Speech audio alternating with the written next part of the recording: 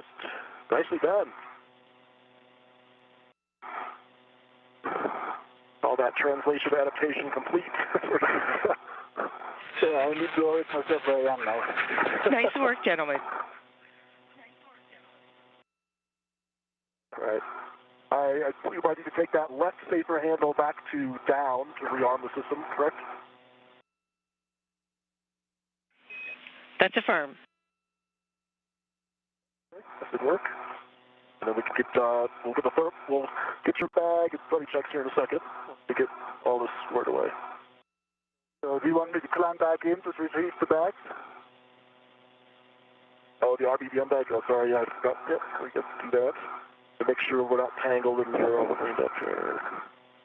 We're hanging around each other. Okay, I start moving up.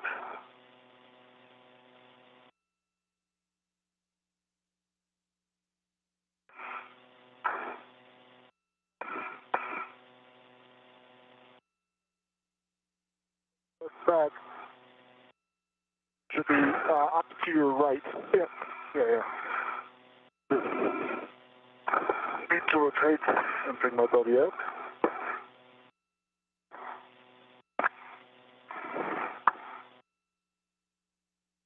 Take your time. We're not in any rush.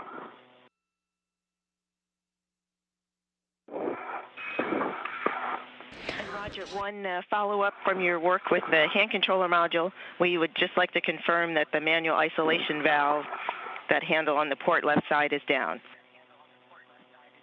It is down, yep. Copy, thank you. Put it back down.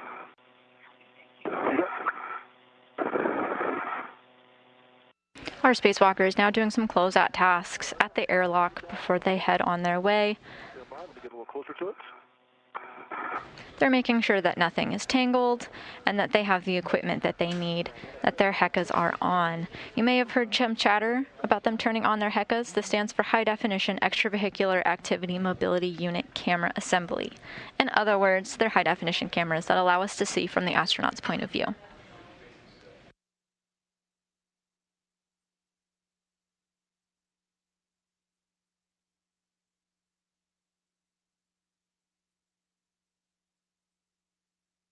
Speaking of cameras, one of the tasks that they have today is exchanging a camera on the external side of the International Space Station.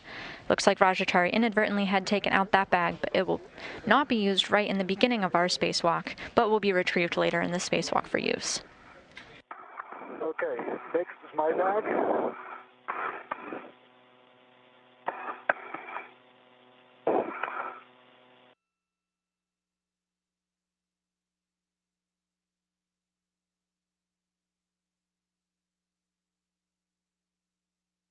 The Papa P4 bundle, which is now attached for my CRT latch hook.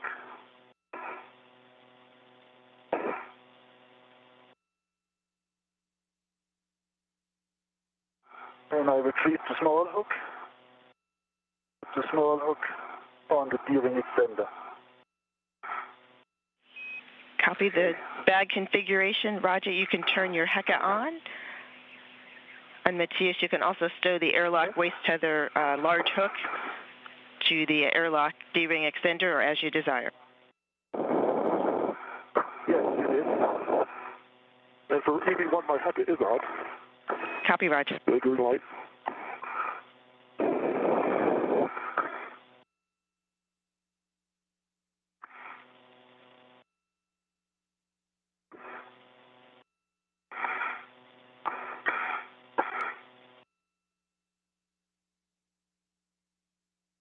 We're in a brief handover period, and we hope to get our live views of the outside of the International Space Station back soon, where our spacewalkers are getting ready to go on their way. Between the two safety tether reels, I'll watch it as you come down here. Our spacewalkers will actually be working pretty independently from one another for the majority of the spacewalk. NASA astronaut Rajachari will be on the robotic arm for almost the entire spacewalk, while EV2, Matthias Maher, completes different tasks throughout the station's exterior, basically taking a tour of the outside of the space station, going all around the different modules. And I think my helmet light came off. It did. It was attached by the left Velcro. Jesus, what the stuff? Okay, let's see here. Come towards me. Hang on, let me rotate in a position. Yeah. So, I'll put my bag on my BIT. Yeah, stop moving. You have it on the right? I have it. And Houston copies EV2's Hecka. Okay, right now I've got it tapped on with Velcro. I'm going to have to get that more secured in a second. If you want to get your bag so that's not going to drift off. And then I think, well, let's get your bag sorted out, and I'll have you probably lay with your head towards the airlock and towards me, and I can see if I can reattach it.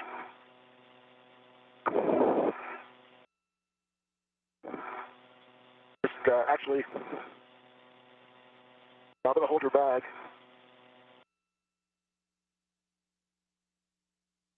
I go very slowly towards me because it's held on by Velcro right now. I'm going to try to get in the better body position here, and I'll work on that. Okay. Let me see.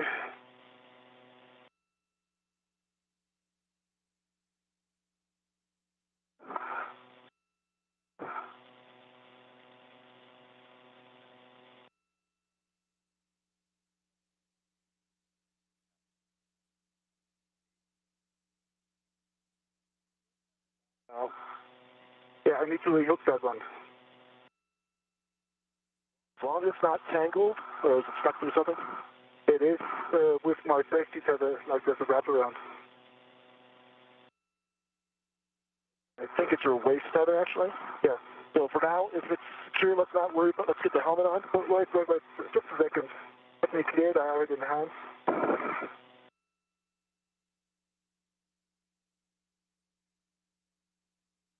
Okay.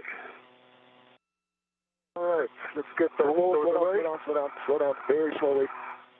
Or slowly towards me, so you're looking up into the hatch.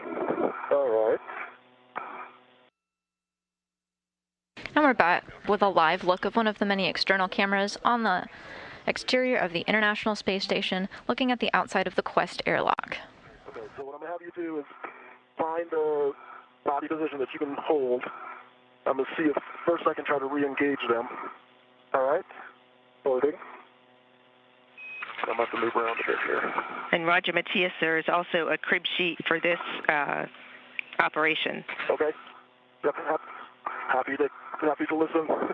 Yep, and you guys are doing the right thing, minimizing motion and making Matthias as stable and rigid as he can be. For, I believe, one Velcro strap has come loose. Yep. So you're going to try to... The right is loose. The right is loose. You're going to try to reroute that strap between the HUT plus interface, attaching the Velcro strap to the HUT TMG side first. Okay. Are you stable enough, Matthias, that I can actually crawl on your back? Yeah, absolutely. I am stable.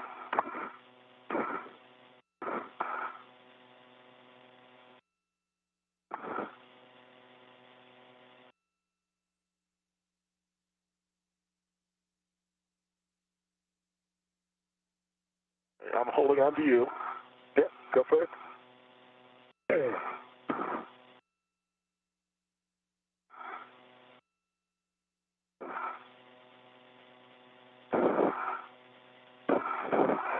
Okay, the right Velcro is re-engaged. So both Velcro straps are on. Now I need to see if we can try to engage, or actually, it's not over to you for the next step, but I assume I'm going to try to re-engage the actual locks on the helmet. Or come up with a wire tie solution.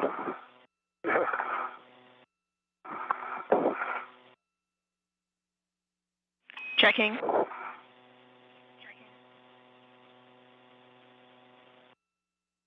Okay, left and right Velcro is engaged. I'm going to translate on you again, Matthias, and see if I can find the box.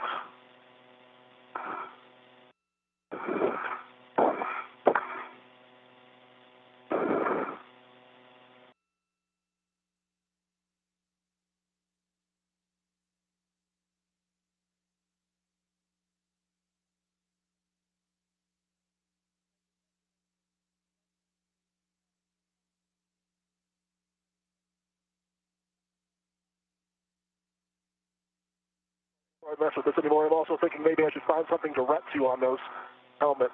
So if it does come off, while I'm trying to reattach it, they don't lose it. And Roger, Matthias, we're continuing to talk about it also. We like how you've routed the strap.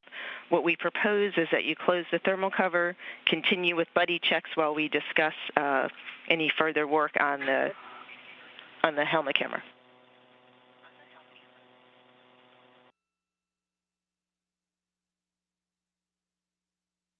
Looks like the maggot's holding it closed. Yep, closed. Our astronauts are now working to close the hatch thermal cover. All right, buddy. All right, I'll start on you. I can see.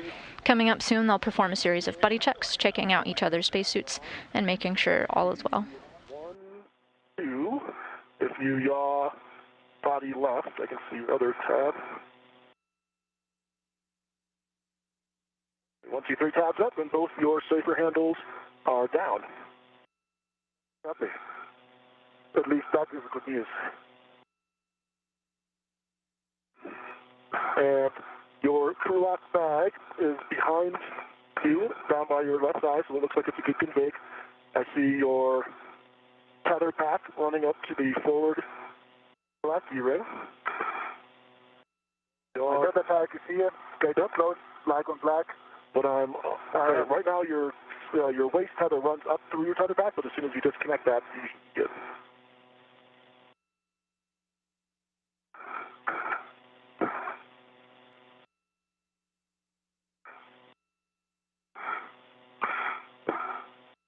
Once you get that down, I can work on your other waist tether.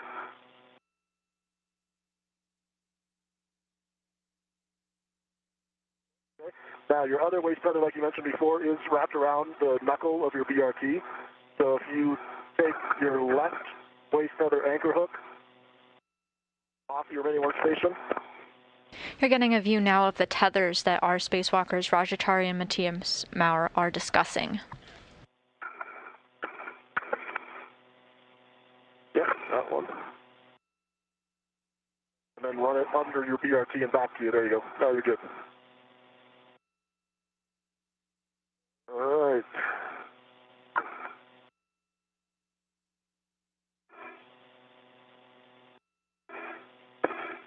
All right. You're looking ready for a spacewalk other than helmet light. Okay. Are you ready for check? Tell me where you need me to move.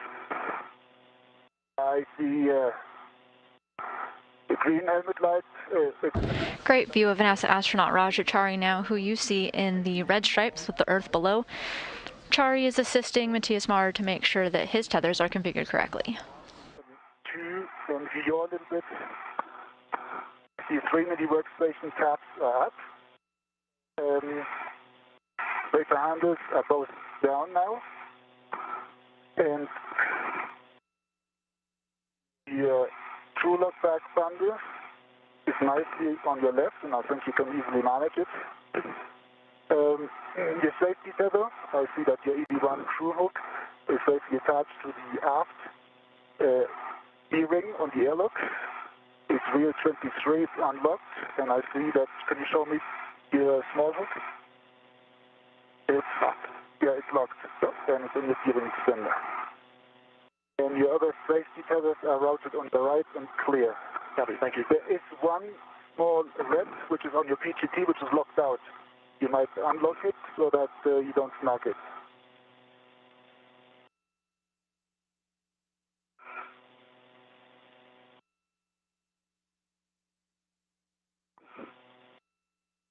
Thank you. All right. Take that buddy check complete. I have for a baseline half check. It is dry. My gloves do not have any new smudges on them from when we started. And the same for ED2. My hat is dry, and my gloves look pristine, like from when we started.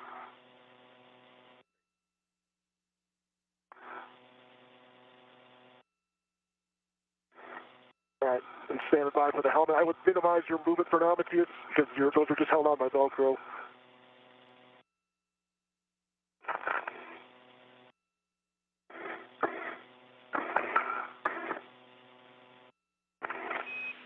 Roger, Matthias, copy all. And We are ready. good buddy checks and copy your HAP and baseline gloves. We're still discussing the HECA. Copy.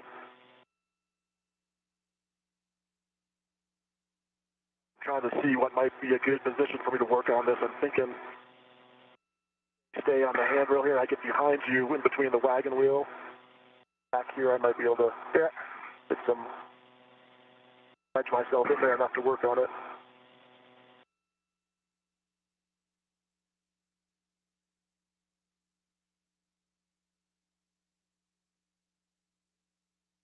Good catch on your part, they came off. That was good.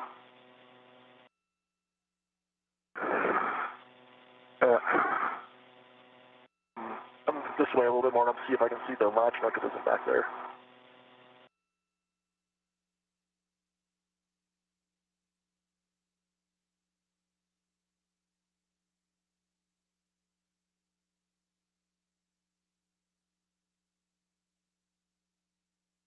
And Gil, I'll defer to you. Obviously, you guys have the crib sheet. One idea is I can rent to this cable that I'm pointing at with my left hand, and then try to work it back on the latches. And that way, if I miss, at least I got a rent to it. But we'll stand by for your words. And Roger, Matthias, we're still talking about it, but what we're thinking is using a wire tie to keep Matthias's, to better secure Matthias's helmet camera. But we're still discussing. Stand by, please. Okay. All right. Sounds good. You just heard Ground IV Stephanie Wilson relay to the crew that they're working on a fix for Matthias's And also, helmet camera. Your assessment, do you think using a wire tie is something that you can perform? I can't. What am I wire tying it to?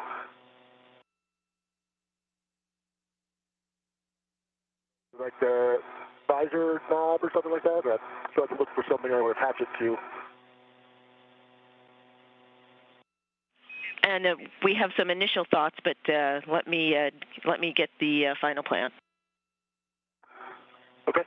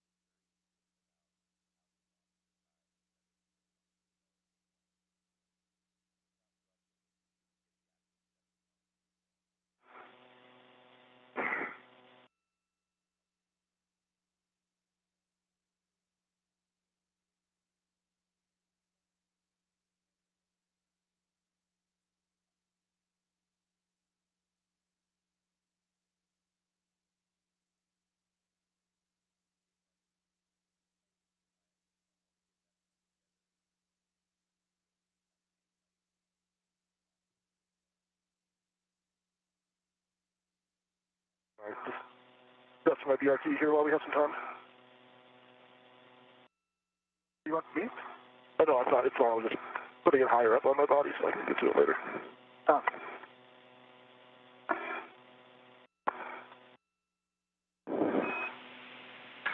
Roger, Matthias, we're still discussing.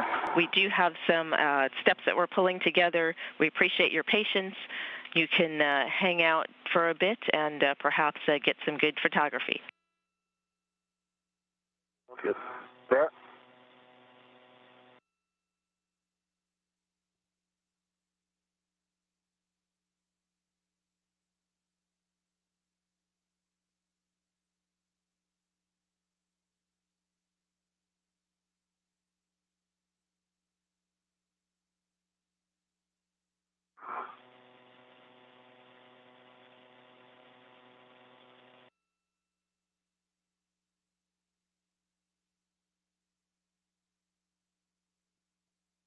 What the crew is working through now is a camera and helmet light assembly that just doesn't want to stay secured into place. The ground right now is working a solution, possibly using some wire ties, but still talking amongst themselves on a solution basically they just don't want to interfere with the spacesuits or the ability for the spacewalkers' life support units to get in the way or anything to be compromised there.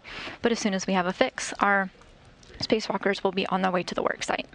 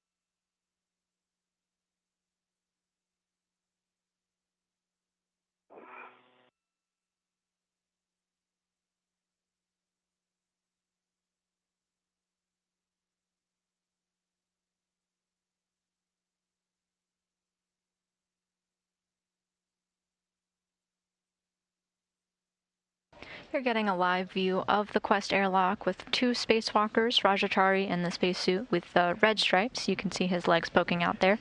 And European Space Agency astronaut Matthias Maurer. They began their spacewalk and are getting ready to go out to their work site. But first, the crew here on the ground is working on a solution to Matthias Maurer's camera and helmet light assembly, kind of keeping it in place before they head off.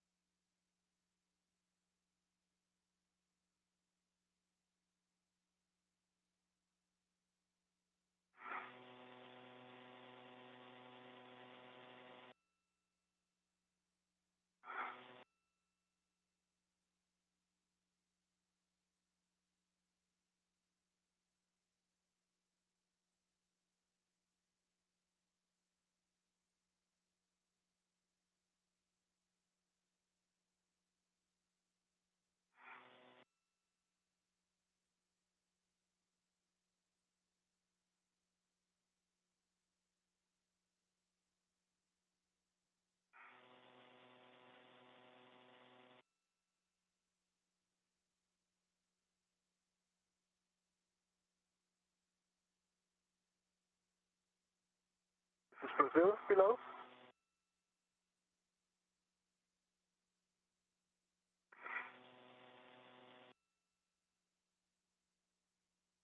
Yes, I think so.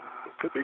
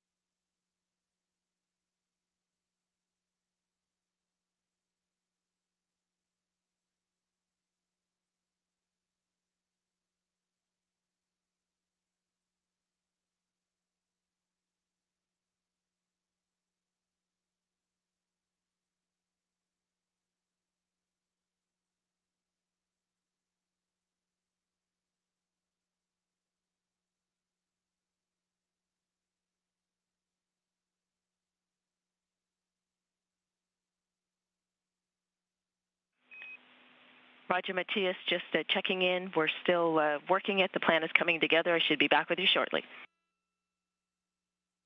Copy that.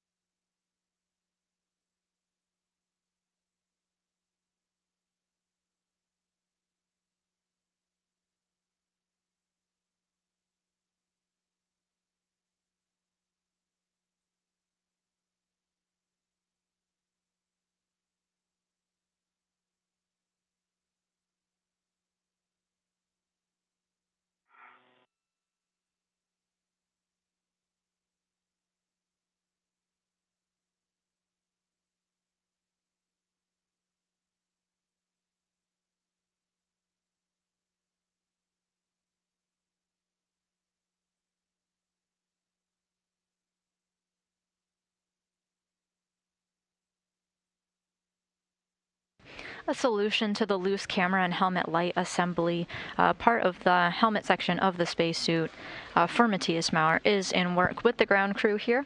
Our next step is to hear from our ground IV, basically the Capcom of a spacewalk. NASA astronaut Stephanie Wilson is expected to give some words to the crew once they're ready.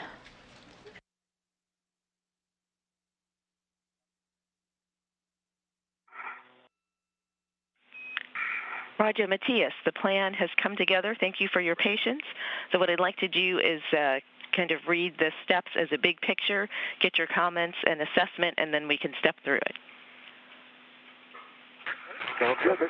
And the plan includes using 2 long wire ties, Roger, from your BRT.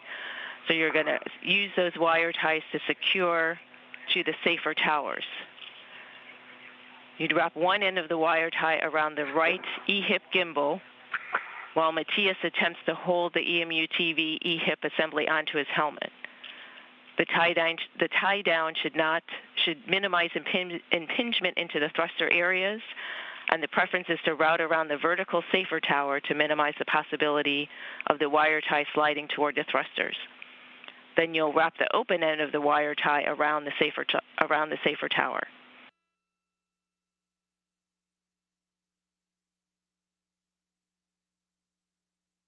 So read that back to Earth. I think you said I'm basically taking a long wire tie and going around the gimbal and then down to the safer tower. And I didn't explain the thing you're talking about, the vertical part of the tower.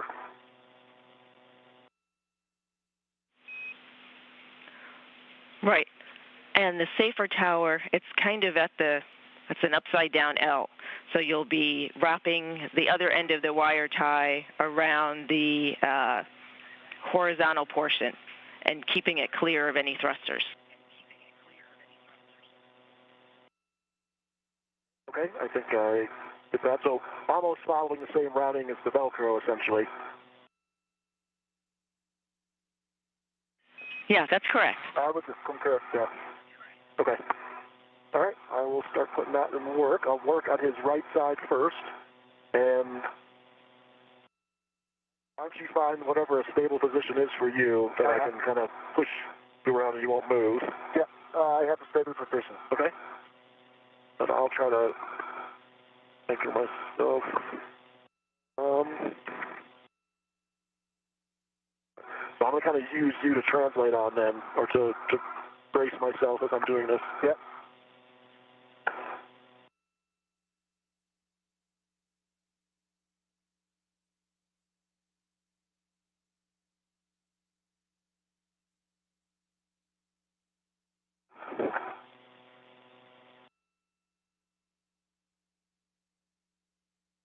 Ground IV Stephanie Wilson just communicated the plan that our EVA team here on the ground came up with. Essentially, astronaut Rajachari is going to use one of the wire ties on his body restraint tether, one of the tethers keeping him to the International Space Station. It was decided that these wire ties will not be used throughout the space station, so they're available to use on Matthias Mauer's camera and helmet light assembly. He'll be attaching it to part of the safer unit, making sure to be careful of not interfering with the safer unit's ability to safely get Matthias Mauer back to the space station in the event of an emergency.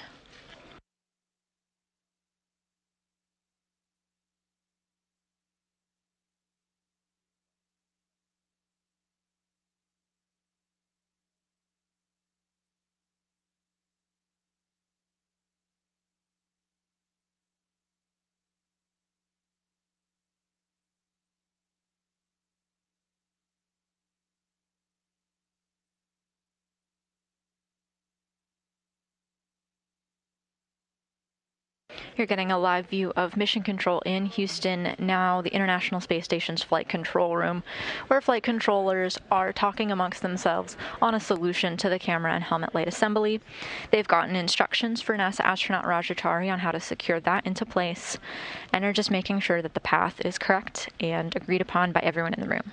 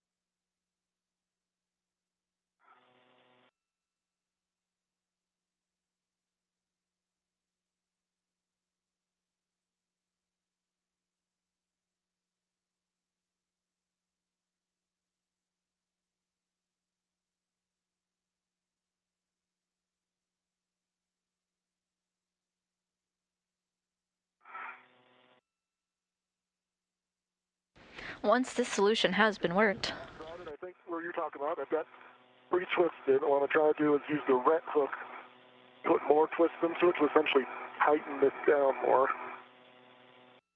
When a solution has been worked, NASA astronaut Rajachari will work to configure the robotic arm and ride it out to the radiator beam valve module while Matthias Maurer routes an Ethernet cable.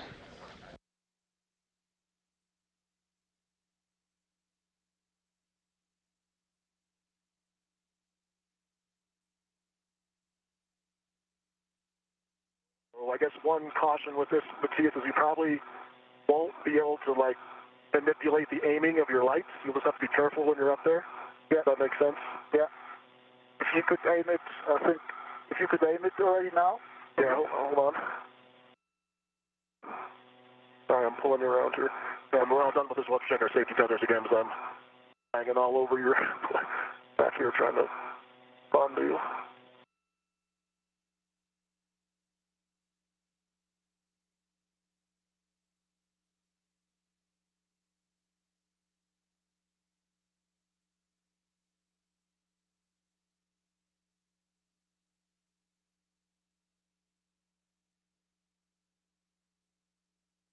Right. Do you want to let me try to let me get a camera view on that so they can see it.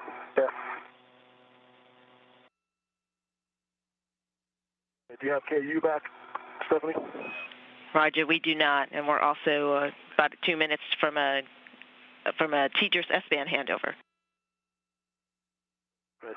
I would kind of like you to see this before I do the other side, and just so I'm not wasting time. Not what you're imagining. I'll hold here then until you get a view. Copy that. We'll let you know. Your helmet lights, Matthias, on that right side look like they're in line and like properly positioned. But the left side I'll have to change a little bit, but I think the right side looks good. Yeah. What you could do is like you could flatten these the wire tie so that it's like less of an obstacle when I move around. Oh yeah, good point. Yeah, let me try to tuck it in on top of the stages. And Roger, Matthias, also for your essay, we're about 11 minutes tonight. Copy, all.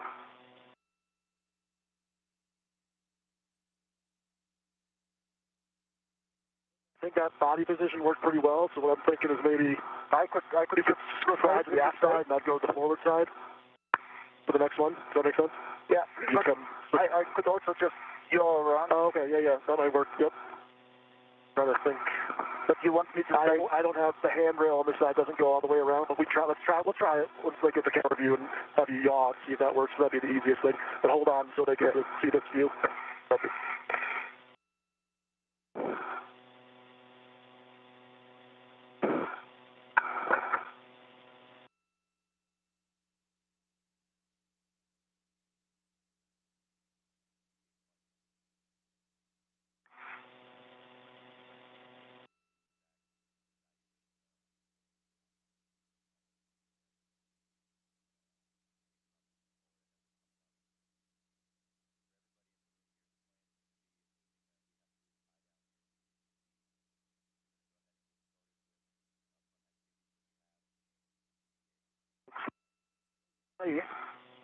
Well, if we had gray tape out here, I could really fix it. Yeah, cover your helmet, gray tape.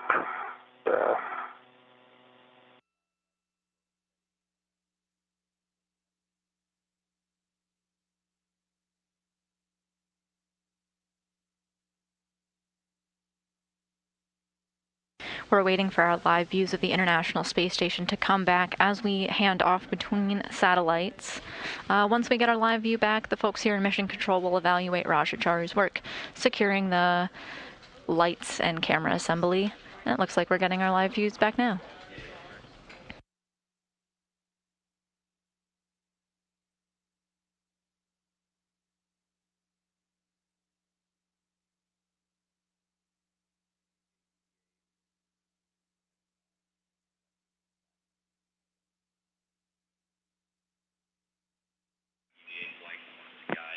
Roger, Matthias, we're back with you on KU. Okay, let me get positioned here.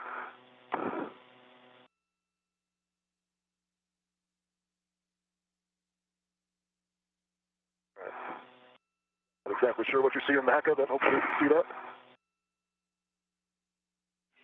Assessing. You need to aim.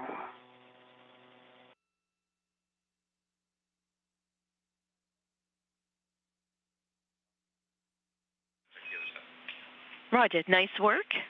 We like what we see on that side. So if you can repeat it on the other side, that'd be great. Good try.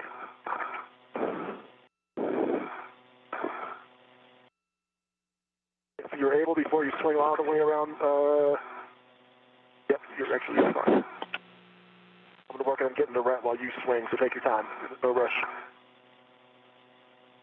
Just be aware you're With their visuals back, it looks like the ground here just confirmed with NASA astronaut Rajachari that the camera and helmet light assembly on Matthias Maurer's spacesuit looks good to them. We're now 1 hour into the spacewalk.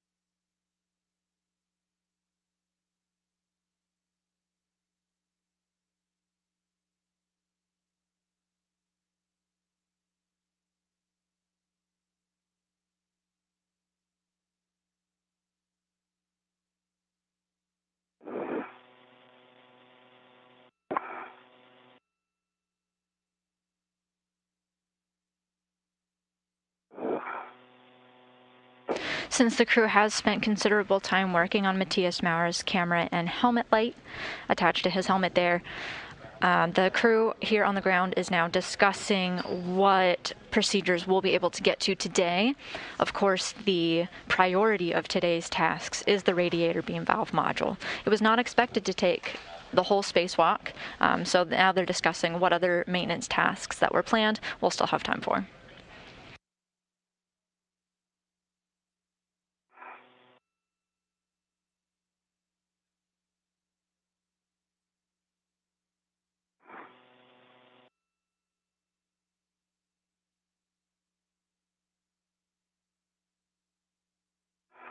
All right, once more, I'm going to use you as a translation aid here. Be a little closer this time.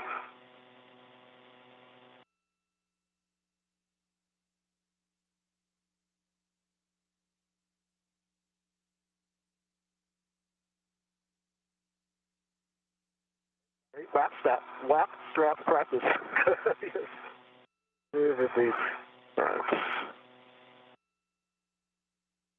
Did you like it to your mini workstation? No, you're fine.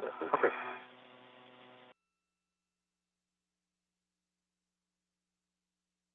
Okay.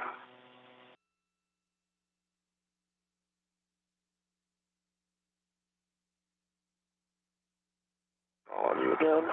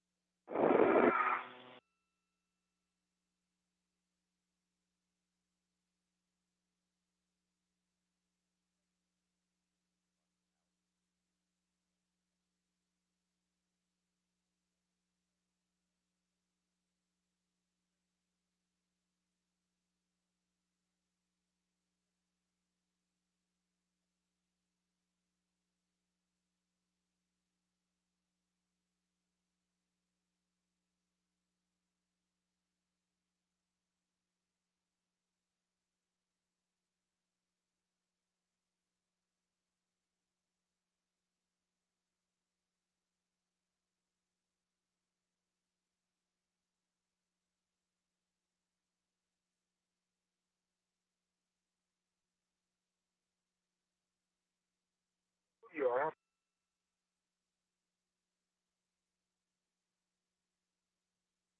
And then get around this paper tester tower. Okay. Then I need to let you go. Actually, if you can hold me in this position. That body position. Good.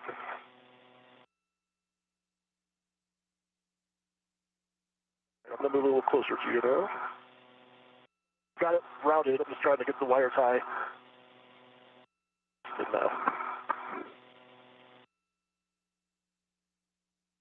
Tip you around here.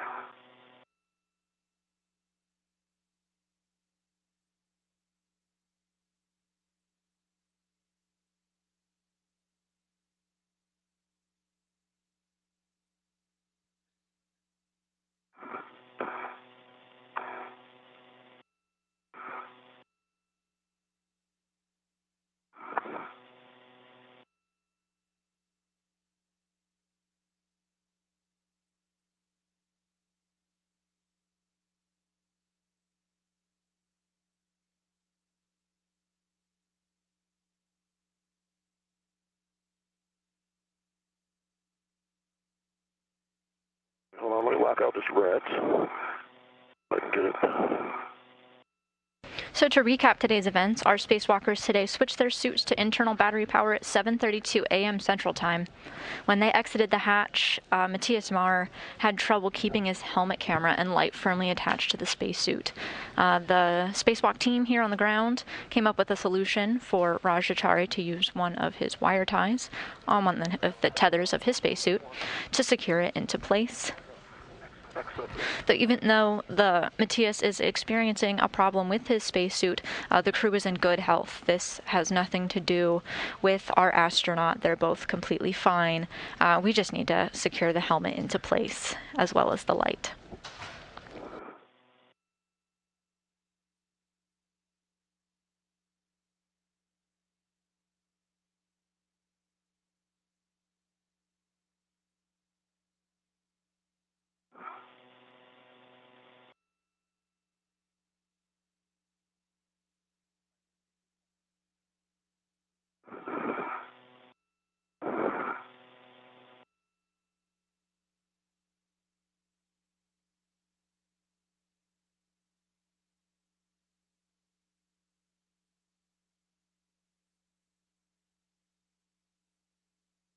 I had it, but slipped off, so working it again back to the thruster tower.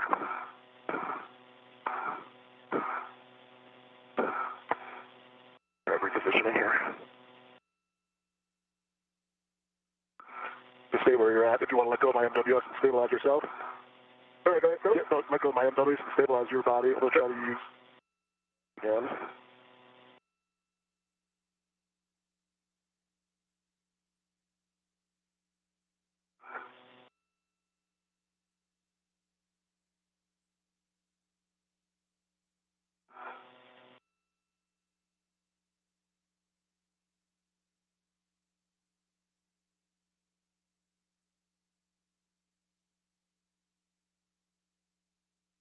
I think this is work better.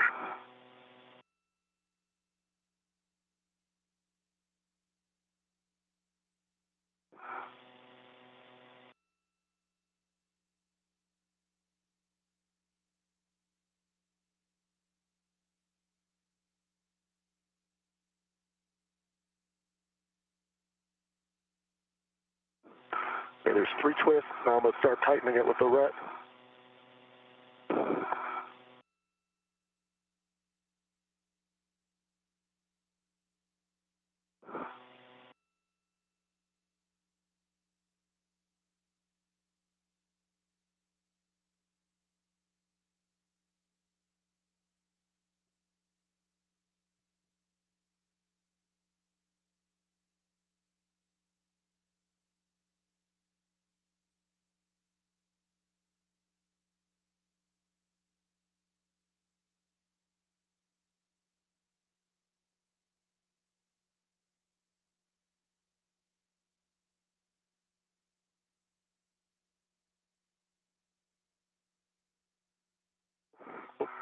Stay where you are. Can you grab it? Stabilize your body again, please. All right.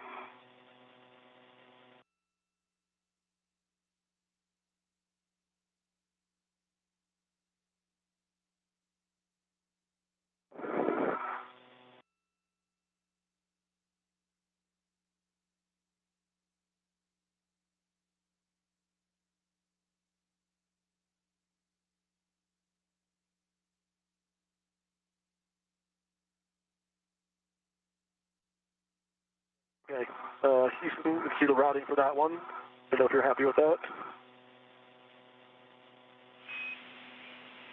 Very good. Okay, great. Roger, nice work. We are happy with that routing. And big picture, now that we have completed that work, we're going to reset as you could think of it. I'll get a glove and hap check from you. We'll start the initial tasks for this EVA as we have planned and as are written, and we'll assess as we go the task at the end. I heard your reference earlier to gray tape. I like that. That does fix all, as does teamwork. You guys did a nice job working together and working through this, and we're here with you, and we will get the task accomplished for this EVA. Nice work. Sounds good. Thanks, Killer. Thank you. Let's clean up our tethers and stuff, as I know we crossed a few times there, Matthias, trying to translate on one another. So take your time, and then we'll get buddy checks once we are happy with our config. And we're now able to see the helmet camera views of both of our spacewalking astronauts today. Rajachari on the left, who's our EV1, and Matthias Maurer on the right as EV2.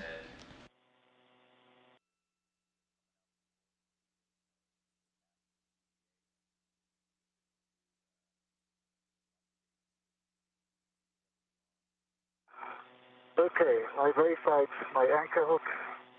They close black on black. Safety wheel unlocked. Both of them. My yellow hook is attached to the green wheel. Box, they closed black on black. And the anchor hook on my suit is also they closed black on black. So I have a straight load now. Now that Matthias Maurer has his camera and helmet light fully secured and is not interfering with his safer unit in any way, they're going to go on as if they just got out the door. We are about an hour and 12 minutes into our spacewalk here today, just beginning our tasks now. They're going to do buddy checks right now and tether checks now. go into your left D-ring. I can see your bundle on the left side. Looks pretty secure and back out of your way. After their buddy checks conclude, they'll make their way to their first work site. End effector down, and once that moves, you'll be good on tethers. In terms of mine, I see my anchor hook marked EV1 single on the aft D-ring, and it's locked around that direction. Get from there, still locked. Okay, now there it is. Gate closed, locked, black on black. The wheel is unlocked, going to my left D-ring. Extender, it is gate closed, black on black, and it's the red and white weather pole number 1. And my right base tether pack is attached to the main workstation, and the right D-ring extender, that's for dropping later. And if you can check my well carriage, I see I got swung around quite a bit when I was crawling on you, I think. Yeah, we try to reconfigure that before we start translating. One latch of the door open. You're getting a good view now of NASA astronaut Rajachari. You can tell because he's got the red stripes on his legs. In just a moment, you should be able to see 2 bright lights shining out from his helmet. Those are the lights that we were fixing on the camera of Matthias Mauer's helmet, you're looking at his point of view now. All right, so let me have a body check on you. I see header light on, WVS light is on, I see like 4 lights on, outside lights. I see many workstations tapped. 1, 2, 3, well, the VIP one, our lab. That's good. Straighter handles are both down. If you see all this to my side, yes, they're both down. And the safety tether configuration you reported, so you look in the good shape to me. All right. I think with that, Killer, if you're ready, we'll have Matthias start heading up the Cedarburg. Nice work, good checks. We are ready for Matthias to start his translation up the Cedarburg. That's good. And let me know once you're up top and headed forward. Yeah, I take it slowly. Yep, absolutely. Sounds great. And when you get to phase 1, there's a caution, avoid contact with deployed test cable.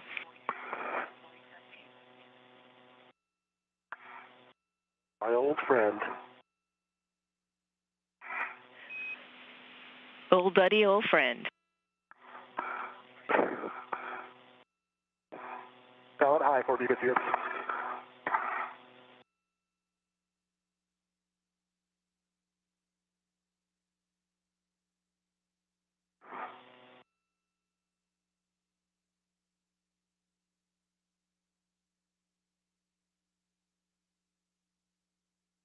You have to see this door.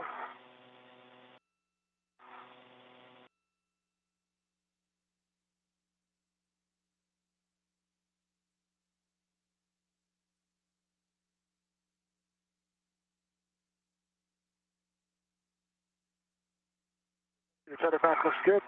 Down between your legs. Okay. And I'm on the seat rail.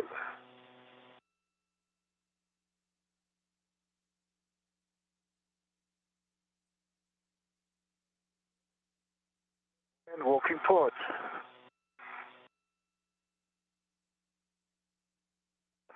Let's see you go port and wait for your tether to pull a little tauter, then I'll start heading up. Yeah.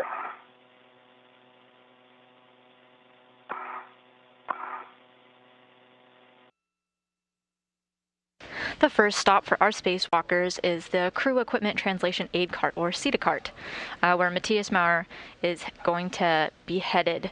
The CETA cart is an aid to the spacewalkers and a spot where the spacewalkers can attach equipment when they need to stow something. Mauer will stow his tool bag to the CETA cart, while Rajachari follows the same path shortly after and retrieves a portable foot restraint from the same CETA cart. This portable foot restraint attaches to the station's robotic arm, so the arm can move Chari to various work sites today. About CETA cart.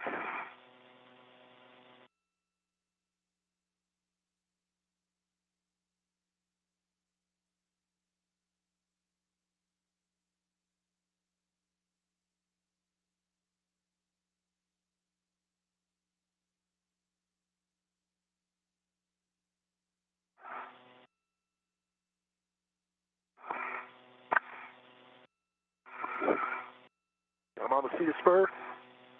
Copy, Roger. And turn a little sideways here so I keep an eye on Matthias's cutter as I come up.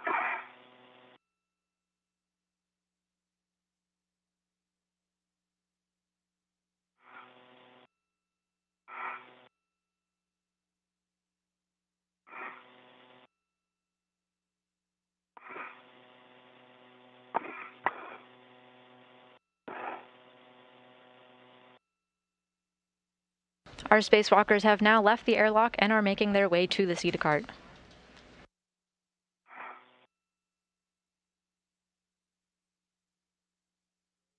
Past the mobile transporter. Copy, Matthias. Coming up on the port seater cart. That's where I need to stow my luggage. That's correct. You'll stow the bag bundle with the external adjustable and the crew lock bag adjustable. Work. Drop. Local. You. Okay, I'm at the top of the seat spur. I see your tether down below me, and I see my tether on top of yours. And you're getting a view of the seated cart now. That's good. Roger. Kayla and Tom are with you. No rush, but when you're ready, we are go for your safety tether swap and APFR install and ingress. Copy.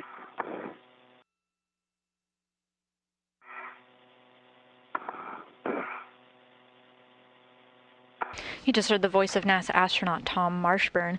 You saw him earlier in our coverage helping our spacewalkers into their spacesuits today. Now he and Kayla Barron have moved to the robotic arm operations area. They'll be taking turns flying Rajatari on the robotic arm today. And then when you're happy with the bag stowage, you'll retrieve the wire tie caddy from the P4 crew lock bag and stow it on your mini workstation. I will drop down. Oh.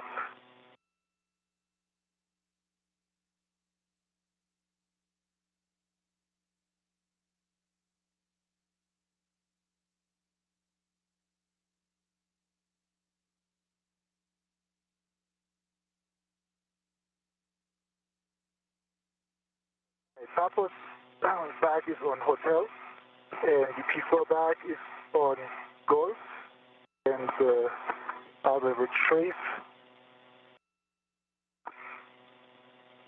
the wire tie, caddy. And at the Copy, Matthias. starboard seated cart.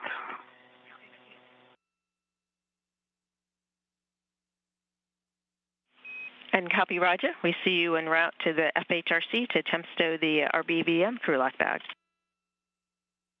I'm trying to keep Matthias's tether out in front of me. I get on the other side here, Matthias. Before you go nadir, I may have you check just to make sure I haven't entangled your tether.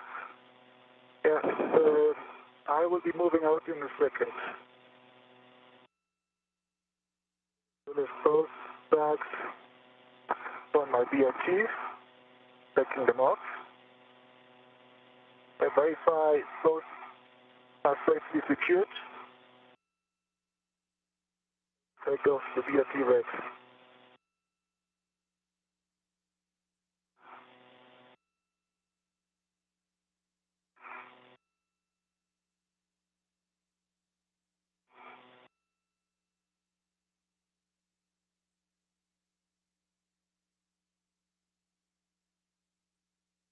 I'm at the MT.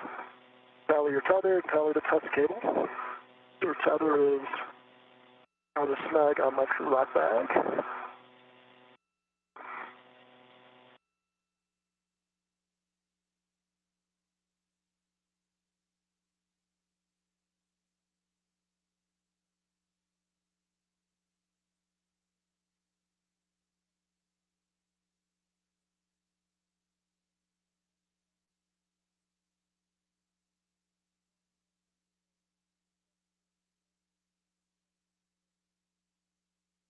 Now to your left, Matthias, but do not rush. Got plenty of time. I've got my eyes on your tether now, so we're deconflicted.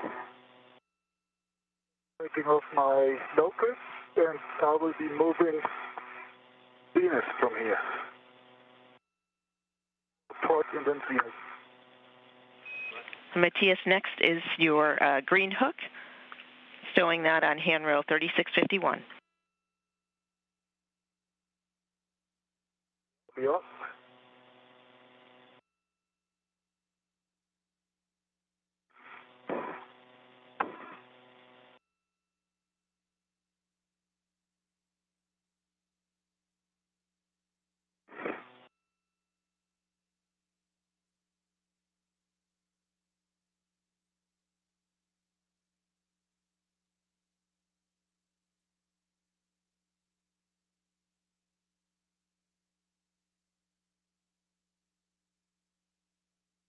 Matthias at 3651. Hold on, Matthias, hold on. Don't come down yet. Your tether's wrapped up on me.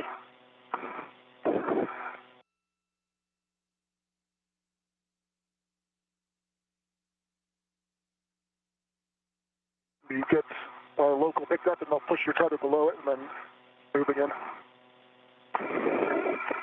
If it's trapped right now, hold on a second. Matthias? Yeah, hold on. I see it. Yeah. Okay. Can you tell me if I'm clear of yours?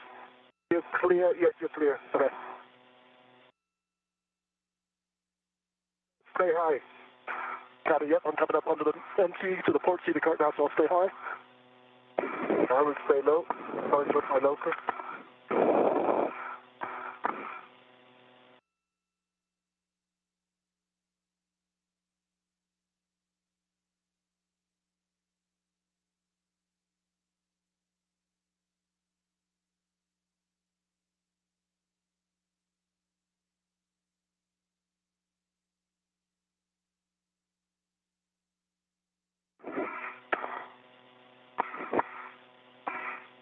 And EV2 green hook on 3651.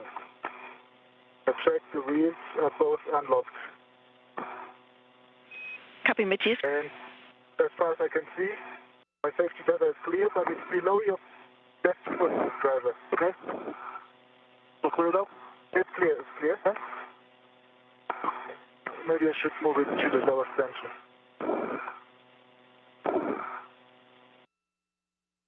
Good idea.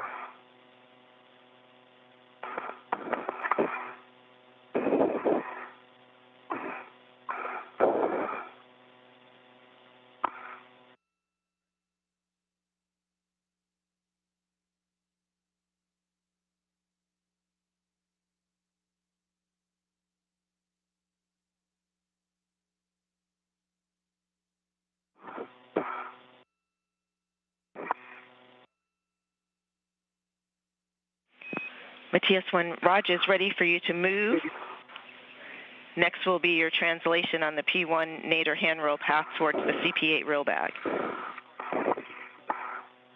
And you're clear to keep moving, Matthias. I'm above you now, and I think our tethers are clear. I can see mine. I can't see yours, but I think that's because it's gone nadir with you. Is this just for me, nadir? Outboard, nadir. Outboard, nadir. And Matthias, there are two cautions as you translate that way. Do not translate on the radiator beam and avoid cyclic loading, and avoid kicking the radiator beam. If any contact, wait 2 to 5 minutes to allow for structural response to dissipate. Okay.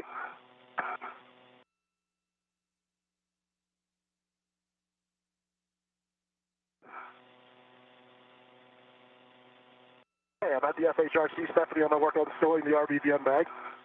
Copy that.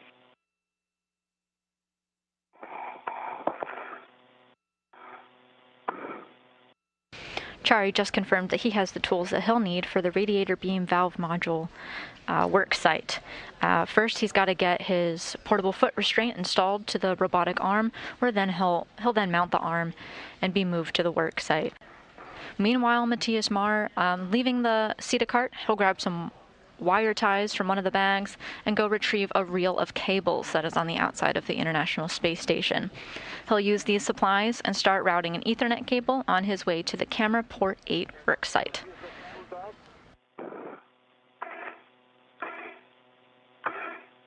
He'll follow a path of handrails to help him guide the cables. Later in the spacewalk, they'll work to replace a camera. Routing this Ethernet cable ahead of time will save some time later on. And then stow the wire tie caddy in the pouch of the reel bag.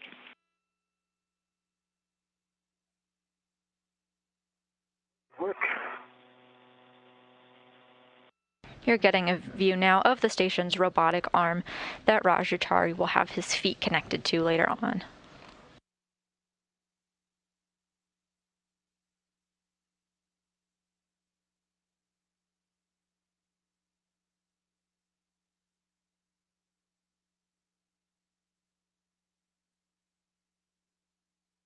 Killer, the RBVM bag is tethered via AET to the FHRC handrail. I'm going to start working on getting my safety tether pack onto the SS service lead point. Copy that. Nice work, Raja.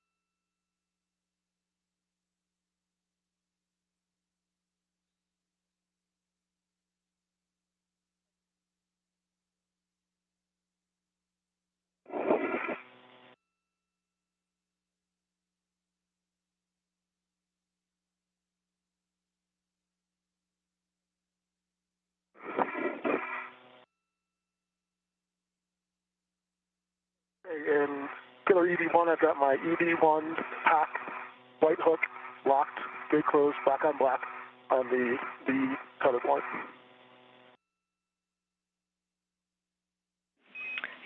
Copy that. Take it to my right waist D-ray extender, red hook, through hook, and then it's gate closed, black on black. Going back to do the tether swap and pick up the APFR. Copy that. That's a good plan.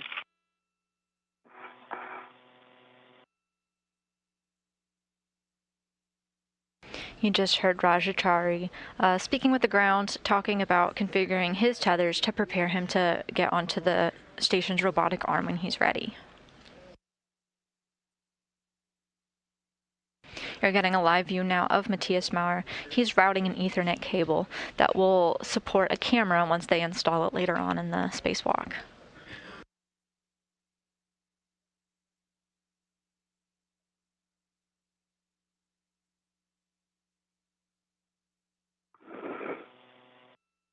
And Matthias is at 36 and attaching the first wire tie. We copy Matthias, and we have a great view. 36. Actually, 36, 37. You want me to go to the 36, 30? And the 36, which is close to the radiator, or the 36, 37?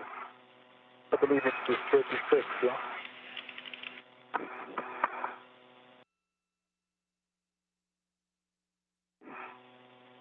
You want to be to the outside, I understand.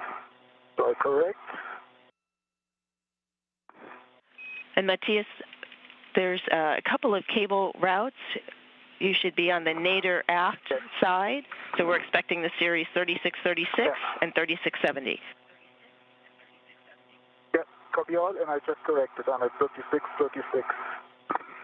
Copy that. Thank you.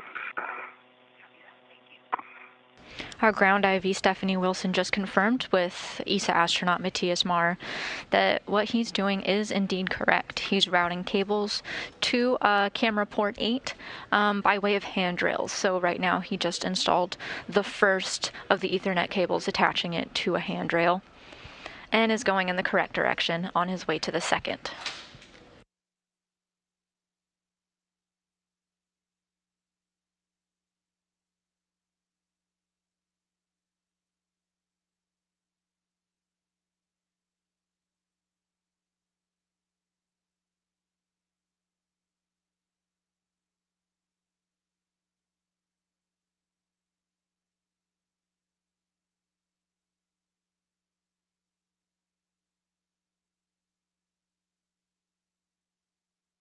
You're getting a view now of Marr inching along, using wire ties to connect the Ethernet cable to those handrails.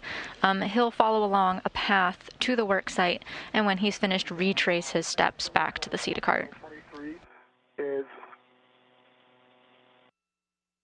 unlocked and runs up the starboard side of the port CETA cart, and I have it on the handrail. I can't see the number on it, but it's the handrail stanchion next to Grid Bravo.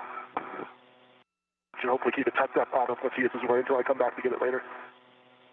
And we copy handrail stanchion next to a Grid Bravo. That works for us.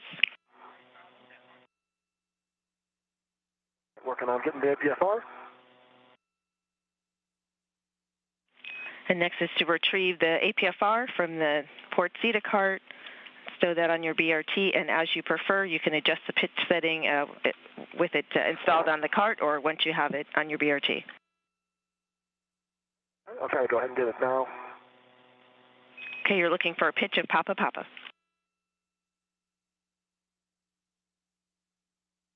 Oh, this pitch now is way easier than the last APFR on the last EVA. Oh, that's good to hear.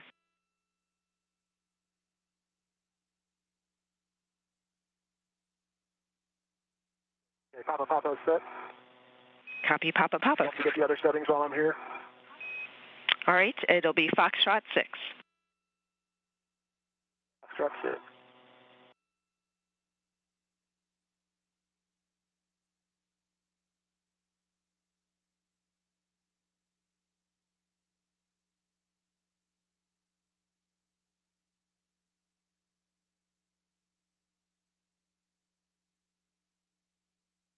Okay, 3670. Copy 3670.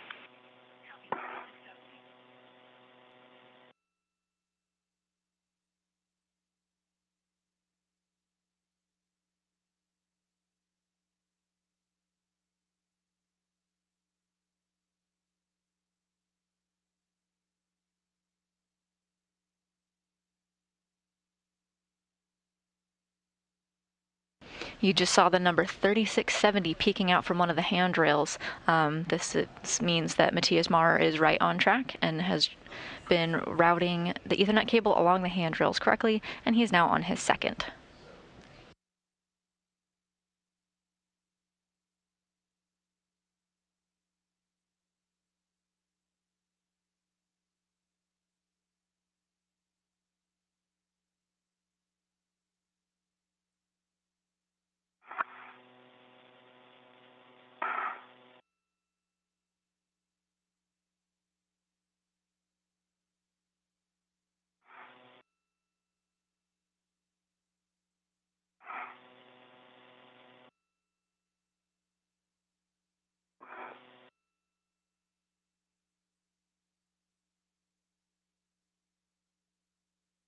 Okay, those settings are in. Working on getting the BRT set up to take it out. Copy.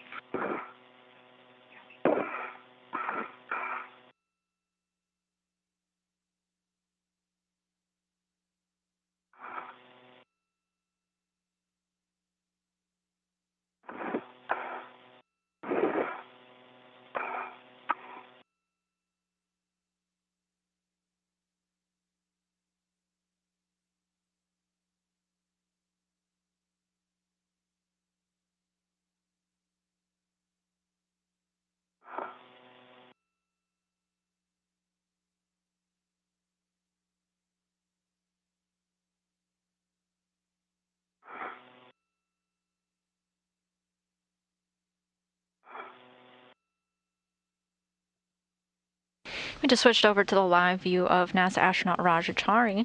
That behind him is the robotic arm that he'll be attached to shortly. Right now he's working on configuring his tethers and will shortly be installing the portable foot restraint.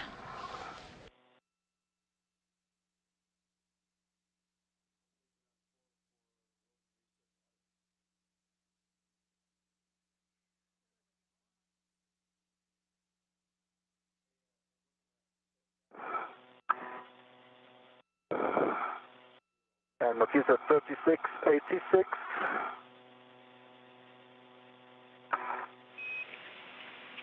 Copy, you've got 3686 in work.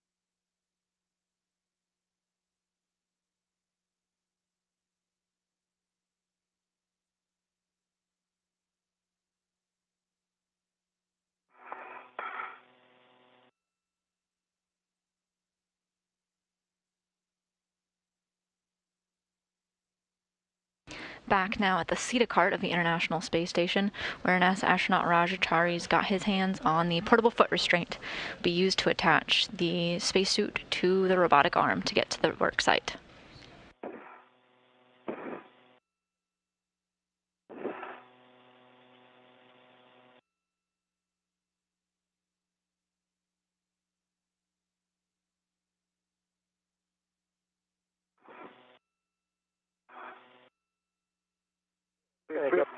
Sorry. Yeah. BRT rests the ATFR instead of my BRT. How are you doing, Matthias?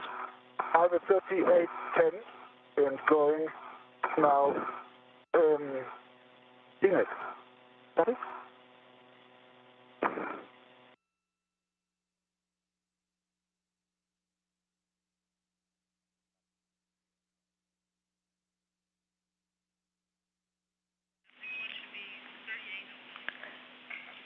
And Matthias, for your translation, you would continue aft.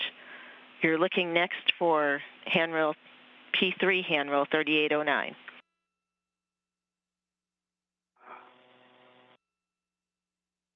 So I'm not going up P3, like I'm now at 601. Isn't that the point where I follow the cable upwards?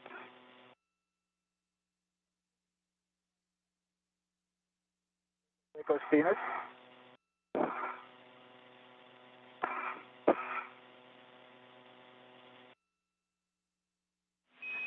And checking. Yeah, it's the next one I have in front of my eyes is 3809. And we copy, we see that. We believe the previous one you put down might make the routing a little bit short. We believe you placed one at 3810, and we'd like you to undo that if so. Okay. The routing should, however, be the same, no? Go around that corner here. Do you have a good view on it? Otherwise, it will have radiator interference. We do have a good view. We're checking.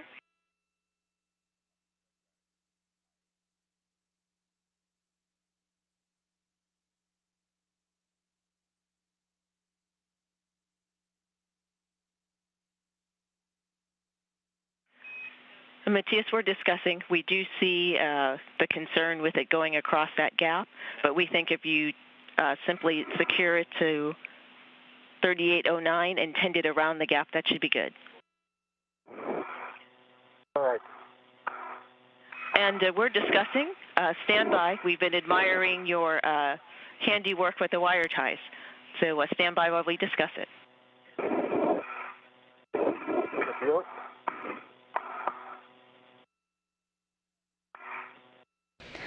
Astronaut Stephanie Wilson serving as our ground IV today, just communicating with Matthias Marr. It looks like he had attached the Ethernet cable that he's routing to an incorrect handrail, and that there was a better one that they had in mind originally. However, the ground crew is communicating now to see if the path that he had originally set was actually okay, and if we'll have enough wire to get to the work site. Corner, if you can take up the slack so that it's taut around the corner when you place the wire tie at 3809. Like this.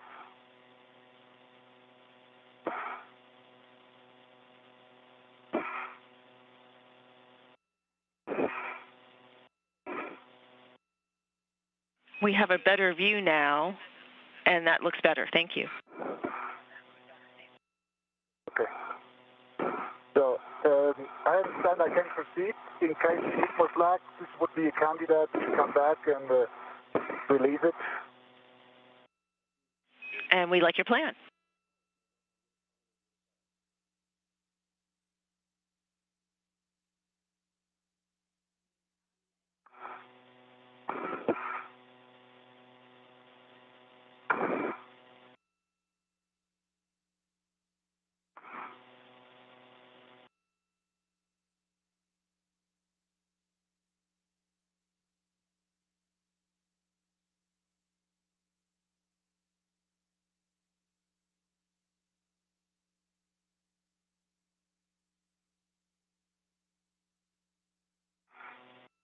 All right, the APFR is installed 12, Papa, Fox, 6, black on black. Good full twist test. Copy all, and the pitch knob is locked and can be depressed? Is locked. Again, out and move locked. Copy that. Nice work with the APFR. You can go back and retrieve the RBVM crew lock bag and stow it on your BRT. Copy. Good work.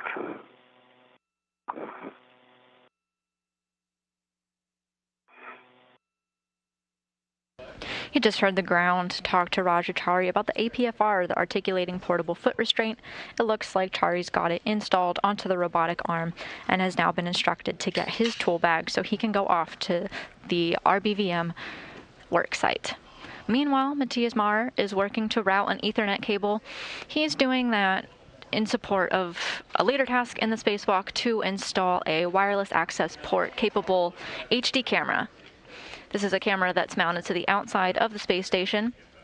We've been upgrading the cameras as we've gone, the last two being installed in January of 2021. BRT rat got wrapped around my camera here, so I'm just working on untangling that here before I attach it to the crew lock bag. Copy that. No hurry.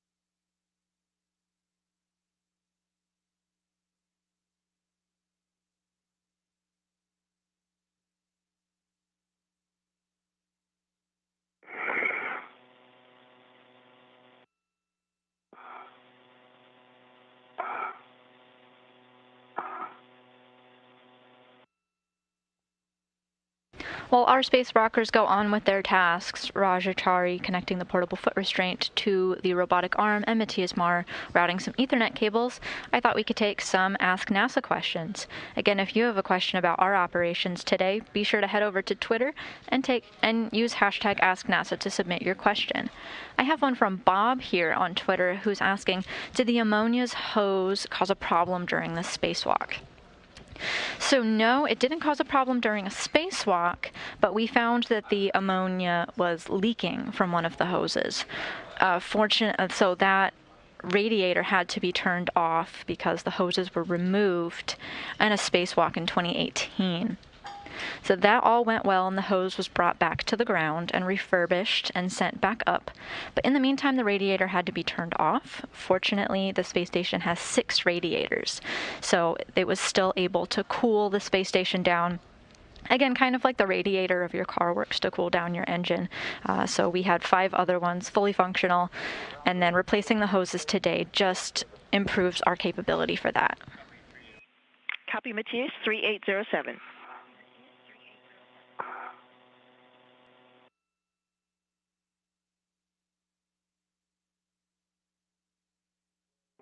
What module is that, just for my essay? It's P3. Copy, thanks.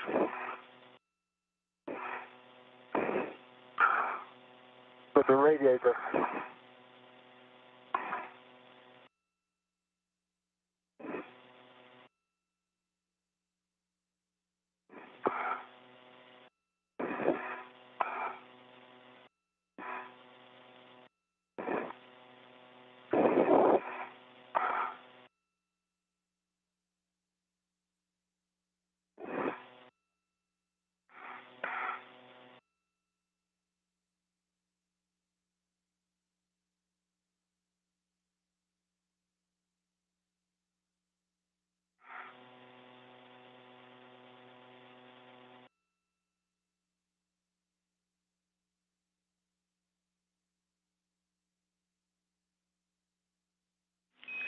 Roger, we see you preparing for ingress. One double check on the safety tether pack that's on the arm. Can you verify that the reel is unlocked? I believe I heard you call that, but please verify the reel is unlocked. Yep, both unlocked. Copy, thank you.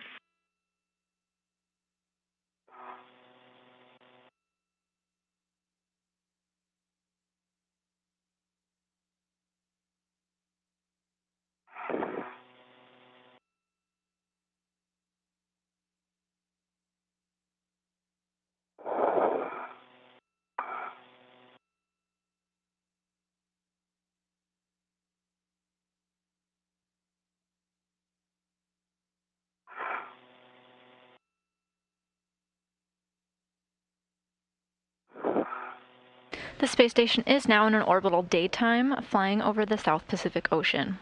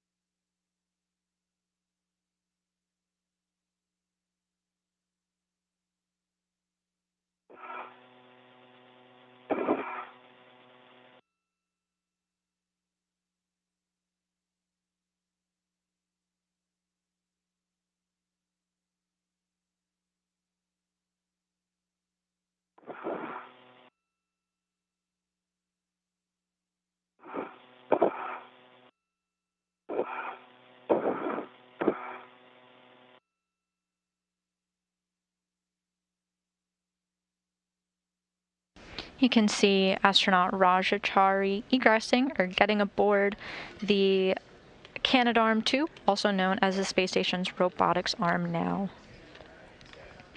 He'll be working to get into the portable foot restraint, which is what will attach him to the arm.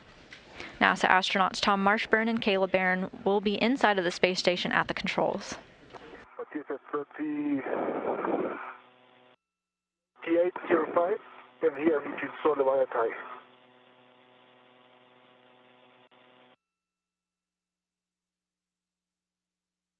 Right, Tom, I'm ready to go to the RBVM back-off position. I've got my tethers picked up from the ISS side, buckle on the ingress handle, and my lock bag clear. We copy. We copy. Go for the maneuver to RBVM back-off. And the maneuver is about to begin. With a go from our flight director here, Rajachari is good to move to the work site at the controls of Kayla Barron and Tom Marshburn. EV2 just lost the wire tie with the old classic. I pulled it out with the red and kept the finger on the red button. Sorry about that. Roger, we're starting motion, 4 meters, station forward. Copy.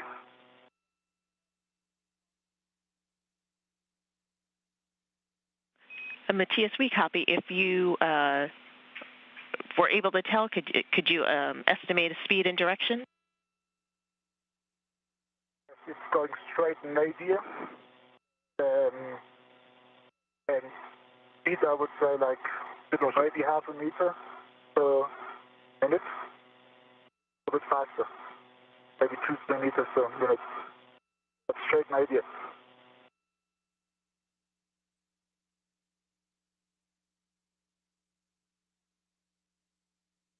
And we copy.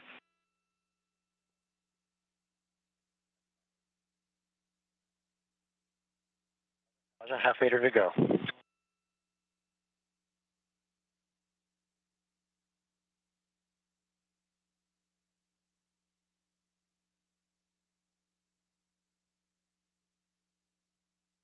As we wait to see motion on the robotic arm with Rajachari on board. Meanwhile, on another part of the International Space Station, astronaut Matthias Marr is about 3 wire ties away from completing his task. As soon as he's done, he'll begin to... Matthias, for your departure rate, was that half a meter per second?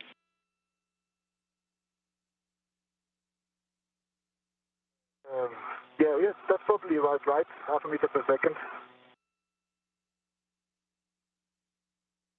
Once Matthias Marr is done with his task, he will retrace his steps across the handrails back to the seat of cart where they began.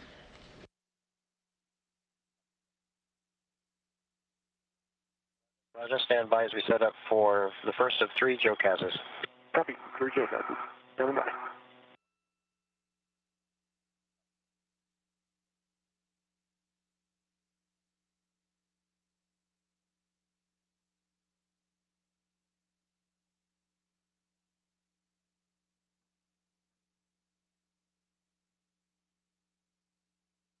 And I actually have a visual on you, Matthias, so I see where you're at.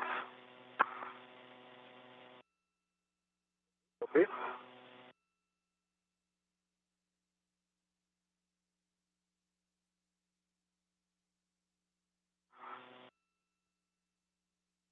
Roger, we're starting motion, 7 meters, station zenith. Your head will be facing starboard and zenith. When we're done, we're in course rates. Copy. I've got my destination in sight.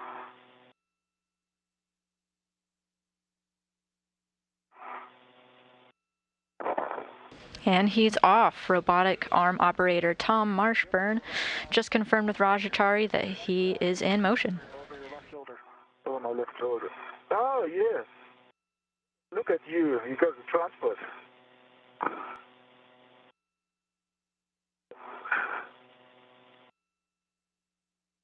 Flight time will be 3804. Copy, 3804. And we're excited that Raja is having a chance to fly the smooth and friendly skies of Kayla and Tom. Absolutely. Way better than business class.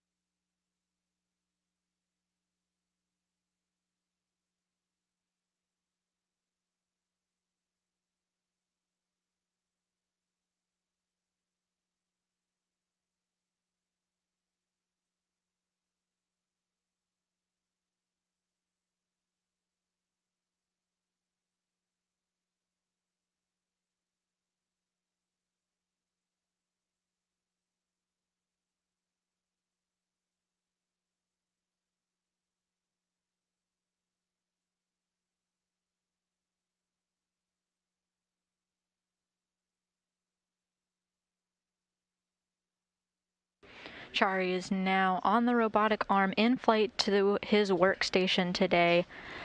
Just crossed over the southern tip of Argentina as he had a second to take a break and enjoy the ride.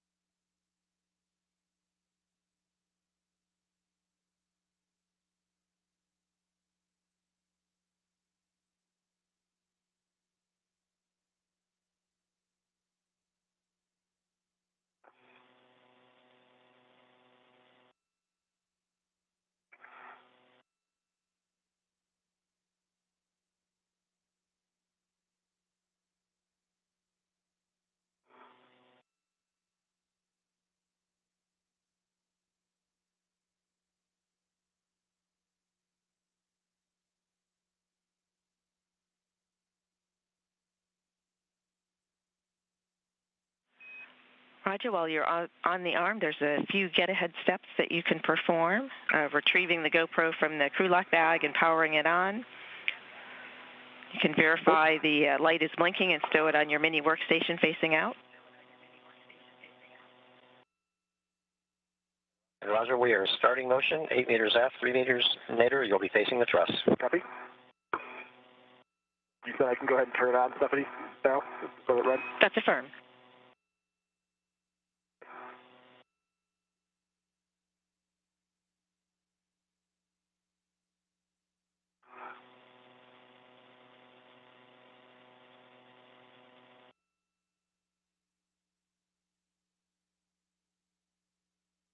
The Canadarm2 is still in motion with Rajachari on board. He's doing a couple of get-ahead tasks like powering on a GoPro that he brought with him. Provides the ground the opportunity to get an astronaut's view of what they'll be working on today. Meanwhile, Matthias Marr is working on to install the Ethernet cable to the last handrail. As soon as he's done with that, he'll retrace his steps and head back to the CETA cart, where more equipment awaits him.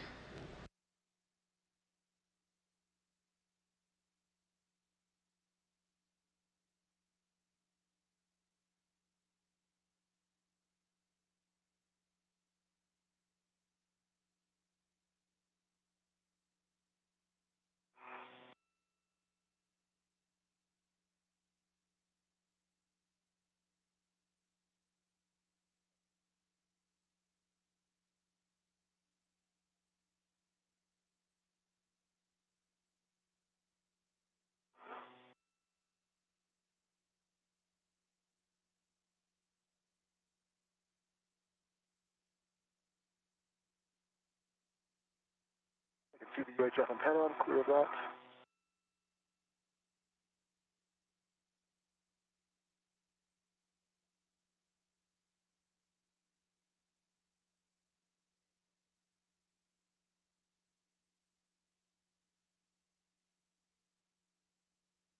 GoPro's on. I'm getting the cat keeper out as well. I think what I saw Sonny do is still a super MWSN detector, so I'll try that.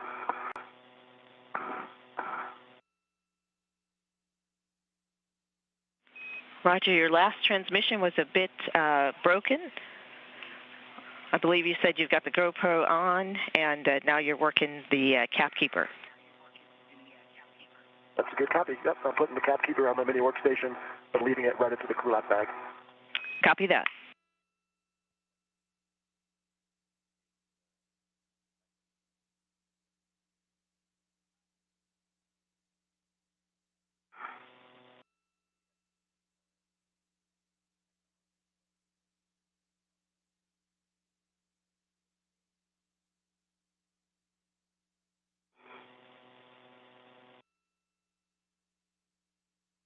All right, I can see the worksite.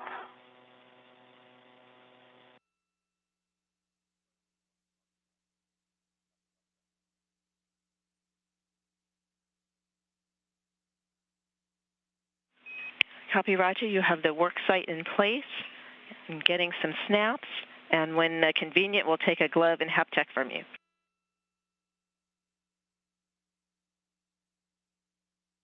Hap is dry as it was when it came out. Maybe a new smudge on my right major finger at the first knuckle. Otherwise, identical to before.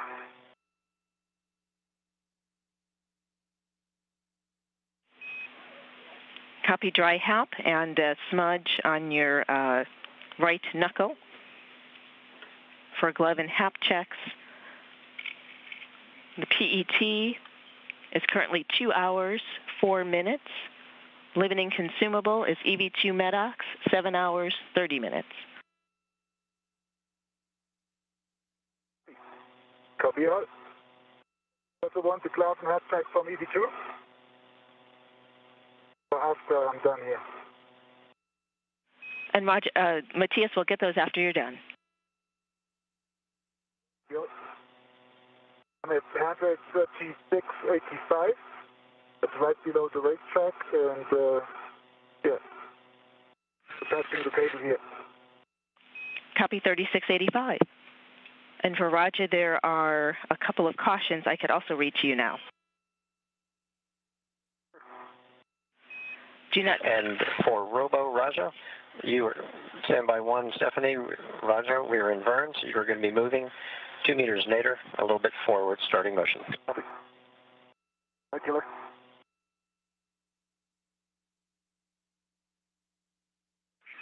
And for those 2 cautions, do not translate on radiator beam and avoid cyclic loading. P-clamp standoff and radiator cinch bolt protrude into work envelope. Do not contact with helmet bubble.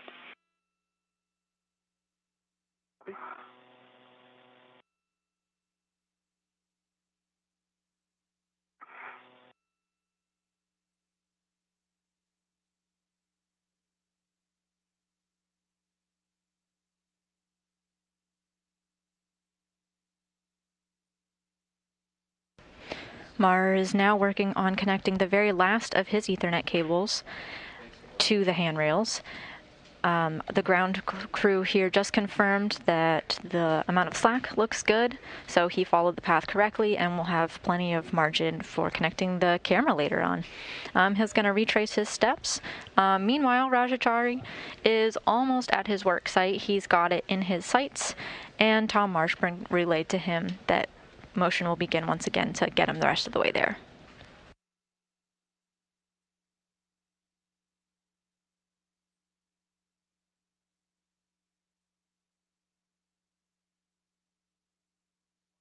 Bringing my crew lock bag over to my right side here.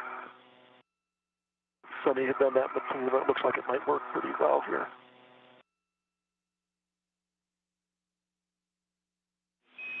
This is at a racetrack, fixing the remaining cables. Copy Matthias, and also copy Raja. And as you're configuring the crew lock bag, you can also check other tethers and tools are clear and your ingress aid tucked.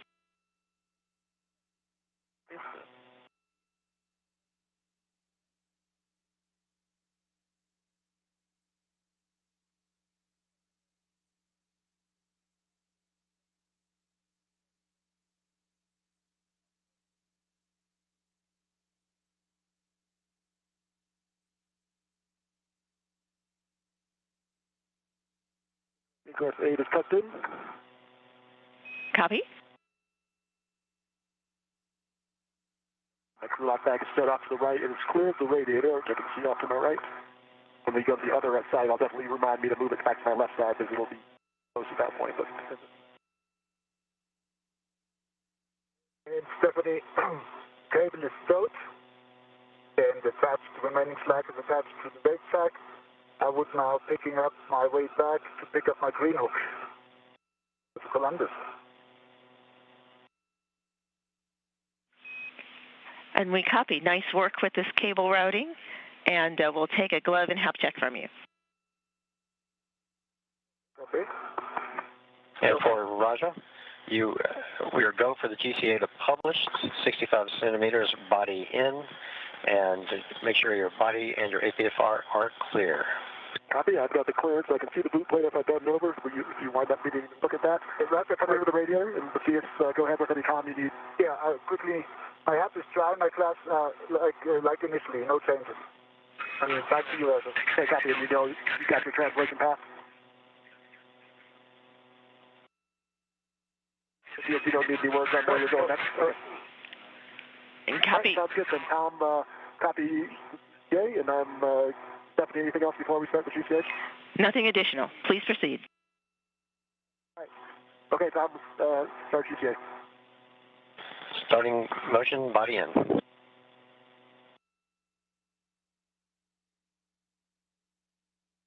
good motion. Copy, good motion.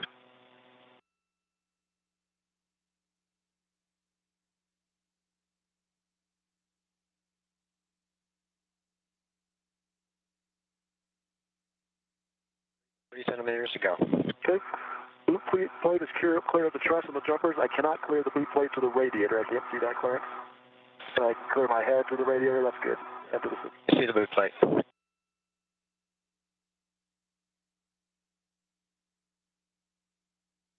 Can you go? We have you cleared by parallax, 2 camera views. Yep, I'm clear of this standoff.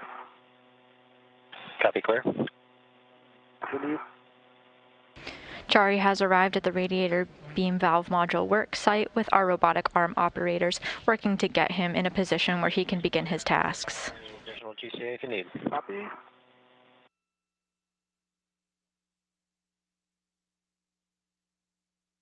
I think I can work with this. If I need to move port later, we'll address that, but let's go out and call GCA complete for now. Copy, GCA complete. Brakes are coming on. Copy, brakes are on. Let me know what brakes are on. Brakes are on. You're go to begin work. Okay, copy. I think I'm getting these caps to begin with, right, Stephanie? That's correct, Roger. You'll get the cap keeper to the caps on M1 and M2. Mic 1 and Mic 2, correct? That's correct. Right Mic 1 and Mic 2, okay. Correct. You'll demate those caps with a pull out and turn. So Chari is now working to install 2 ammonia line jumpers. This task is expected to take about an hour and a half if all goes as planned. It's pretty intricate work that Chari is doing.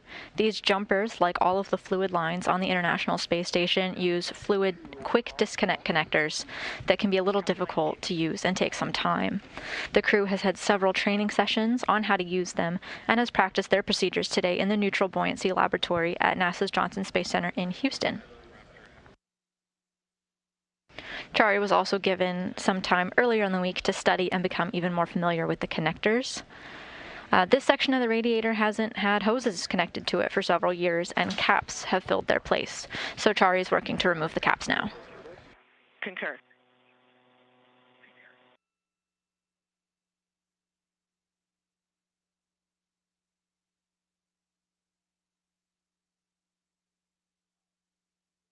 Visually, I don't see any galling, at least on the sides I can see.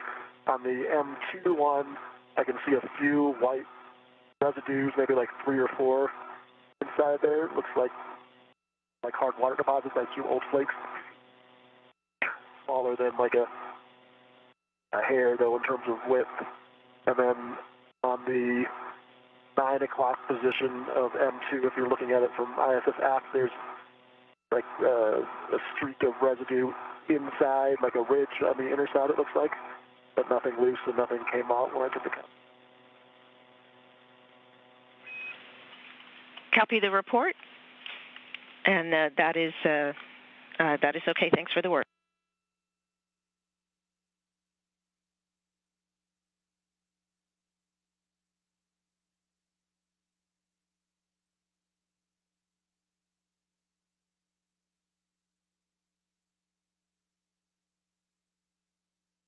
PSS picked up the green hook.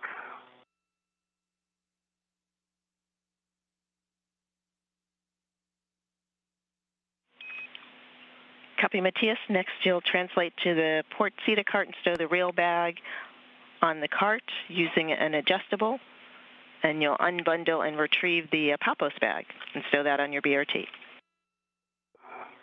Copy out. You just heard Ground IV Stephanie Wilson talking to Matthias Marr. He's now done routing his Ethernet cables. Check the red light was on the whole time. It was. And I believe we're doing M1 first, the inboard 1-inch. That's affirmed. You can retrieve the 1-inch jumper and prepare to mate F141 to Mike 1 on the inboard side.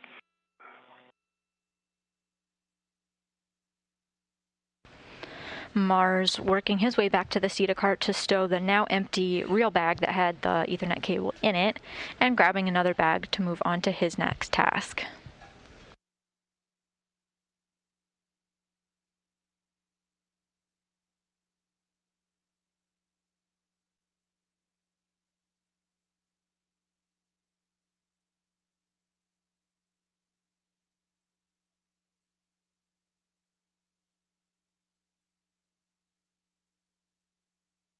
You doing, Matthias? I'm doing fine. I'm at the CETA cart, working my way around.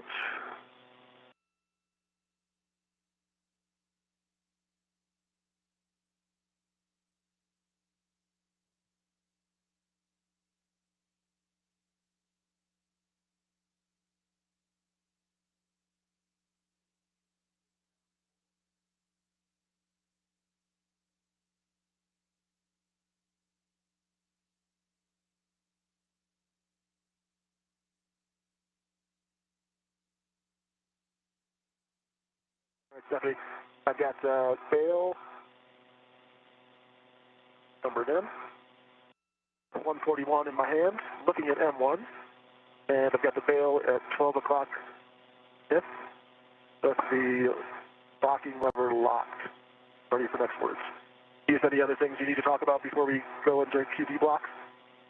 No, there's nothing from my side. I'm at the CETA cart, swapping the bags as agreed, and then I will make my way to Columbus.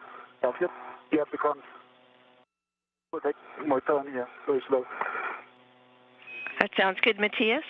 Roger, for the mate steps, inspect the female QD for debris or damage. No debris or damage? Verify QD is ready to mate by checking detent button up. Button is up. I heard you report the locking collars in the locked position. Check forward white band not visible. Forward white band is not visible. Assess and counteract side loads prior to mate and mate the QD.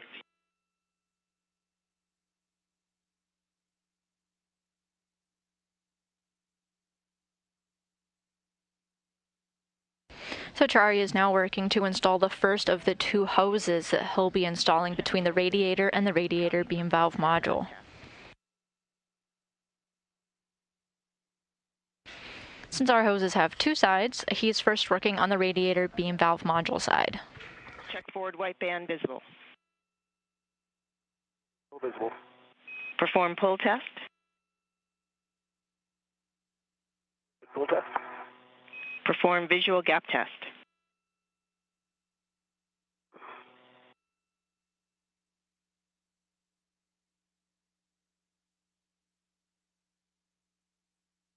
No gaps, right up against the thread.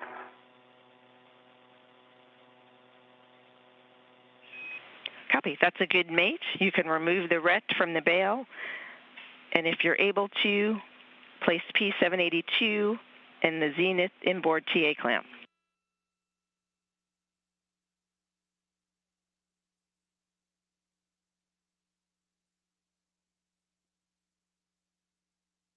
And we just confirmed that the first side of the first hose has been properly mated or installed. It looks like it's also the more inboard one, is that correct? Or should it be the more outboard one? He's working with standard male-female connectors, also referred to as jack and plug connectors. He first mated the 1-inch jumper on the RBVM side, and then he's going to move on to his second jumper. Then the robotic arm will move Chari just slightly over to the radiator side and connect the other end of the hoses. And I'll come stow it underneath the MLI here for shading. Copy.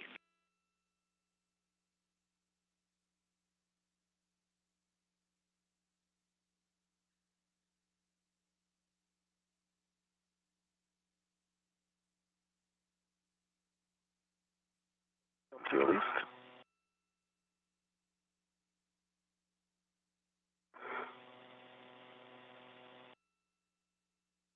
Okay. Done. Next is the 3/4 inch jumper. For, I believe, copy, F140 to M2. Good words.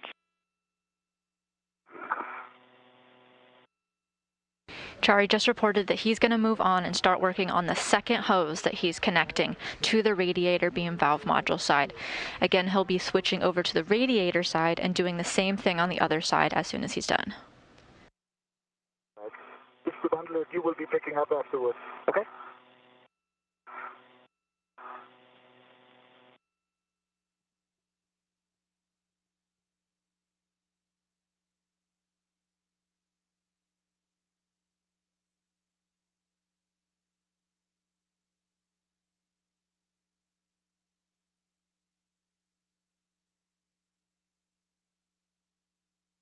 Take a few seconds to clean up these wire ties before I try to take this.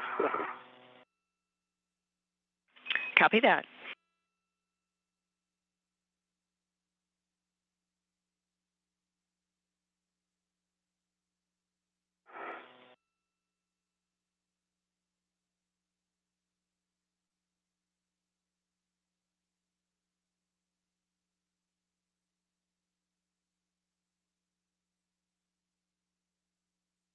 That first bag is on my VIP. Also the VIP red is attached to it, and I disconnect it now from the P4 bag.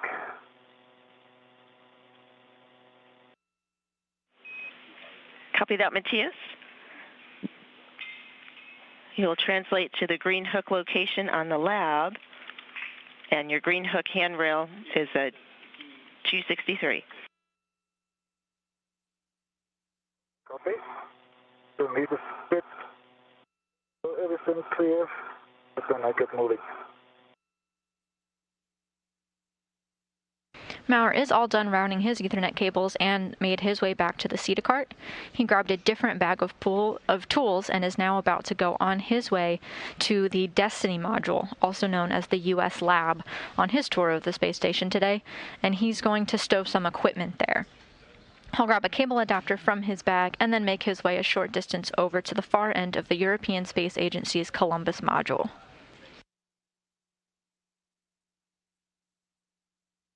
Maurer is en route now. Matthias, I'm going to take the comm for some GD block. Go ahead if you're ready. Yeah.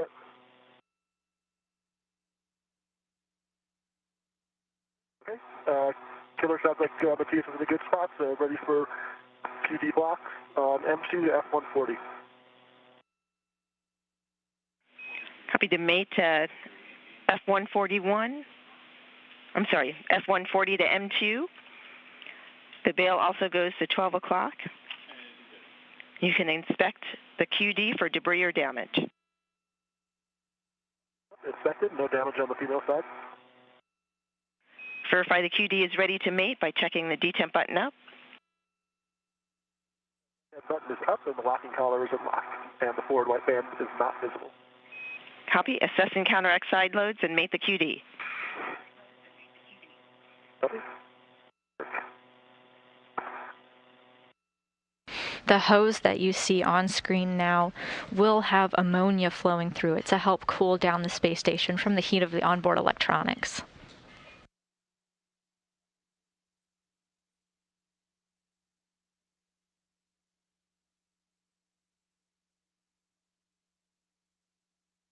Okay, it's mated. Forward white band is visible.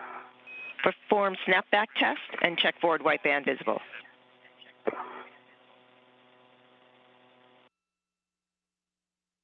Snapback test, forward white band is visible, and I do not see a gap between it. I can see the threads up against the collar. Copy, good gap test. Perform pull test. Good pull test as well.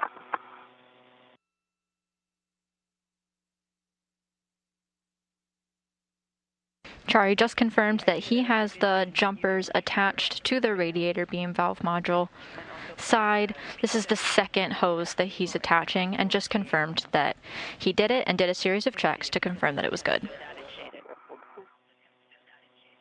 Copy. That's back to the bag, working on the TA clamp.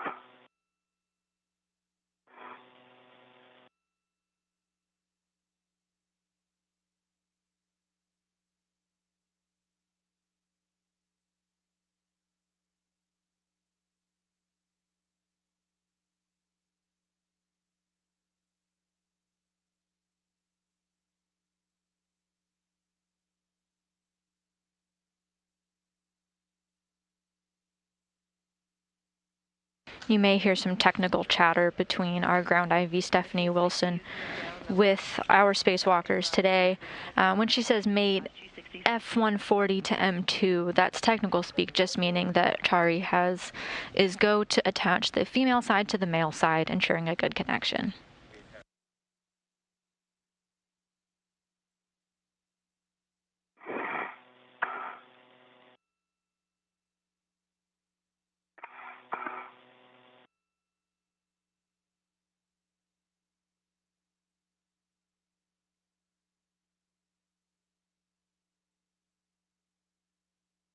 At handbrake 263. Copy that.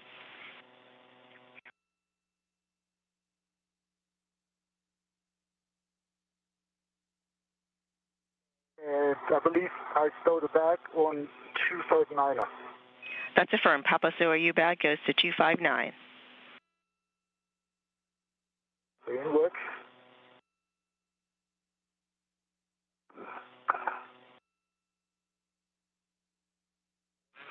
TA clamp. And Matthias, could you hold your position, please? We're checking something in our camera view. The safety tether rotating. Take the Roger safety tether and I should be clear now. Mark 3 knots. I'm clear now. Matthias, nicely done. Please continue. Thank you. Mar is now at the Destiny module, or the U.S. lab, and he's going to be stowing some equipment there so that he could make his way over to the European Space Agency's Columbus module. TA clamp closed and latched.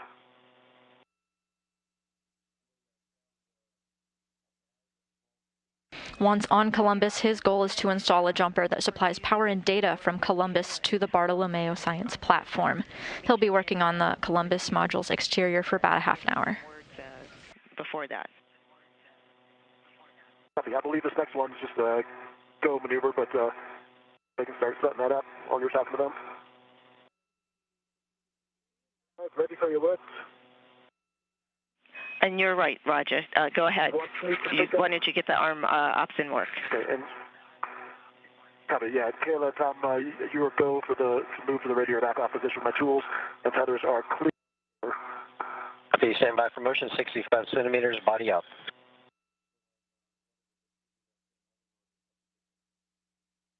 Chari was previously working on the radiator beam valve module side, and now he's going to be moving on the robotic arm just slightly to the other side of the hose on the radiator side.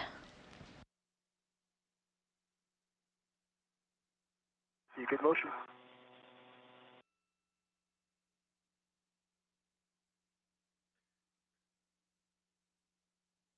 I guess we're going to start moving in.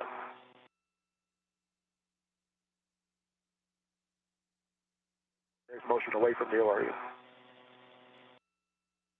Roger, we're starting motion now.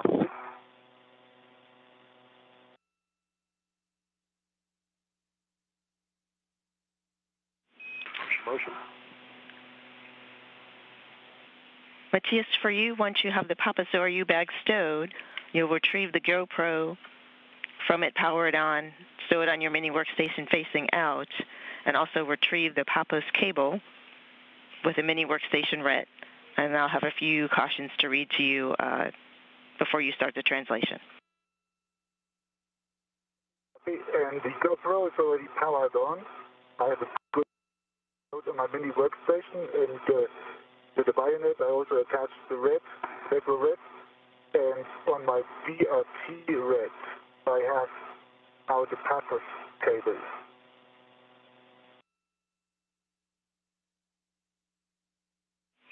We copy the config. Then, as you're translating to Columbus, avoid contact with the lab EWC antennas, the node 2 fluid tray hard lines, and the node 2 CBM pedals. Yep.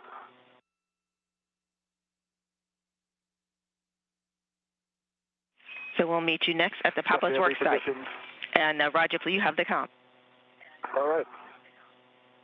Copy it. I don't copy and have the count when needed. I've got the crew back now on my left side. And let me know when you guys are ready for the GCA to publish radio TV. Roger, we're starting motion on the first showcast. Okay. About 2 minutes. We'll just take you to the next work site. Copy.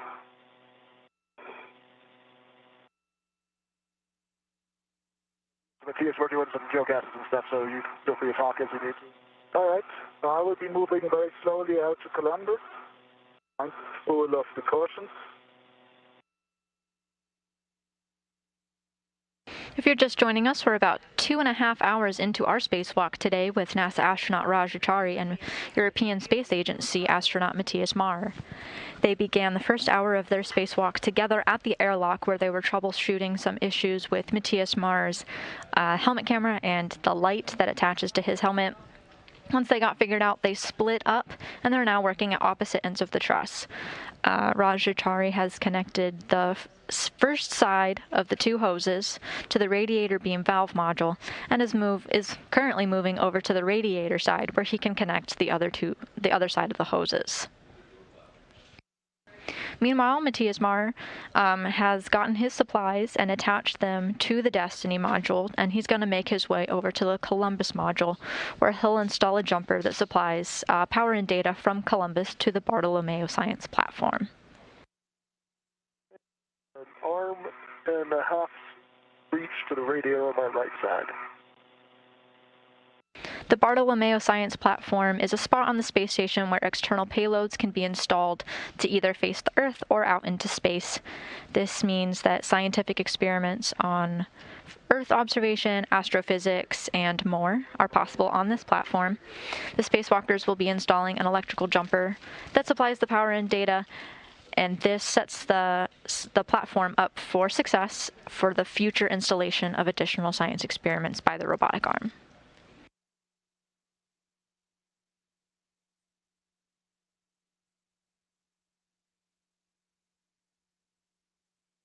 We're setting up for the next manual maneuver.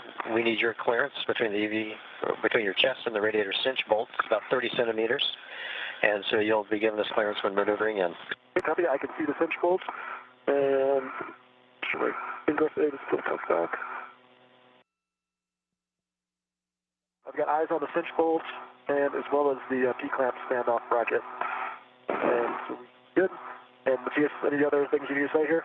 No, I'm on Columbus. Okay. All right. You can start GCA, Tom.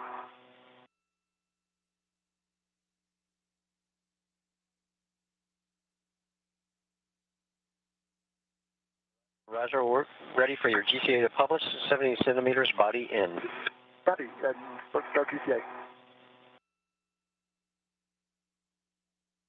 Starting GCA, starting motion.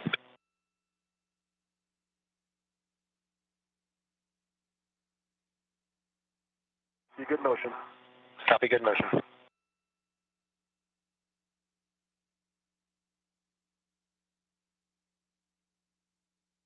Half meter to go. Copy.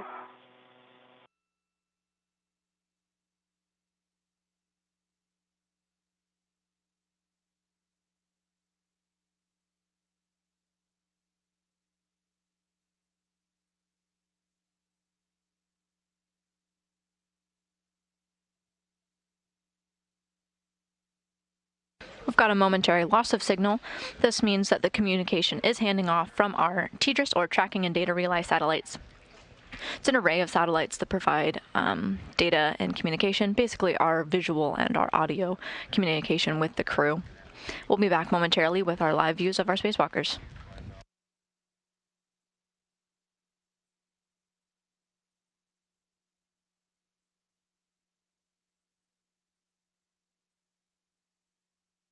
Roger, we're at the published position. Let us know if you need additional GCA. All right.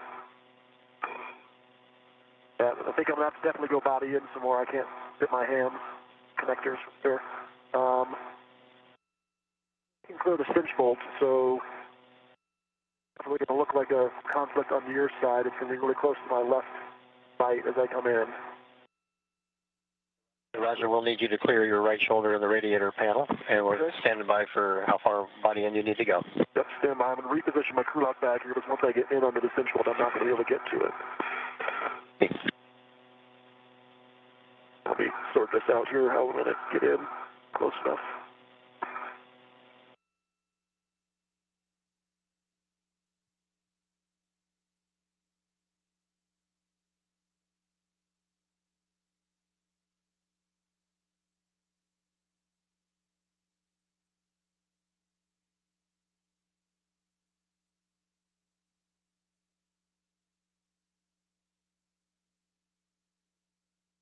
Let's see. So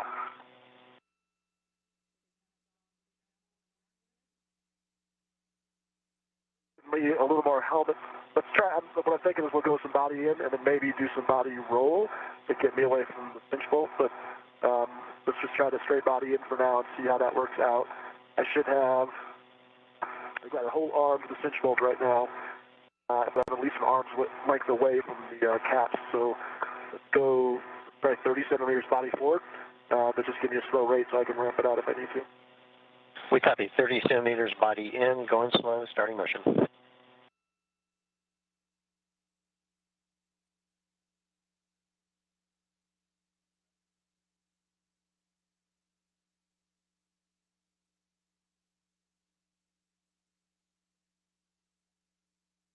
Motion, yep. Yeah.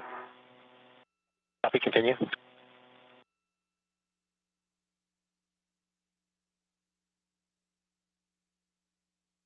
Yes, it's Southwest. 15 centimeters to go. Copy your top post. Copy 15 centimeters. You continue. Continuing. Okay, clearance should be good. I'm able to lean right and move plate here, so cinch bolt's not a factor. Perhaps standoff's not a factor. 8 centimeters to go. I've got Copy on the clearance. to the right radiator panel.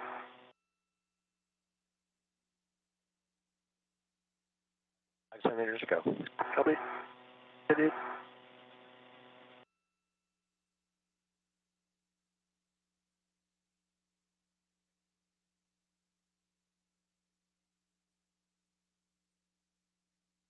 There's 30 centimeters, Roger. Okay, stand by. Okay, I think I can work with this. I may have to do a GCA when it comes time to move the bales, but I should be able to mate them from here. Let's call GCA complete. Copy, GCA complete. Stand by for brakes. Brakes are on, your go to work. Copy. All right, I think I'm getting the caps first. Right to it. The firm Raja, cap keeper to the caps on mic 3 and mic 4, and you can demate the caps. Copy. I can't see the M3 and M4 labels from this vantage point here, but they are the ones that look like what I expect to see down here.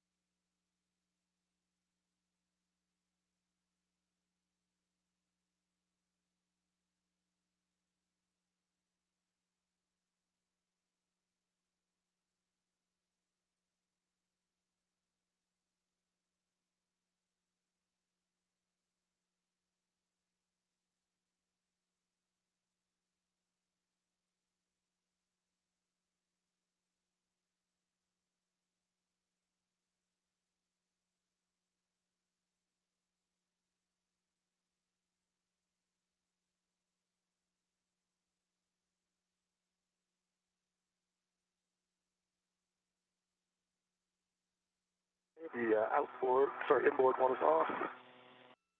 Copy, inboard is mic 3, and that's off.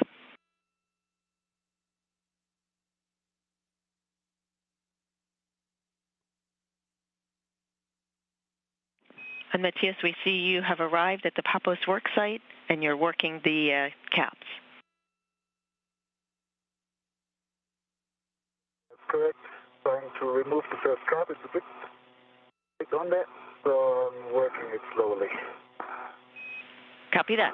Slow and steady rinse the waste.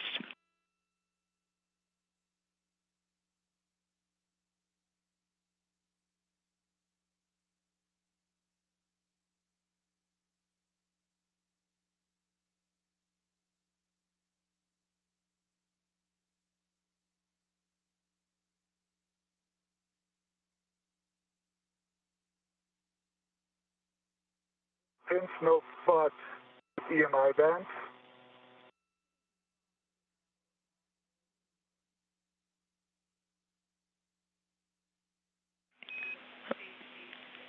Copy, Matthias. Good inspection of P2.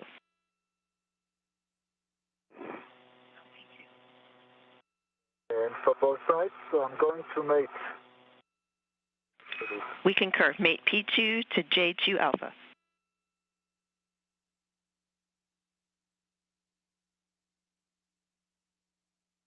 3 and 4 caps are off.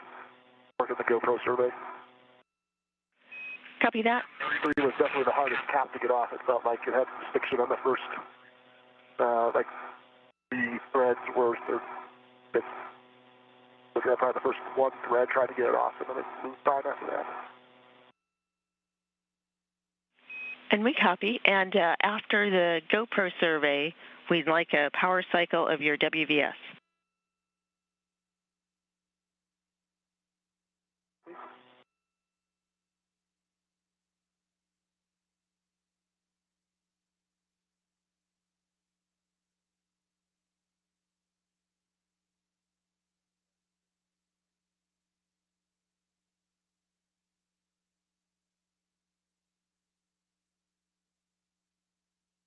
Yeah, power cycle, but I don't see a green light. You know, try it again. Checking.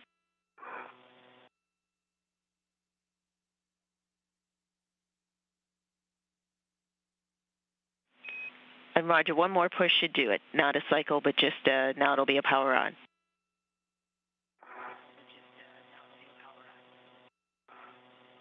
Okay, see a green light. Copy, green light. Try to get a little more GoPro footage before the sun goes down the rest of the way.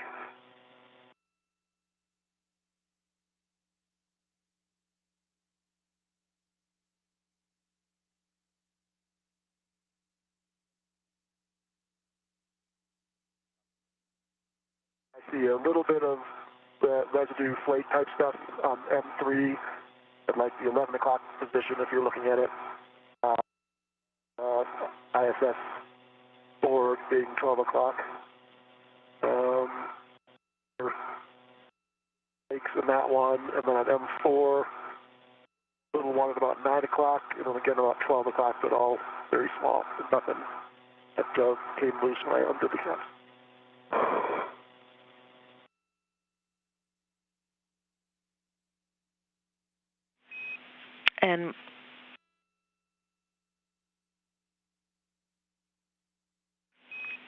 And we copy the words. Thanks for the report. I'm 1 minute, 20 seconds from a handover, but I'll get the caution in and then we'll pick up the mate on the other side. After opening a valve, limit torques at the QD interface to prevent twisting and open QD valve.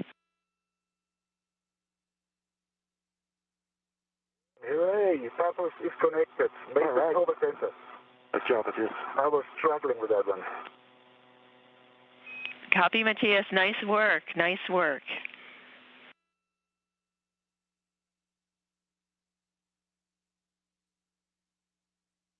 Copy the caution, Stephanie, and ready to set up for F128, the outboard 1 to M4. That's affirmed. You can ready the QD. Looking at it. The bill for this one goes to 10 o'clock and 20 seconds to a handover. 10 o'clock. Copy. So Rajatari started his day at the radiator beam valve module work site. He took off some caps. Since there weren't hoses there previously, there were caps in their place, so he took them off. He connected 2 jumpers to the radiator beam valve module side, and we'll connect the jumpers to the radiator side and open the valve, since he's already on that side. Then he's going to go back to the radiator beam valve module side and open the valve there. Even though the valves on both sides of the hoses are connected and the hoses themselves are connected, no liquid will be flowing through even though both of the valves are open. He'll also install 2 electrical connectors that provide heater power.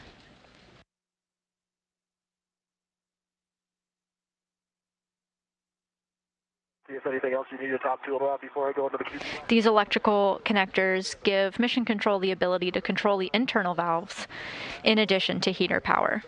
These internal valves will be used by Mission Control, who can command the RBVM to open its internal valves and reactivate that part of the radiator and send ammonia through. Good. This is going to be a little more difficult, I think, for these QDs on this side. But let me know when you're back with us, Stephanie. Back with you, and just we may have missed Matthias's report. Sounds like he's working on the mating of P2 alpha to JO2. I just removed the cap, and the next one will be mating this one. Good. Copy that. That's a good plan. Good contact, no spot, good EMI bed. Copy, you have a go to mate. And Roger? For me or for Matthias? For Matthias, yep. That's it, all synced up just like that for Matthias at the Papos worksite. And Roger, I'm ready for to start the blocks with you for mate and opening of F128 to M4. I'm ready. Inspect the QD for debris or damage. No debris or damage. Verify QD is ready to mate by checking detemp button up, locking collar in the locked position, and forward white band not visible. Press button is up in the locked position, and no forward white band is visible. Assess and counteract side loads prior to mate and mate the QD.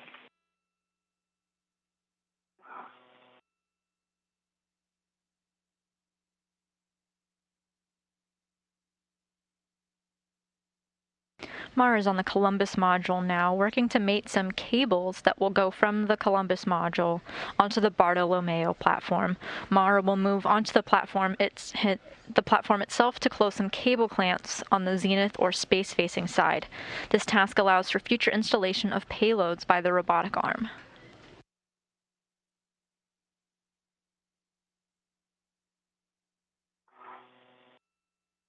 Even though Mar is on the Columbus module now, he does have a bag stowed onto the US Destiny module, and so when he's done with this task, he'll return to his tool bag and move on to some other tasks.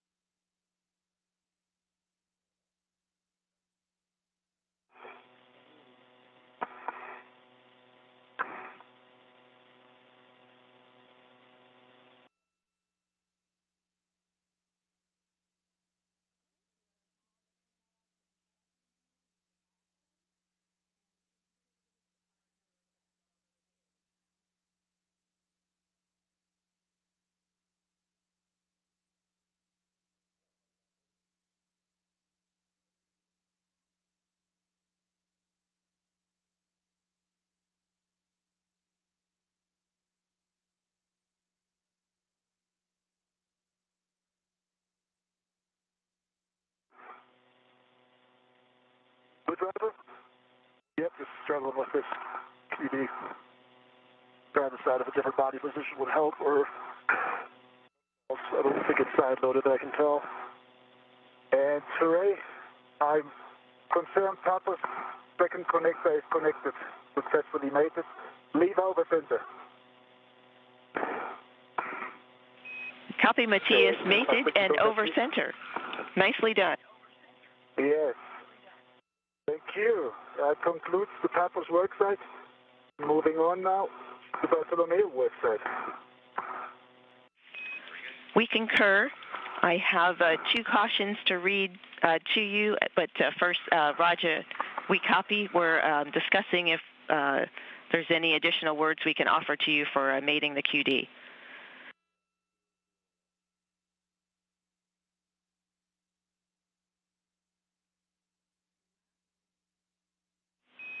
And for Matthias, as you translate to Bart, there's 2 cautions.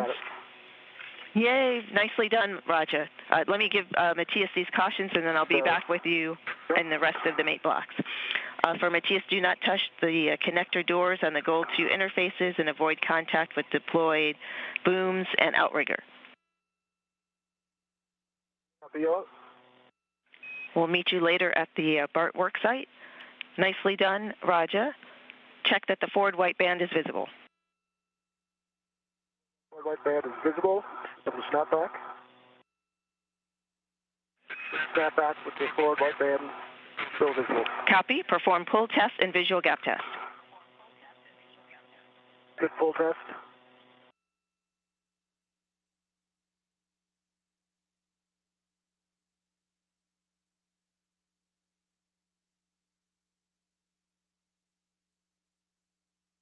The ground crew here just confirmed with ESA astronaut Matthias Maurer that he has successfully done his job on the Columbus module, and he's now making his way just a short distance over to the Bartolomeo science platform. Visual gap test. Next, we'll open the valve. Prior and during bail movement, assess and counteract side loads, and rotate the locking collar to the unlocked position. Is it unlocked? Depress the detent button and move the bail to the forward position. And Stephanie, I just realized I forgot to drop the green hook on the lab. I have the green wheel with me here, but I have put down the fair lead on Columbus on night C3 as per plan. But the green hook is not on the lab. I hope that's okay. And we copy that. Understand you've picked up your fair lead, and that is okay. The fair lead here is still in place, Columbus. Copy. We're ready for you to retrieve the fair lead, and you can continue to BART. I leave the fair lead until after the BART.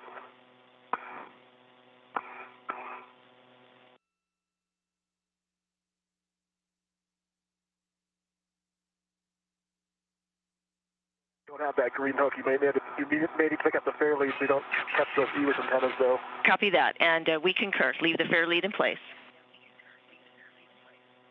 Yeah, and I need to drop the green hook here, otherwise I have not enough slack to go to that. So the green hook is now where the fair lead is. Matthias, we copy all, and that's a good config. Yeah, thank you. Okay, Matthias, just for my essay, so you're going from the aft side of Columbus to the forward side now, right? Yes, I'm now at the forward side of Columbus at the Bartolomeo platform. All right. And then, Killer, I've got the sail forward, aft white band is visible. Copy. Is the detent button up? Great question. Trying to figure that out with my meters.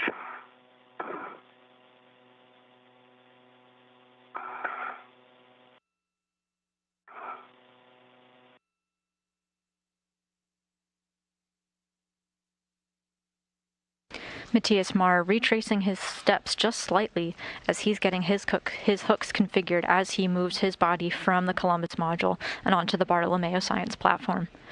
configuring these hooks, make sure that he's safely attached to the station and has enough room to move around. Copy. The last step is to rotate the locking collar to the locked position. It's locked. All right, nice done. Nice work mating and opening the valve. You can install the buoy over the QD. I'm debating whether we should install the other one first before I do the MLI. Because as hard as it was to get to this access, I'm a little worried if I put the MLI on now, it's going to block my access to the inboard. If I can put it on and then take it off, it becomes a problem. So I'll go ahead and put it on. Just give it a try. And that's up to you. If you think the MLI will be in your way, we're happy to wait. I'll just put it on, and then if it's not in my way, that step is done already. If it is, I'll just take it off.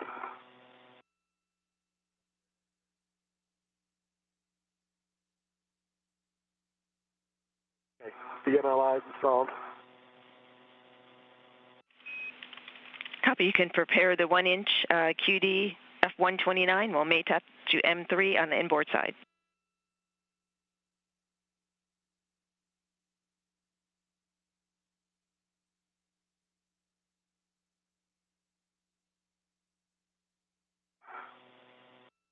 To kick the comm again for the QD blocks, Matthias, if you're ready.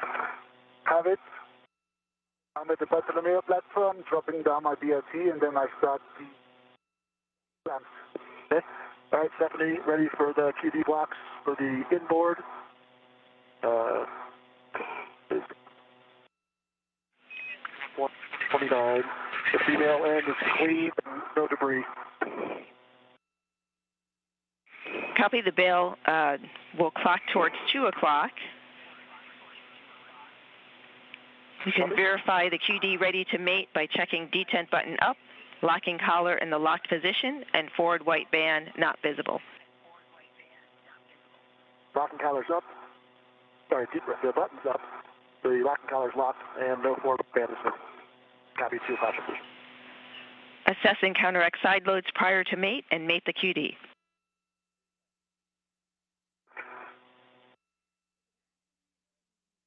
These QDs that the ground is talking about with astronaut Raj Achari are the quick disconnect, fluid quick disconnect, really. They're part of the connectors, and they're a little finicky and can be a little difficult to work with at times. But Raj Achari has practiced with these mechanisms both in the space station, on the ground, and in the pool of the Neutral Buoyancy Lab.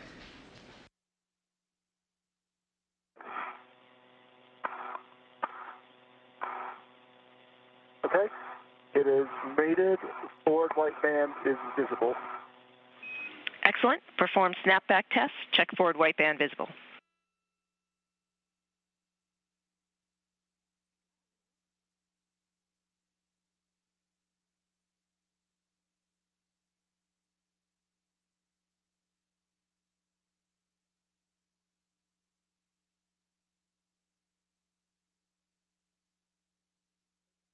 The snapback test with the forward white band still visible. Perform pull test and visual gap test. Pull test.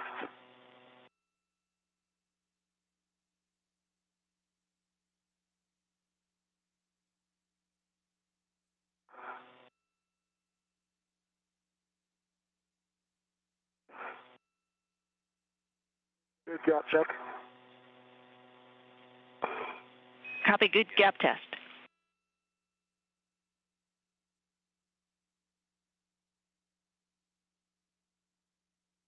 Ready to open.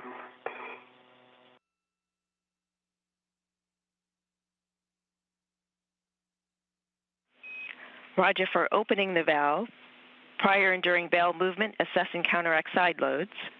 Rotate the locking collar to the unlocked position.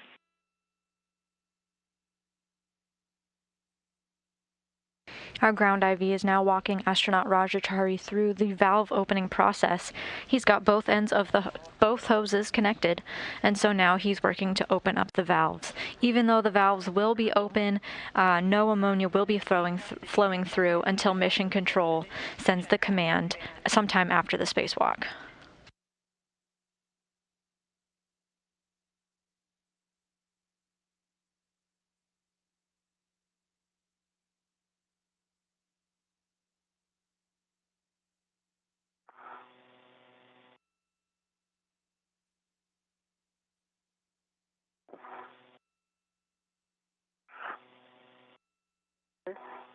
App right band is visible.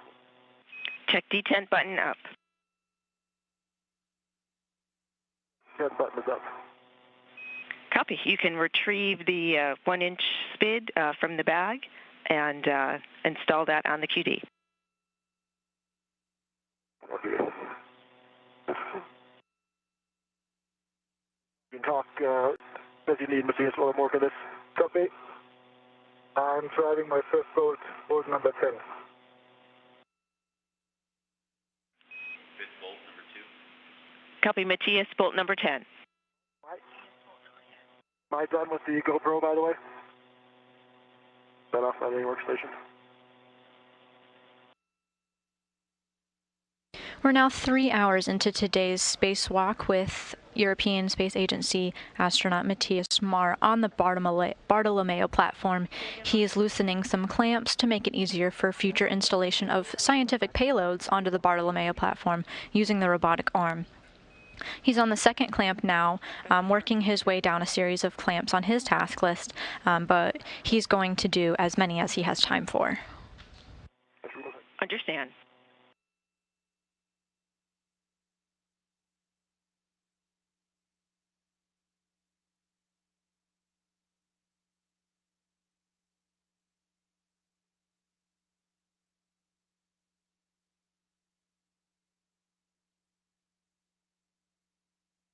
Put the cap keeper back in the bag too, just so I can get some more room to breathe in here.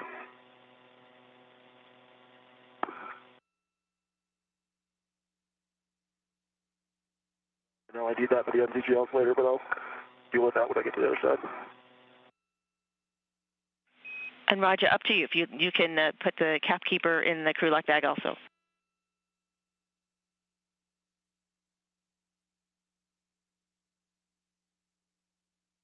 Ten and 8 closed. Will be bolted both at first out with a green light. Copy, Matthias. 10 and 8 closed.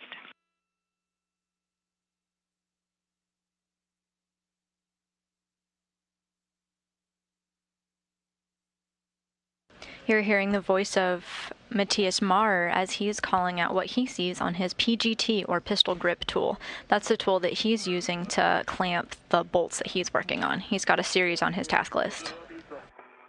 Yeah, let's see. He's the hero of all of us.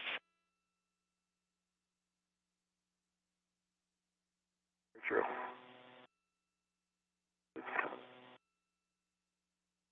All right, cap keeper, GoPro back in the bag, SPID's coming out. Copy.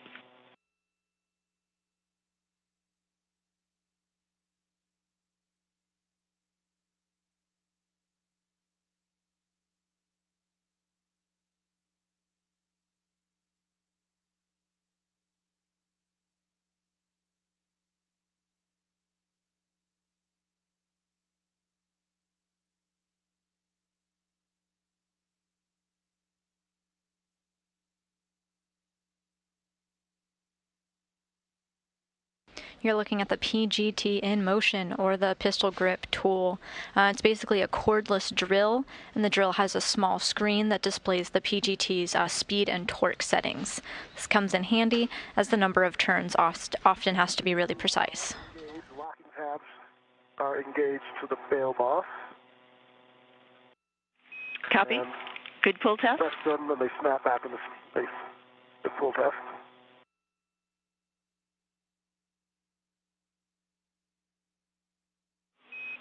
Okay, we are complete with the mate and open valve steps for F129 to M3. You can install booties over the QDs.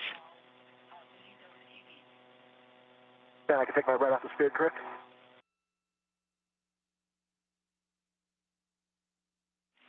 That's affirmed.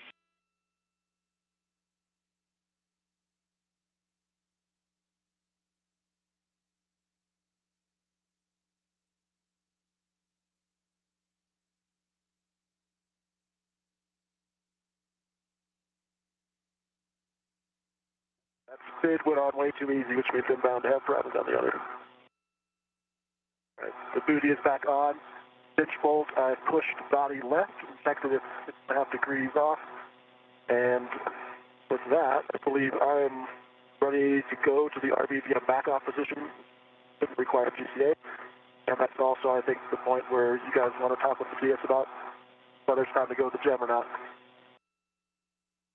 Okay. You guys want me to break out?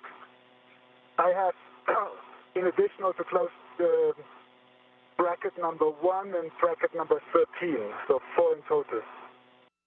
And stay alive for just a second. Let's get the arm going. And Tom, your go for the RBVM back-off position. Talking now, Matthias as needed. And Stephanie, this is Matthias. Go ahead, Matthias. About the breakout point for me to go to gem. If that's so, yeah, I would like to get your go. I confirm that I have closed 4 brackets, all with the green chalked out lights, so good talk. It's bracket 8, 10, 1, and 13.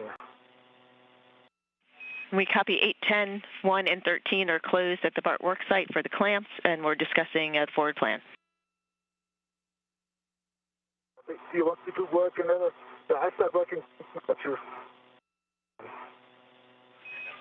And Matthias, we also wanted to check with you how your hands are feeling.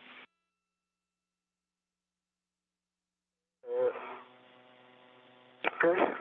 My hands are good. Sorry, I understood the safe I handled. Yeah, my hands are good. I'm good to go to gem. And we copy. You're good to go to gem. We're discussing if additional work here at the work site. Roger, we're about to start in motion. Because of lighting conditions, we were going to ask you to make this a GCA to published, and clear your right side of your body, right side of your boot plate with the radiator. Okay, I can do that. What direction are we going? Just body out? Body out 70 centimeters. Okay, yep. I've got the clearance there for you. Starting motion, 1 meter.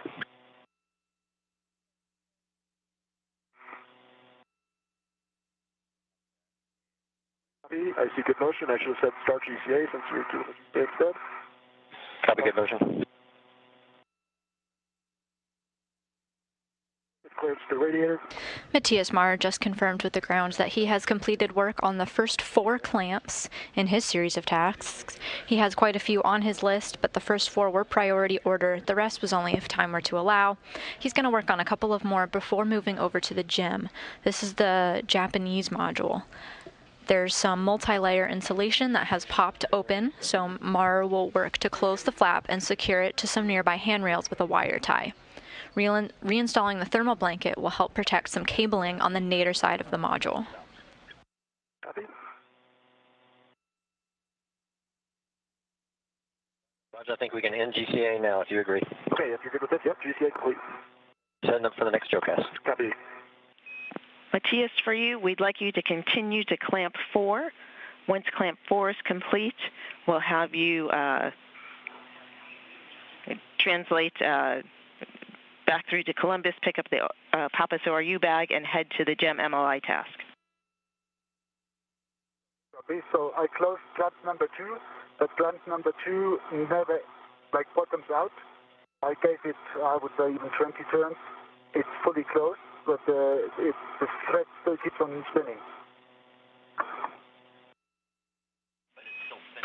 I can pull on it, it doesn't open.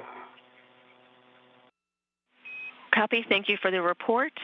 We consider clamp 2 complete.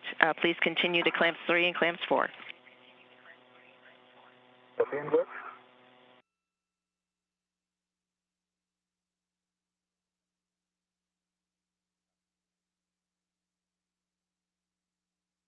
Marr's got his tasks laid out for him. He's going to continue work on just a couple more bolts, and then he's going to retrieve his bag that he's had parked on the Destiny module and move over to the Japanese module.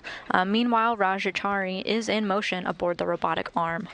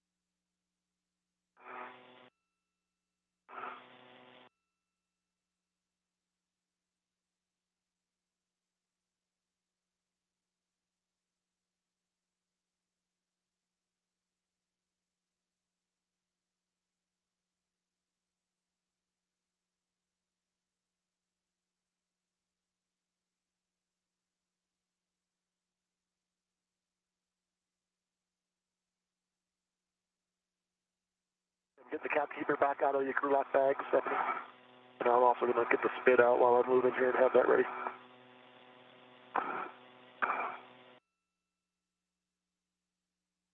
Copy, Roger.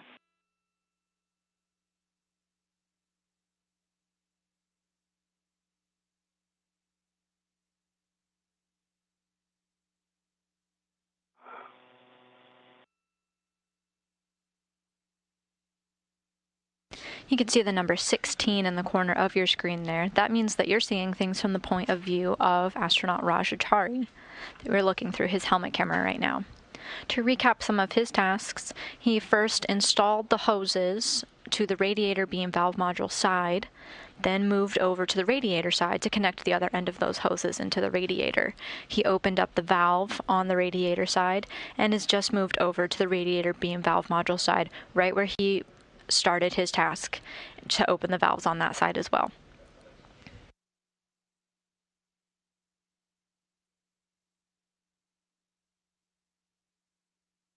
Roger, the next is a GCA to published. Can you clear the front of your body and your boot plate? It'll be 65 centimeters, body in. I will be in a second. Once I get the crew lock bag put back together. Copy.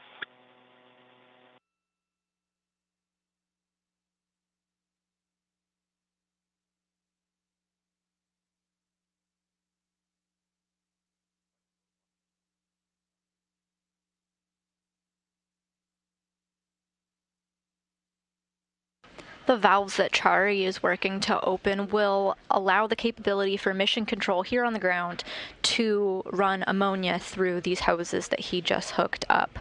No ammonia is going to flow through now, but they're going to test it out at the end of sometime after the EVA. When the ammonia flows to the radiator will be back online, able to provide cooling for the International Space Station and its onboard systems.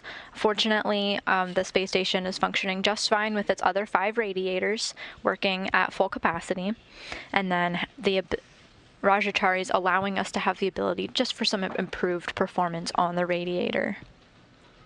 This also gives us some flexibility in case another radiator beam valve module goes down. Then we'll know that with some certainty that we'll be okay with some margin.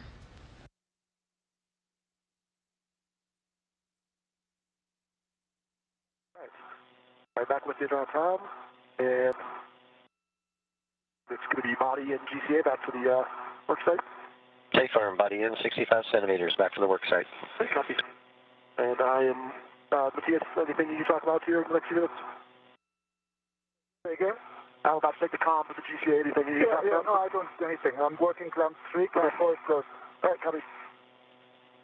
And sun's coming our way shortly. And Tom, I'm ready to start GCA. Copy, we're starting motion, body in. Copy. Roger, you're checking the body front and front boot plate clearance. Stay firm, yeah. Got good clearance. I see motion. Or actually, that's a speed catching. Clearance. You got good clearance, yeah.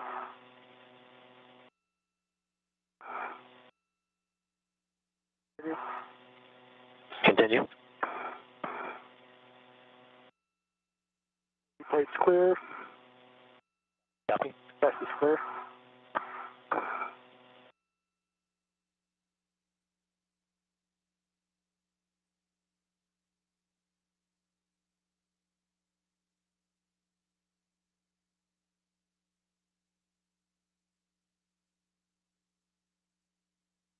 $15 to go. Copy.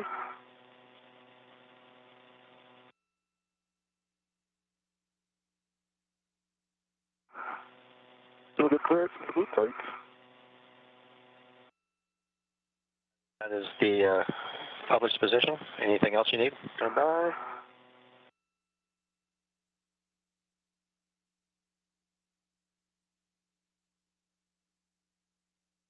Give me,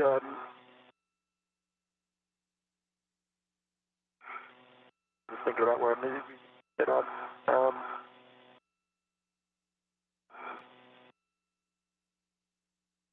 Another 10 centimeters body in. I've got the clearance.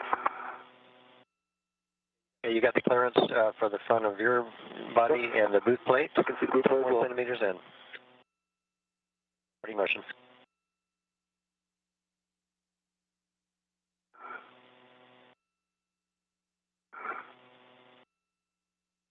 You're getting a live look at the Bartolomeo science platform on the European Columbus module, where Matthias Maurer is working on some bolts. Boot clear. That's your extra 10. Okay.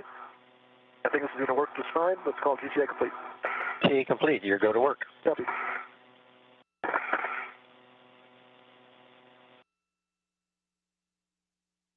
Right, and I believe we're starting with 141 on this line, Stephanie, which is the inboard one. That's true?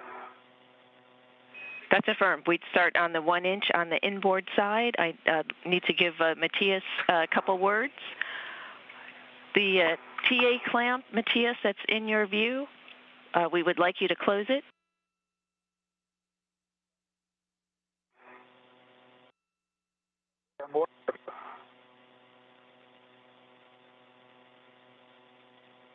We're switching back and forth on our views here of our 2 spacewalkers working at opposite ends of the truss. This is Matthias Maurer finishing his work on some clamps on the Bartolomeo science platform that will allow for the installation of future science experiments to be attached to the platform. Meanwhile, Rajachari is working on the robotic arm. He's working on his final steps to install the radiator beam valve module jumper. Right now he's working on the first hose to open up one of the valves on the radiator beam valve module side. Lead and green hook. Pick both of them up. Translate to the Pappas ORU bag. Drop your green hook there. Stow the caps and the GoPro in the bag. And then head to the GEM MLI worksite. Copy all. And just for completeness, I clamp number 4 torqued out well with the green light. Clamp number 3 torqued also out with there's still a small visual gap remaining. So that's a clamp that didn't close as expected with the 13 turns.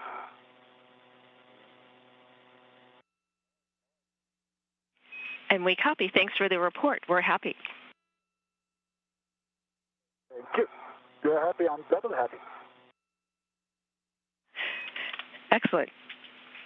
All right, Roger. Ready to work on the 1 inch QD on the inboard side to open the valve. I'm ready. Prior and during valve movement, assess and counteract side loads and rotate the locking collar to the unlocked position. Come off. Depress detent button and move bail to the forward position. Check aft white band visible. Okay, aft white band is visible. Check detent button up. Is up and it could be depressed and pops back up. Copy that. You can retrieve the SPID from the crew lock bag and install it.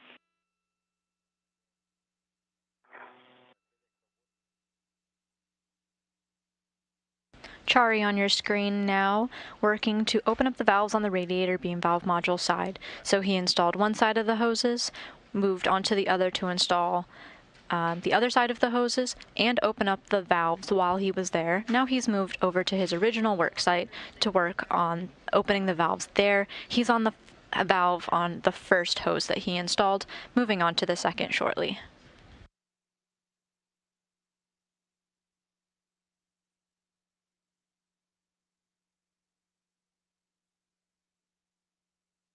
Meanwhile, Mar is on his way. He's in motion to the Destiny module where he's kept one of his tool bags, and then he'll be heading over to fix some multi-layer insulation or a thermal blanket that's popped open, and he's going to secure it to a handrail.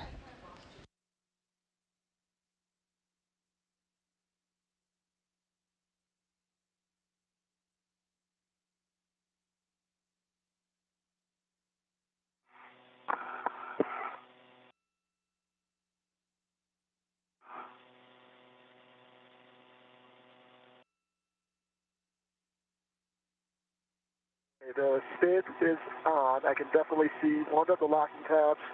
I tested it, back to the engage. I'm and I'm trying to get a visual of the second one. I suspect it is based on its position, but I can't get eyes on it. Copy.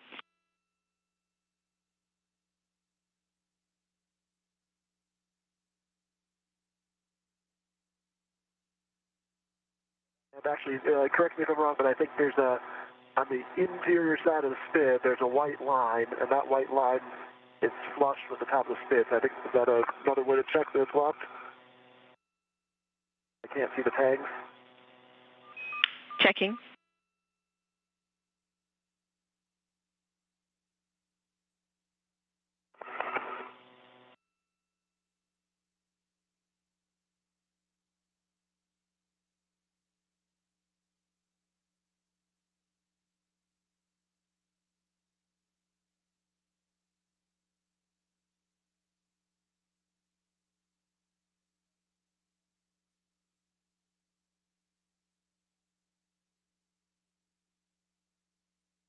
While Mara is headed to his work site, I wanted to remind everyone that we will be taking your Ask NASA questions. So if you have a question about our spacewalk today, head over to Twitter and submit yours using hashtag AskNASA.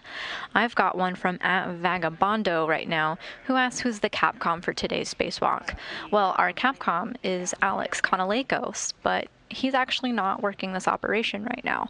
The Capcom is communicating with the crew inside of the space station, while NASA astronaut Stephanie Wilson, who you see on your screen now, is communicating to our spacewalkers. Instead of Capcom, we call her the ground IV.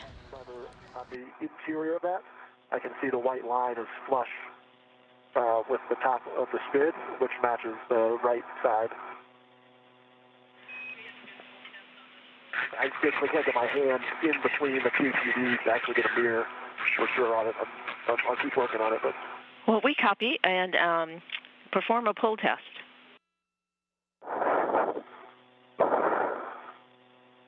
Okay, good pull test. Doesn't move. If it passes the pull test, we're happy. Install the QD over, install the booty over the QD. Okay. Work. I'm taking the ret off. Put it on the LI.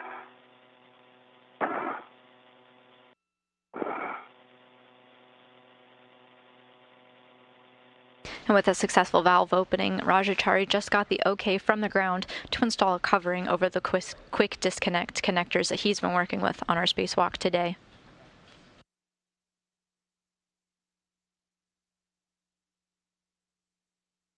As Mars is on his way to the Japanese module to fix some thermal blanket, we hope to get our live views back as soon as he gets there. Should just be a short distance away from where he is on his tour of the space station today, and we expect to get our live views and communication with the ground back shortly.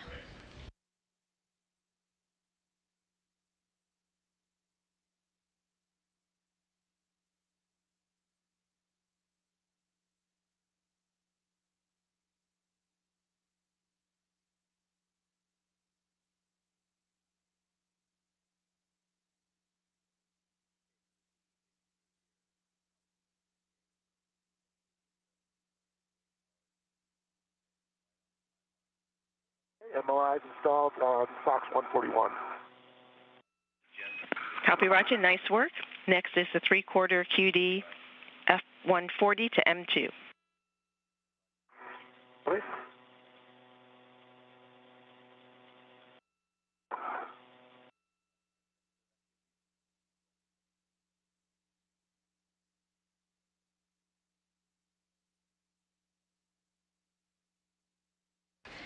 You may have heard astronaut Rajachari call out the MLI, or multi-layer insulation, not to be confused with where Matthias Maurer is headed. He is not yet at the Japanese module where he'll be installing that insulation, and Rajachari is just talking about some at his own work site. We continue as per plan. Copy. Copy, Matthias. Thanks for the words. Roger, to open the valve, prior and during valve movement, assess and counteract side loads, and rotate the locking collar to the unlocked position. Unlocked. Depress D10 button and move bail to the forward position.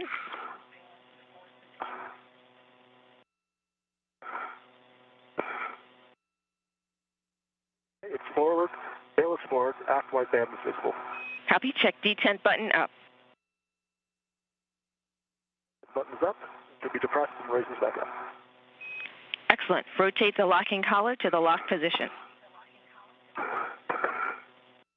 It's in the lock position. Copy that. You can remove any rets and install the booty over the QT. Copy. Station NLI.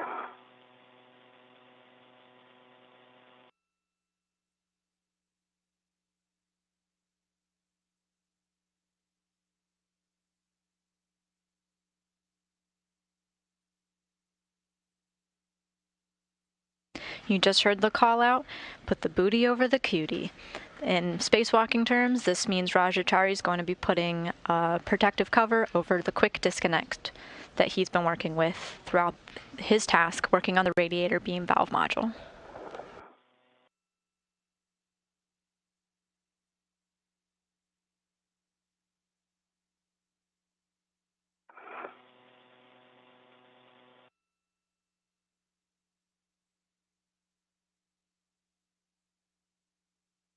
You're getting a split screen look now at our two spacewalking astronauts on opposite sides of the truss.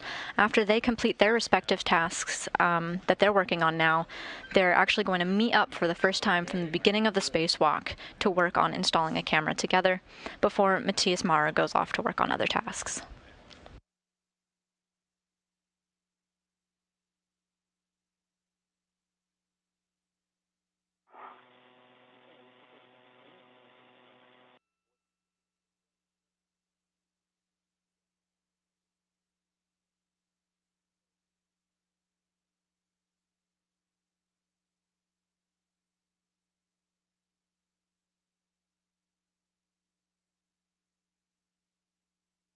And Stephanie Smoldet, I will keep the GoPro with me for this translation.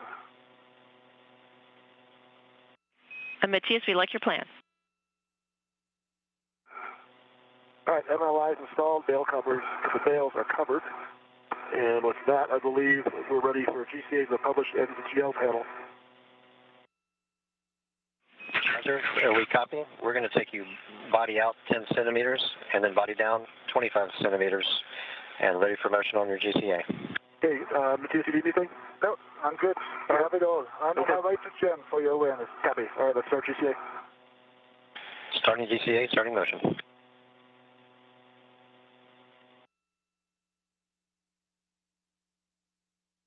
right, so good motion away. Good motion.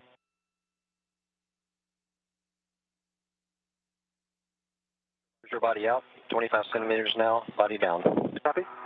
I see good motion, body down towards the NGL panel. Good motion. Blade is clear, radiator's clear, helmet's clear. Copy, good clearances.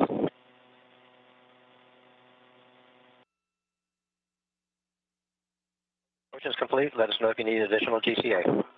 Well, probably am going to need more body down, I think.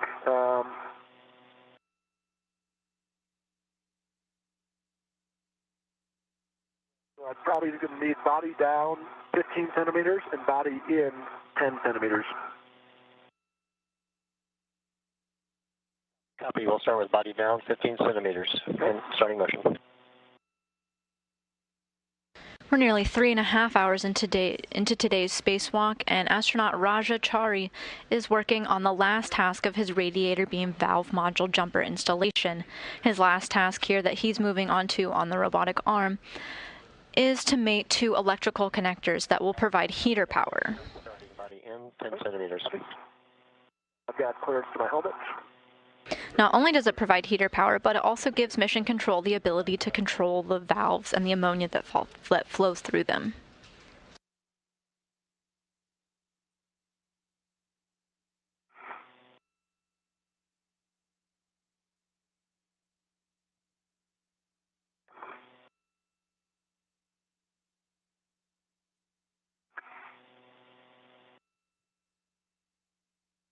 Roger, there's 10 body in. Okay. That should work. Let's call it GCA complete. GCA complete, your go to work. Copy, go to work, and working on caps to begin with. Awesome. That's correct, Roger. Attach the cap keeper to the jack caps on J782 and 783.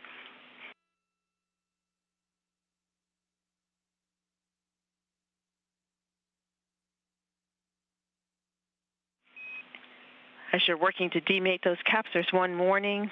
Demated NZGLs could be hot after 1 hour exposure to direct sunlight.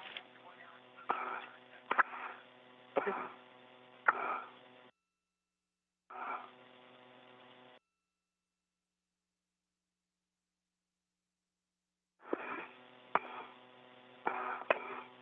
Okay, 783 is out.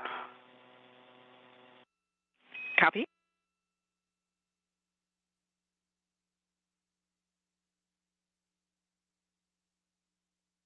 Our spacewalkers have completed a number of tasks so far. Matthias Maurer started out the day routing an Ethernet cable. That'll be used pretty soon when the spacewalkers move on to install a camera.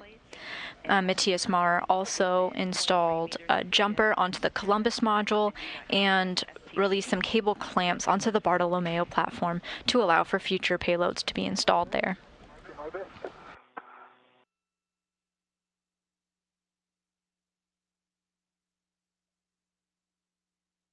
782 cap is removed. Copy 782. Good on 5177, 5176. Copy. Meanwhile, NASA astronaut Rajachari will complete his first task when he mates the heater cables, which he's about to do now. That will complete the installation of the RBVM jumper hoses.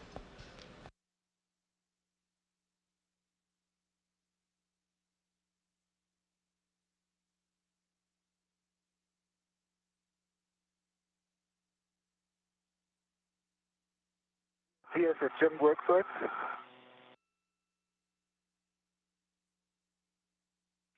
Copy, Matthias.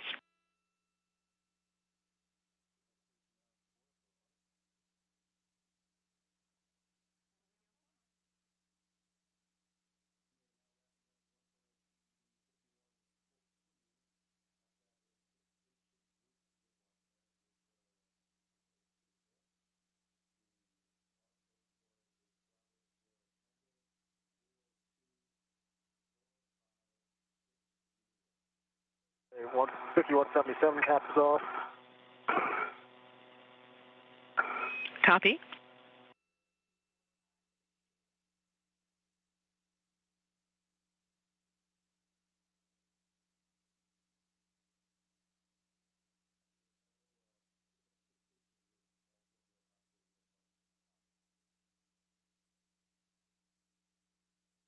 Fifty-one 76, 782 off. They put the cap keeper back in the crew lock bag and then we'll work on mating. Copy. You can see on your screen the caps that Rajachari was just working to remove. Now that they're removed, he is free to install the heater cables.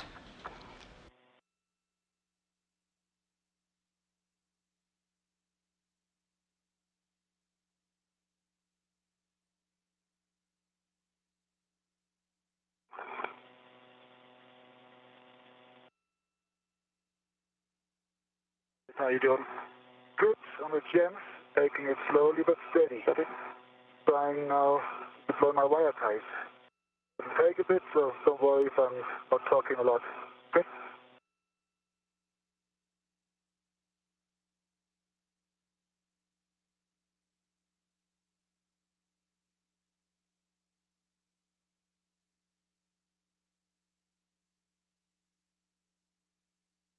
Okay. Crew lock bag is set up and I'm ready to mate MVGLs. And I believe I'm going 782 to 782 and 783 to 783. That's affirmed, and we'll take inspections and an over-center report. So 782, 782, good pins, no fog. 50 in my band. On side.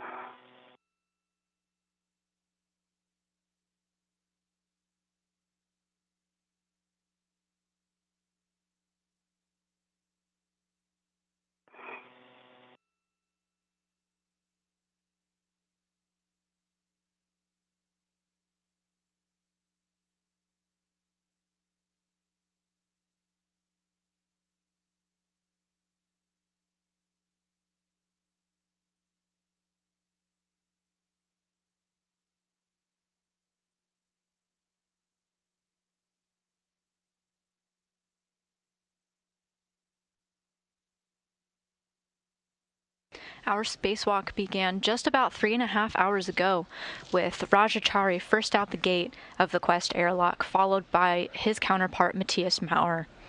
They spent about an hour at the airlock working a problem with the camera and onboard light that was attached to Matthias Maurer's spacesuit, had a little trouble staying on, but Rajachari was able to troubleshoot with the ground and get that secure, and then they were on their way for their other tasks. While Rajachari was setting up the robotic arm that he's on now and will be spending through the rest of the spacewalk, Matthias Maurer got started on other tasks.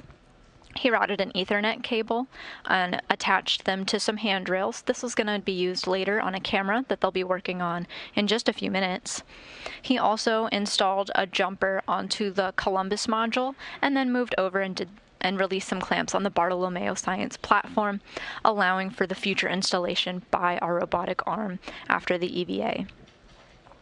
Right now, Rajachari is working on concluding his first task of the day and the priority for this spacewalk, the RBVM jumper installation. He got the hoses installed and the valves open, and now he's just working to install some heater power.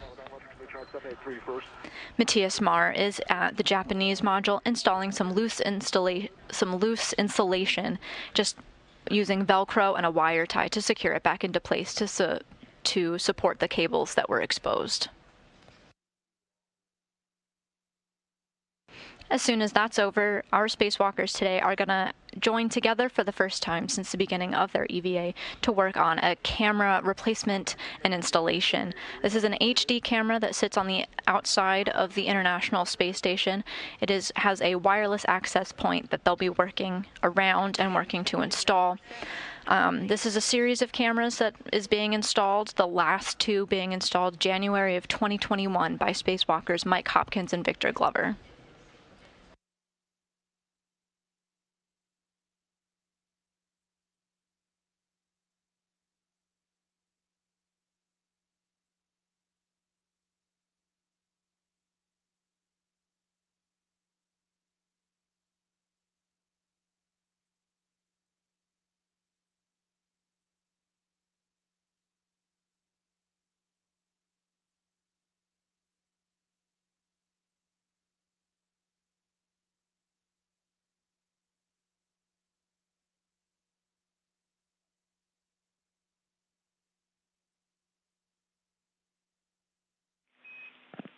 And Roger, for 782, does it appear that the cable is too tight? Would releasing it from the TA clamp give you some additional room to work?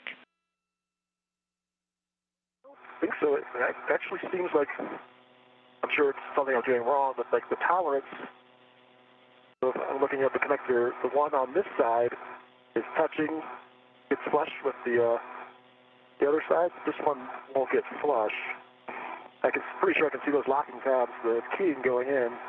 It might be off a little bit, so it's just not aligning on the, as I'm looking at this 3 o'clock side.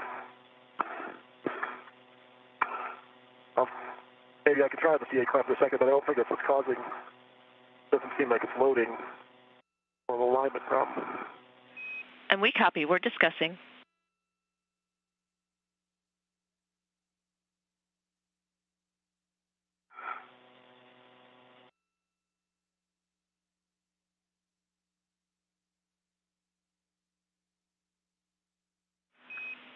Roger, can you verify that the lever is still fully aft? Yep, it is fully aft. Okay, copy, thank you. The aft over center. Yeah, you can see, like, I don't know if you can see my camera view, but on this side, which is the aft side, so it's aligned on the forward side, touching. On the right side, it won't settle into the... I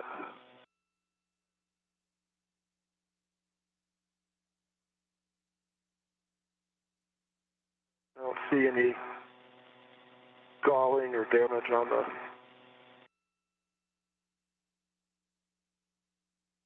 Roger, we do see it in your helmet camera. Unfortunately, 783 is, for us, a bit blocking the view of 782.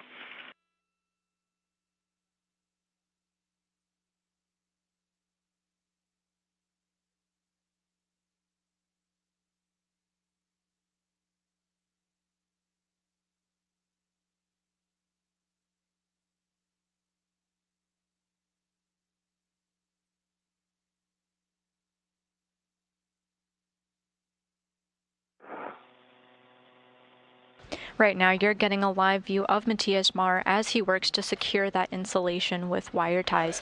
Basically, this is just a thermal blanket that works to protect the onboard electronics and wires that may be exposed to the vacuum of space, and doing so just puts it back into place. It had previously become undone.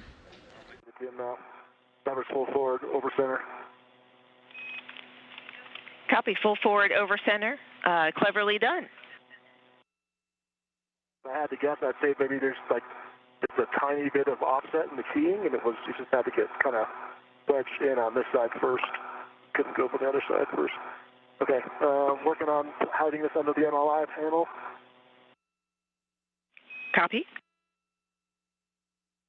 I don't know if you can see in the diagram, so the 782 routing is fine. It goes under that corner of MLI, but the 783 routing, the only way to cover that with MLI would be to pick up that flap, which I think it said not to pick up in the briefing package. So I can leave it like that if you're happy with this, or I can pick that flap up and put it over the top of it. Checking. While Matthias Marr is working with multi-layer insulation or a thermal blanket on the Japanese module, astronaut Rajachari is working with his own multi-layer insulation, covering up his work as he works to mate two electrical connectors that provide heater power, and he just wants to make sure that they are protected with a thermal blanket as well. And that is a yay, I believe, or a go? Go. All right. So Tom and Caleb, Yes. When you're ready, you are go to take me to the MDGL back off position. Copy, we're starting motion, body out, 75 centimeters, and a little bit of body up, and then we'll set up for the JOCAS. Starting motion.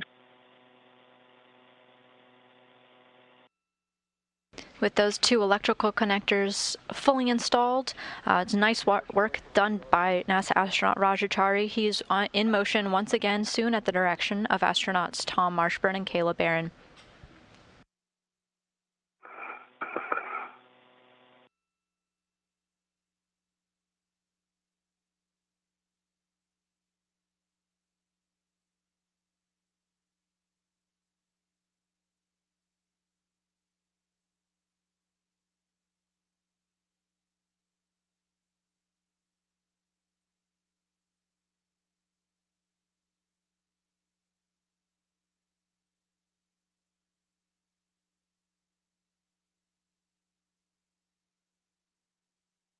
While I'm moving Stephanie, I believe I want to get the round scoop and camera cover out and wrench my MWS, correct? Out of the bag, put up for later. That's a firm. Okay, that's it.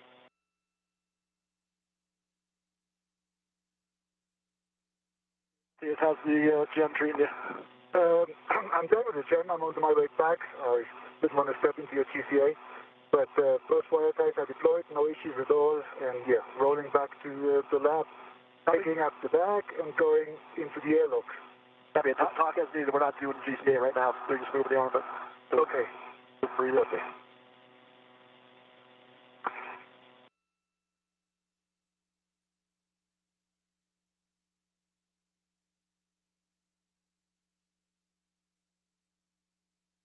Roger, we're about to start a 2.5-minute JOCAS. 7 meters port, you'll be turned head down and facing port. Starting motion. Okay.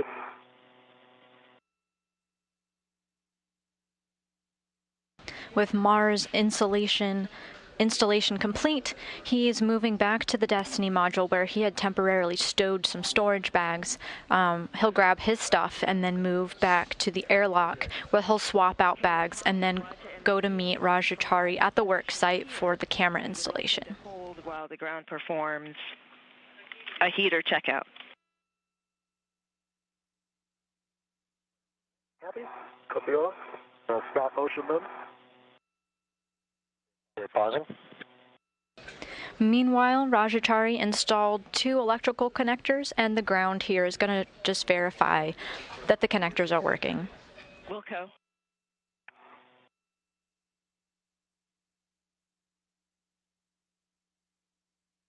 My bad. Sorry about that, Tom. I forgot they wanted to do that before I moved on. No, that's on us, Grinder.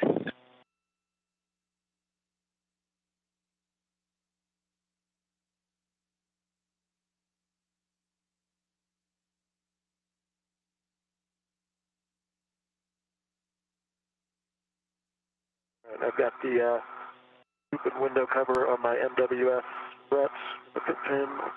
That's stowed over there for now. Copy, Roger. That bag out of the way for the...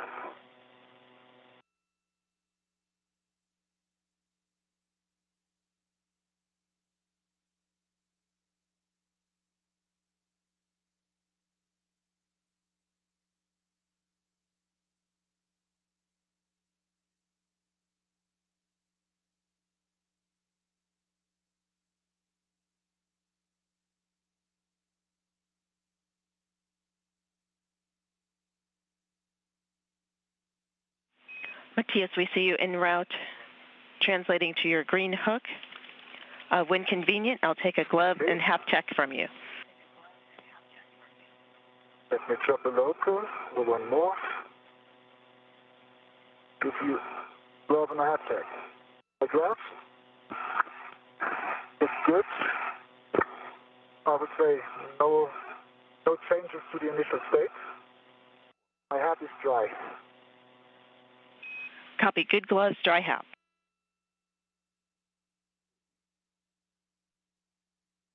And Stephanie, I would be picking up the paddles bag, and you guys can think if you want to pause during the ingress in the airlock, because I still have the GoPro on my chest, and I could knock off this task if you guys are thinking of knocking it off.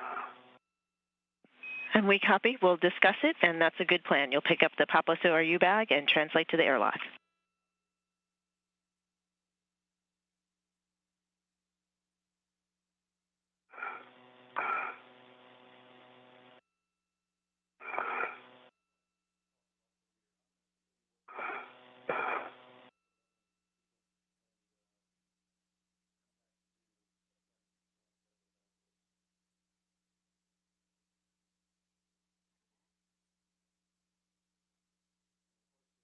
And Tom and Kayla, future work, I'm just noticing that probably all that moving around by the QDs, I think the safety tether attached to the arm may have wrapped up underneath my swing arm.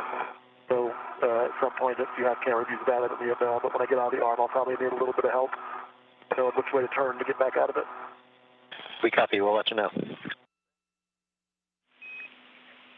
Roger, Kayla and Tom, good news. There's a good checkout of the heaters from the ground. So go to continue arm ops. And my fault also for not catching that. My apologies. No problem. We all make mistakes. I've been playing Ray. Great news on the heater checkout. And ready to continue motion when you are, Tom. Thanks for watching over us, Stephanie. We are starting motion again.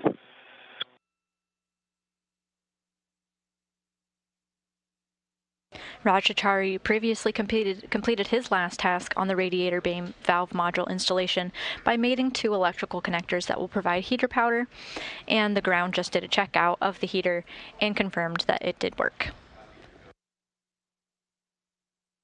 Rajachari is now on the move to his next work site at the camera that he'll be working to install.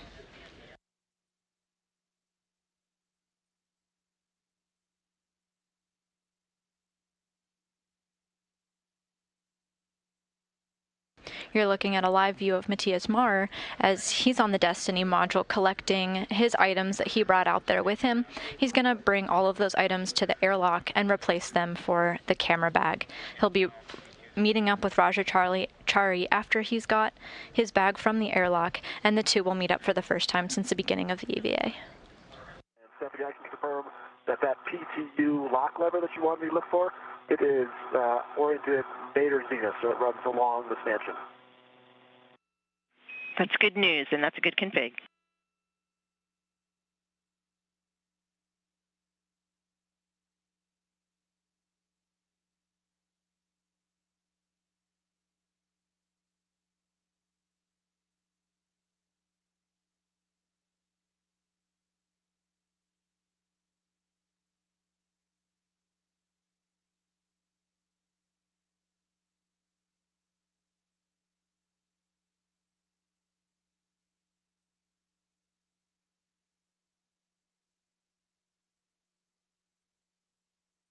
Timing-wise, Stephanie, are we planning on flying through the bag swap, or is this setting up to go the bag swap next? Wait and see mode. We're pretty well synced, it seems like. Checking.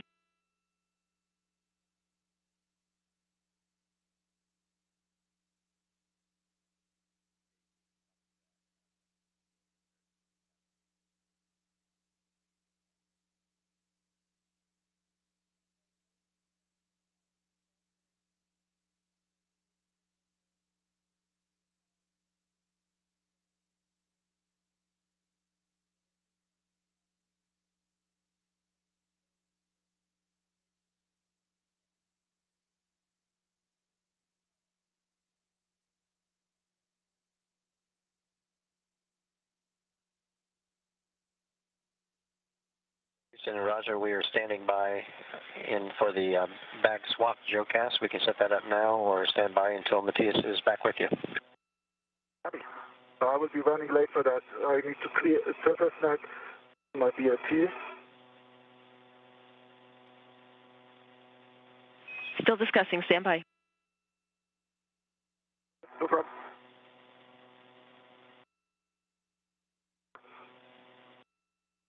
Matthias, I've got other stuff. I got the scoop and stuff with me, so I can get things done. Time to leave. I cleared the snag. I lost some time. Yeah, no worries.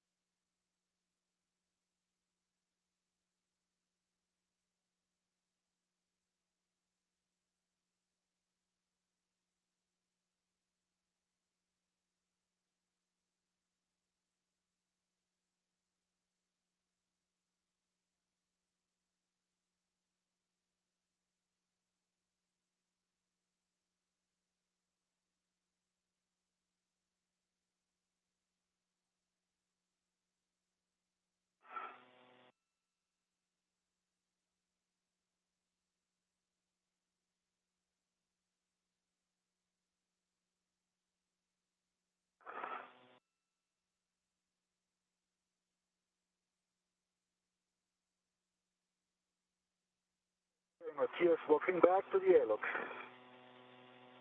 Copy, Matthias.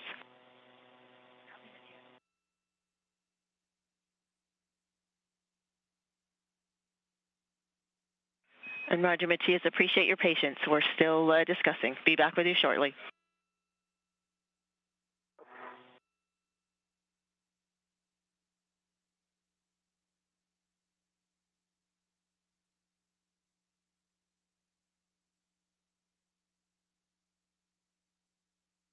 My green hook. Bang.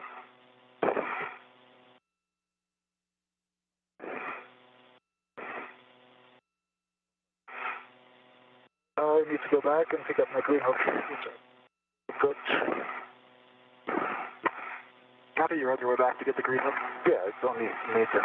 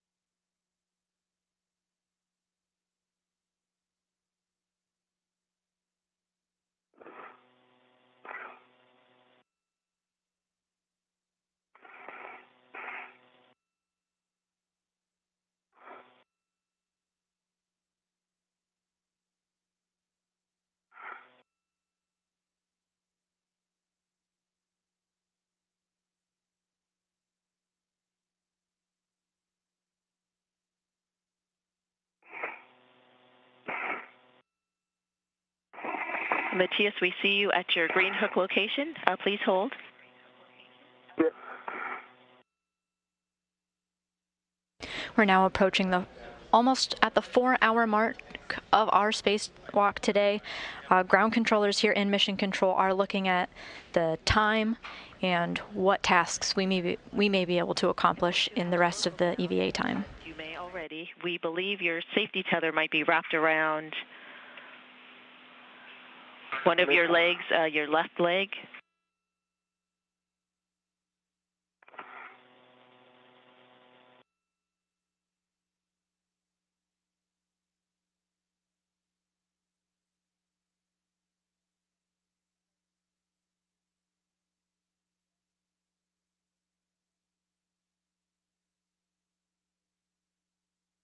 Matthias Maurer is at the airlock now. We think if you align your feet pointed towards the airlock, so actually turn back in the direction from whence you came, we think that will help.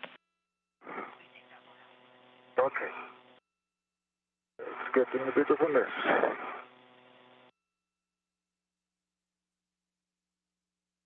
Sounds like you have camera views of it, but if you can orient me in the arm and I can put eyes on them, I'm happy to help you now.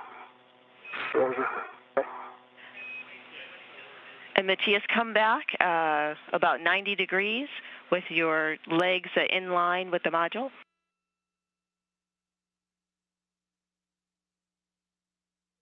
This way or the other way? That way. This way. Nope. Come back the other way. Turn towards your left side. Okay.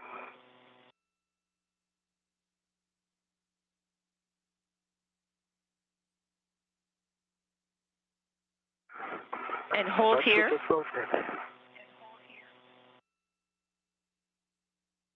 Matthias Maurer now at the airlock working with the ground crew here in Mission Control Houston to get his tethers configured in a point that he won't be tangled and will be able to proceed with his tasks.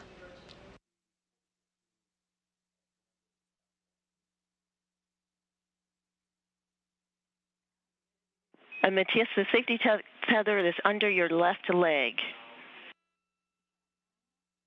And then running over your left arm and your left shoulder.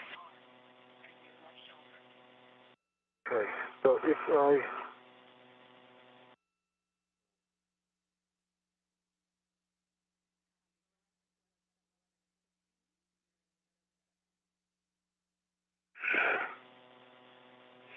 And Matthias, now it looks as though it's clear from your leg and it's only over your left shoulder.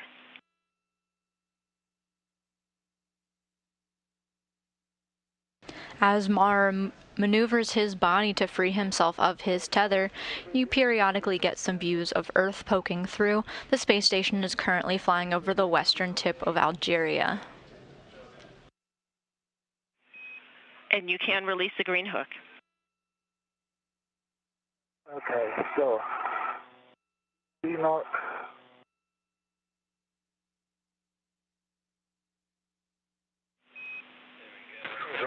Yes, now you see it. And it, although it's not around your leg, it is still around your back. So it's around your back and under the plis. And so we need you to rotate we think rotating the other way would help. This way? Rotate towards your left, clockwise. Continue in that direction. Good motion.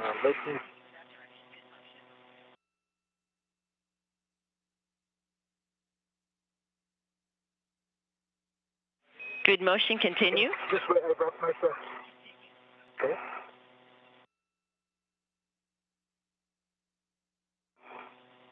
Good motion, continue.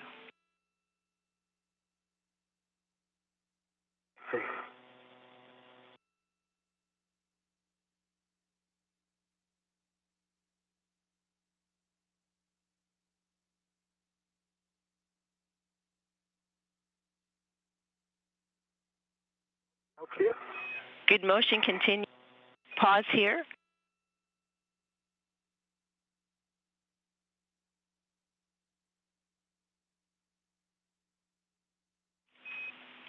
Now the tether is on your right side, and you might be able to see it.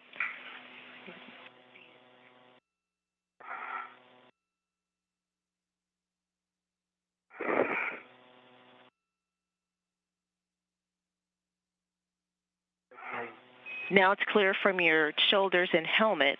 It might just be tucked along on your PGT. Okay, so if I keep on turning this way, that should... It's stop motion.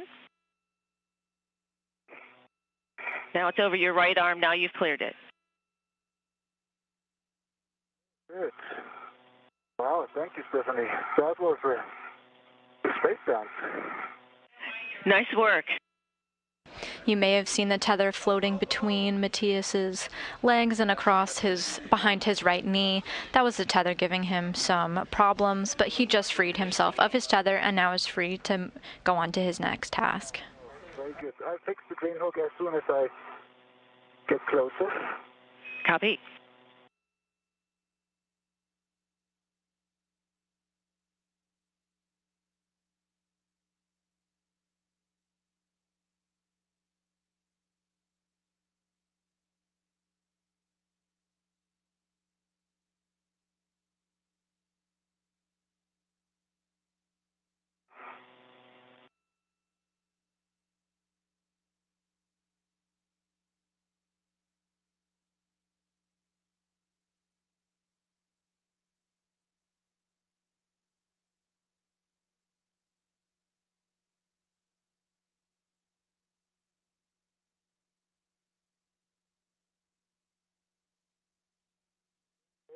Arriving at the theta rail.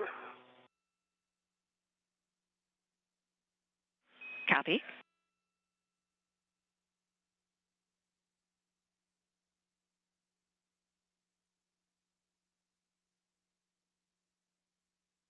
Spur.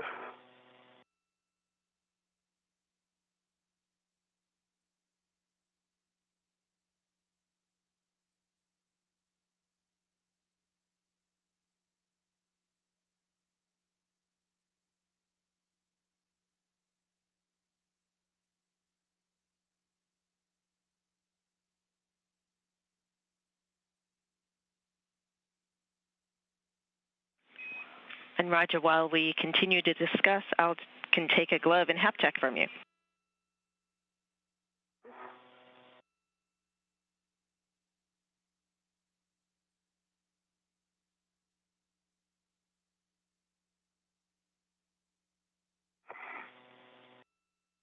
And my hap is dry. I've got like maybe a smudge on the tip of my right ring finger and a new smudge on my left, kind of a linear one. Copy dry hap and kind of a linear smudge on your right right index finger. Left thumb and right ring finger of on that one. Left thumb and right ring finger. Okay, Matthias at the airlock.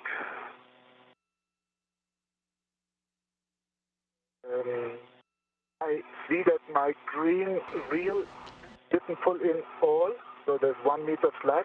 I believe that was probably due to the speed that I came back. It was probably the same issue that Roger had the other day. I hope it will clear during the way out. When we copy, there's about 1 meter of slack on your green reel.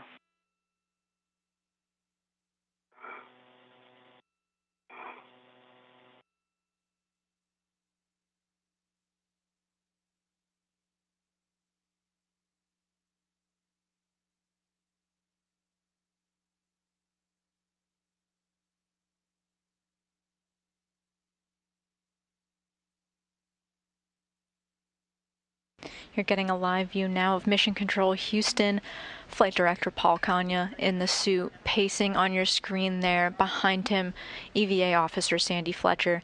They're discussing the spacewalk, seeing how much time they have left and what tasks they want to prioritize.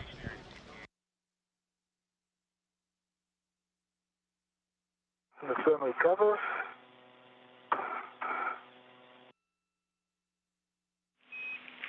Matthias, we caught you in a handover. I believe you say you're opening the thermal cover?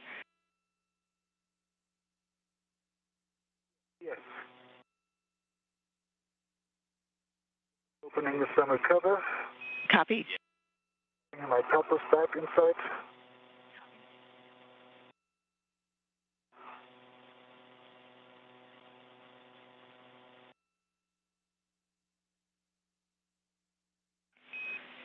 And Roger, Matthias, we appreciate your patience.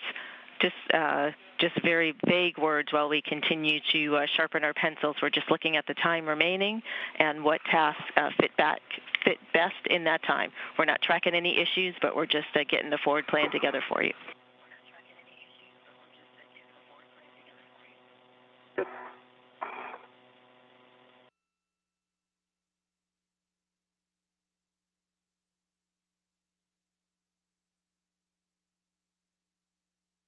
Right, so I'm in the airlock. I take off the GoPro, I switch it off, I put it back in the bag.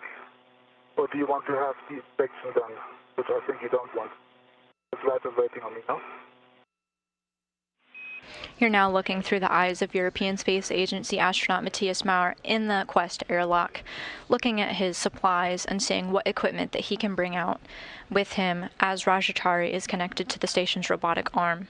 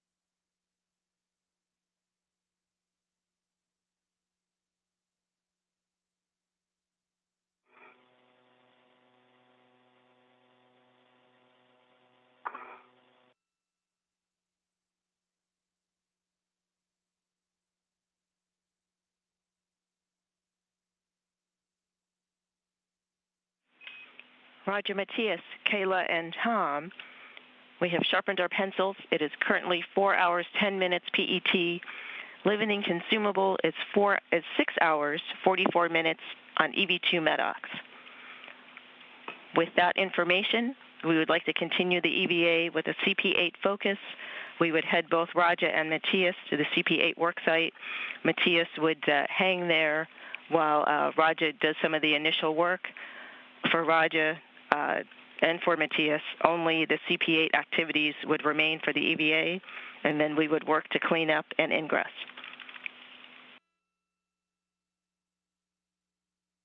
Yeah, copies. Focus on CP8 done. And robotics is ready to support, continuing with the bag swap JOCAS on your go.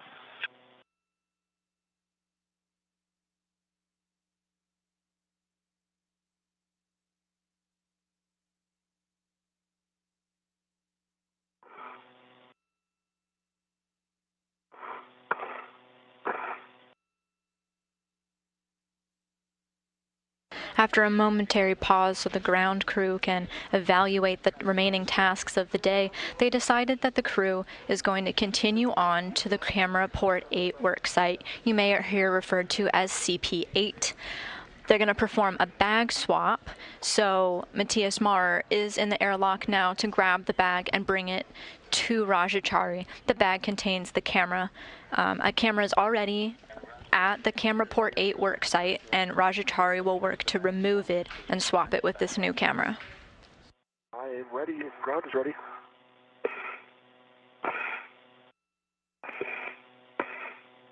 And Stephanie, if you agree, we'll start Raja in for the bag swap position.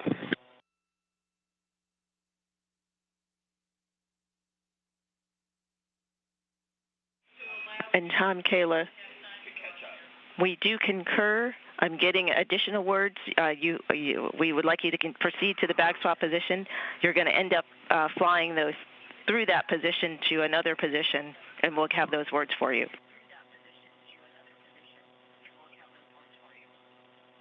Okay, we copy that. We'll start movement towards the bag swap position, understanding that we'll fly through that. Good read back.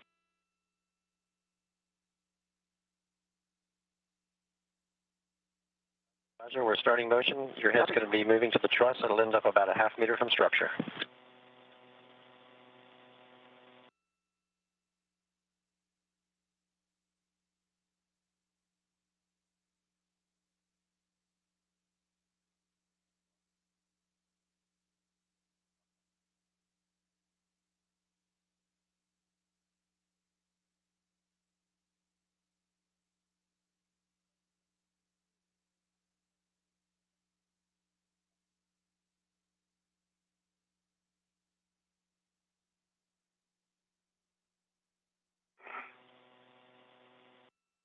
B2 is outside of the hatch.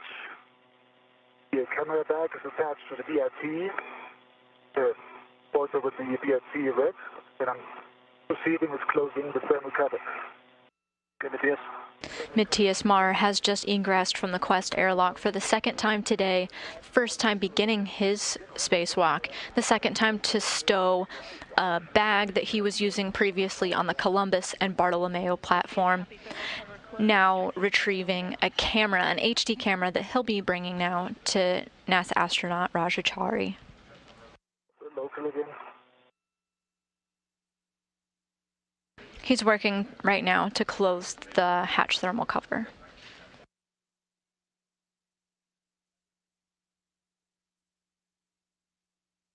Right safer handle is down.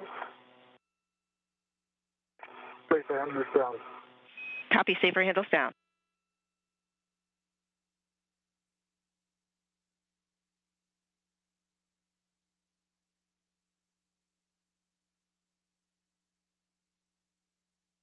Want to inventory the crew lock bag while what's happening? Checking.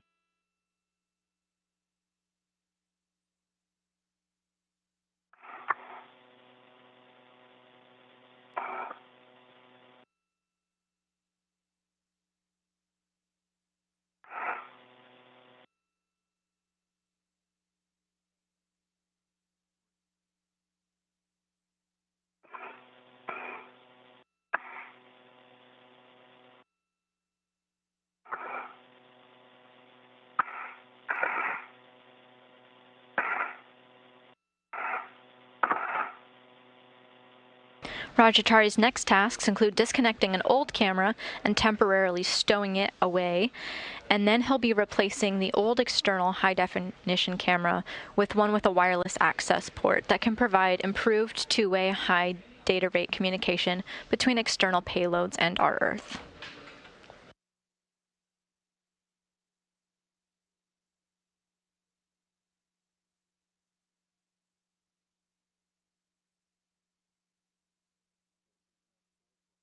Moving up the seat is the... Don't forget my single safe tether still out there.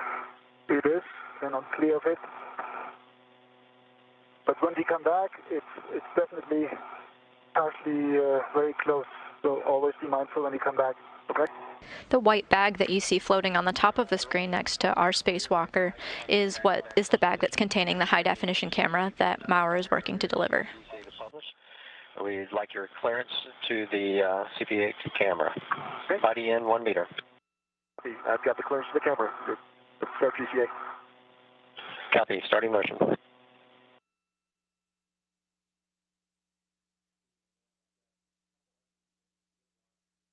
Motion towards the camera. Copy. Good motion.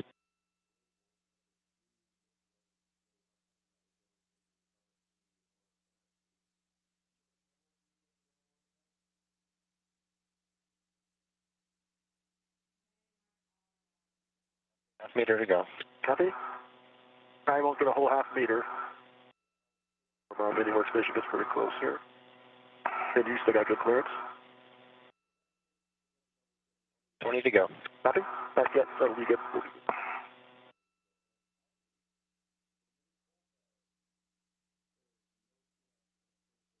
15 to go.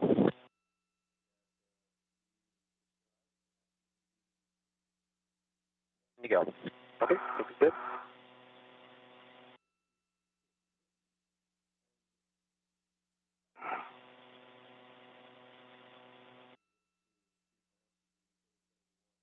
Ramping out, motion stop where it published. Okay.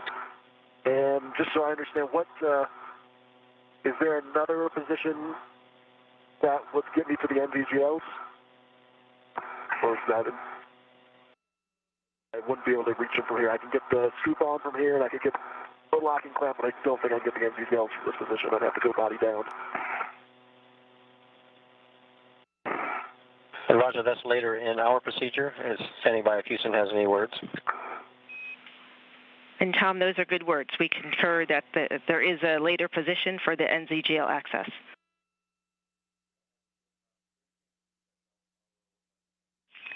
So big picture. Roger, look and see if you need any more GCA. Yeah, Another. If you understand the plan of it here, I guess what am I trying to do with this position? Copy. We're about a minute to handover. Big picture. I don't want to call.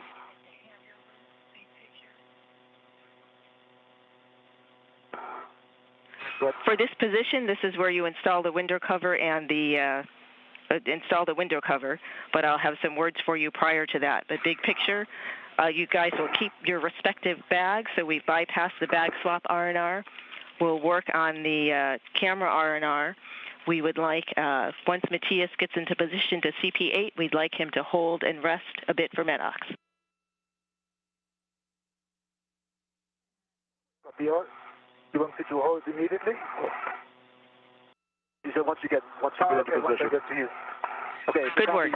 If I'm just doing the scoop and window cover from here, I can do that from this position, so we can call DCA complete for that task. Okay, we copy. We think you're saying NGCA. Yeah, NGCA. Copy. Brakes are coming on. Brakes are on. Or go for work. Copy. Roger. One warning. Keeping the window cover installed.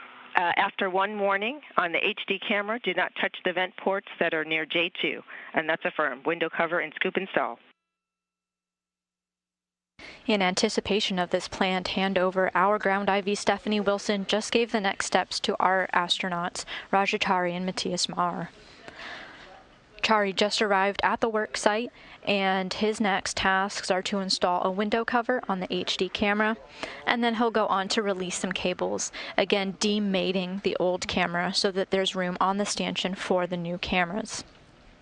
Matthias Maurer will swap bags with him, giving Raja Chari the new camera, while Chari hands Maurer a bag that contained tools for the radiator beam valve module, which is a task that he just completed earlier in the spacewalk.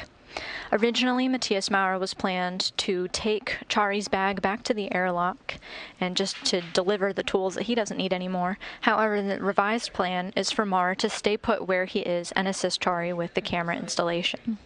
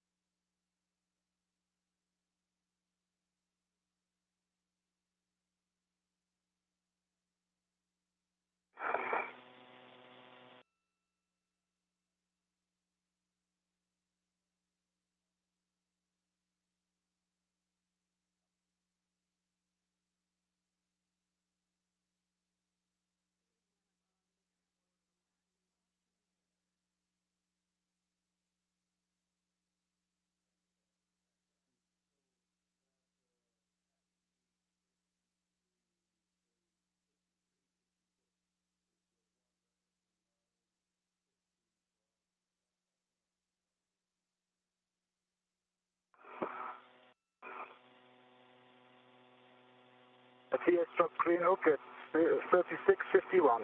Copy.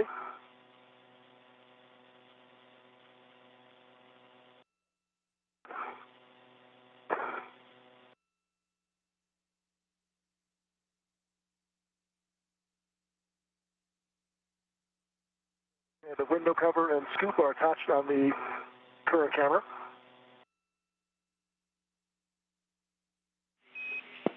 Copy. Open the HD camera TA clamp and release the cables on the outside.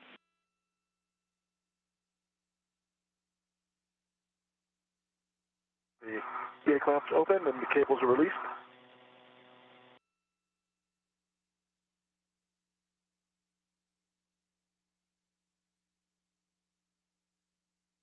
You just heard our ground IV Stephanie Wilson give the go for Rajatari to release some of the cables of the HD camera. That will not mean that the current camera is free flying. He still needs to work to demate a jumper cable from the old HD camera before he can temporarily stow it out of the way to make room for the new camera.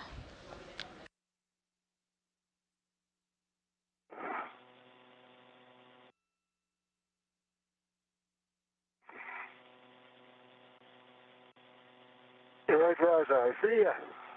Don't see you yet, but... No, you cannot see me. Behind you.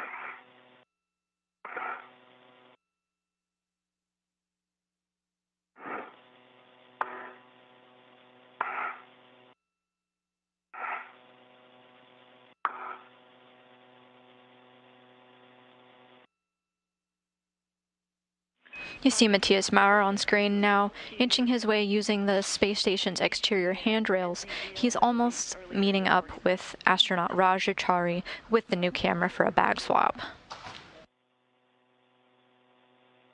I got your body down. Copy. Discussing.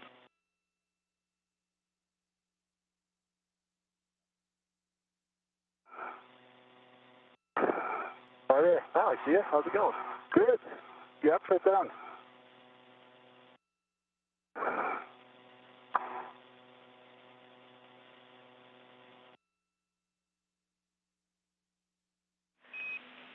Roger, Matthias, from this position, are you able to do the bag swap? Yes, I would say so. We should be able to, yeah. Then we'd like you to execute the bag swap at this position. And I want to get some recs set up to do this.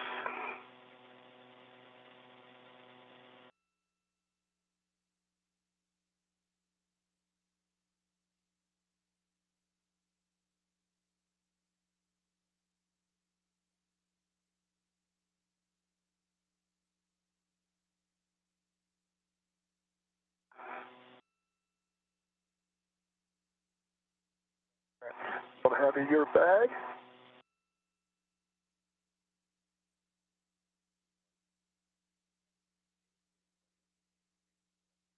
Yeah, T sets on the other side. Bottom side. Yeah, for now, I'm just going to get a rec, see what in the middle. Okay, and if you, where's your, you said your BRT rec? Yeah. Okay, I'm going to put your, so I've got a rec from my mini workstation to the medium camera bag. Putting your BRT rec onto RBVM bag. My BRT rec is off of it. My jaws are open. That's coming back to you. Okay, well, I have it. I'm going to transfer this to my BRT now.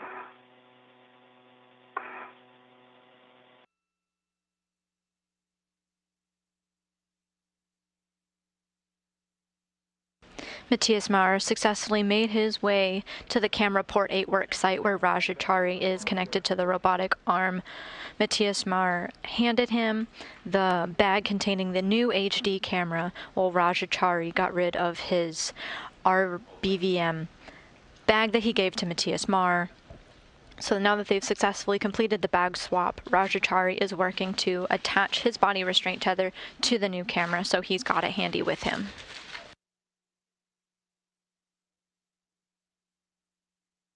I've got the medium RU bag with the new camera in it on my BRT, Stephanie. Copy. Camera bags on EV1's BRT. Yes, and the other one is on me. The BVM bag is on EV2. The VIP. Copy EV2.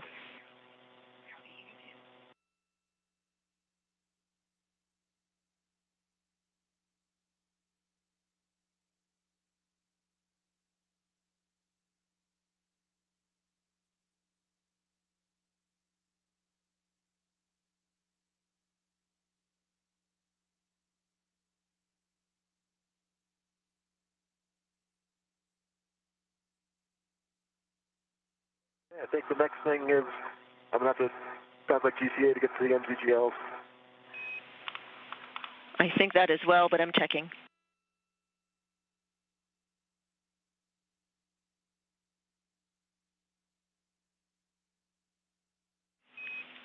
Kayla, Raja, and Tom, we are ready for the maneuver to the NZGL position. Copy.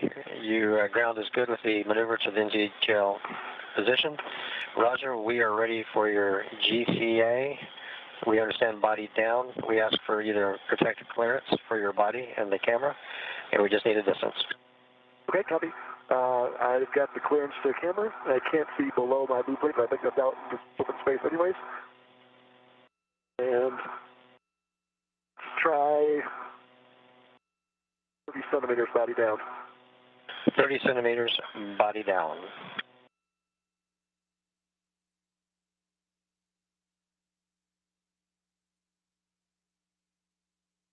Starting motion. Okay, start GCA, starting motion.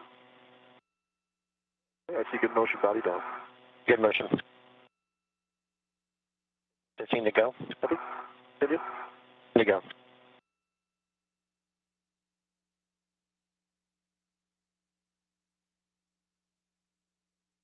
Ramping out motion. Let's go another 10 centimeters.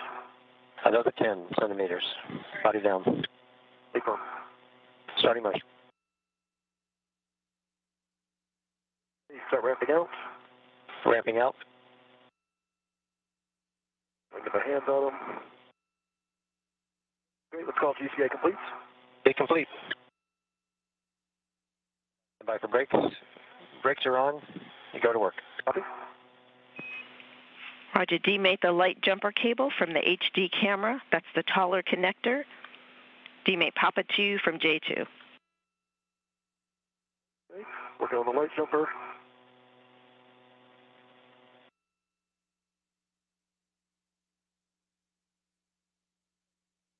The light jumper is dated.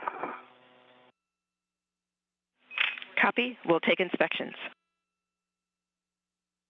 Stand by. Okay, and the other one, you said Papa 2, I think is the name of that one, is debated. The light jumper is good pins, no fog, good EMI band. The other one, it's sockets, no fog, good EMI band. Copy. And did I hear the PTU cable is also demated? Yes. Okay, and the checks for that are also good? That was that second one I gave you, yep, the good sockets. Okay. Don't have pins on this side, but yeah. Copy. Now you can lift the cam lever 90 degrees and remove the HD camera by sliding towards the connectors. The old camera is now completely disconnected from the space station, and now Rajachari is working to remove it.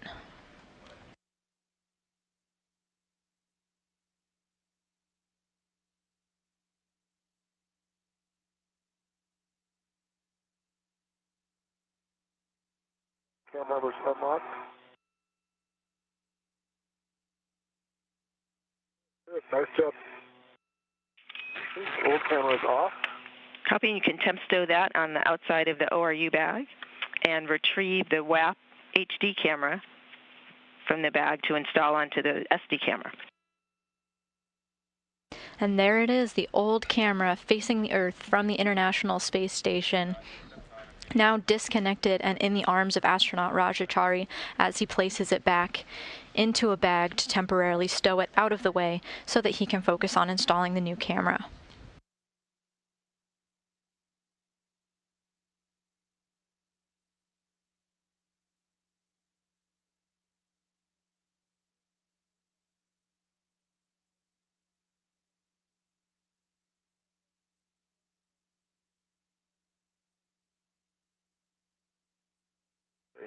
AT on the external bags going to the tether point of the camera, so I'm taking my ret off of it. Bag.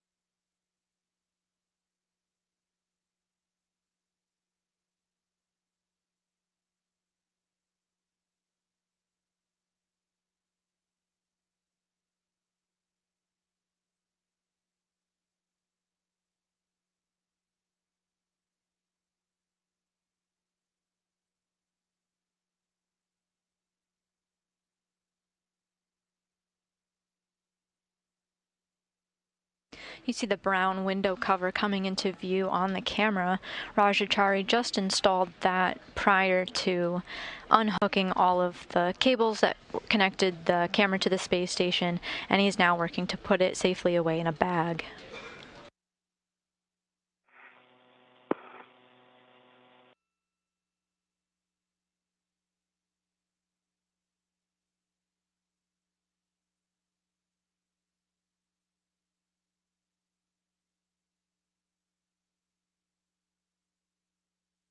He'll be working in reverse when installing the new camera, first removing the window cover and then mating the wireless access port and a light jumper cable.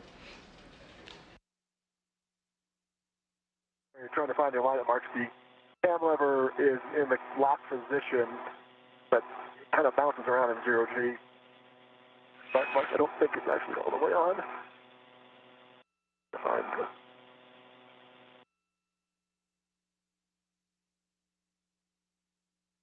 Copy, the cam lever is locked, and did you happen to see it pop out and then pop back in as you were sliding it on? Yeah, it's not on all the way. I can see the alignment mark now. Copy. So it's still got a ways to go. It's kind of stuck.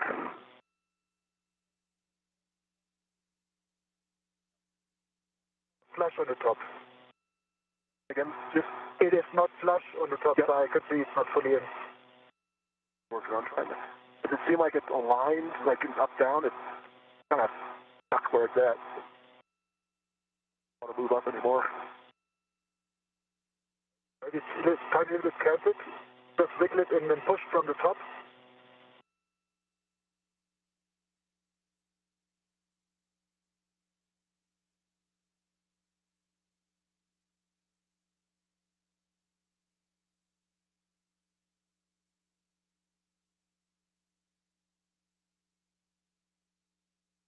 I'm going to back it down a little bit, see if I can.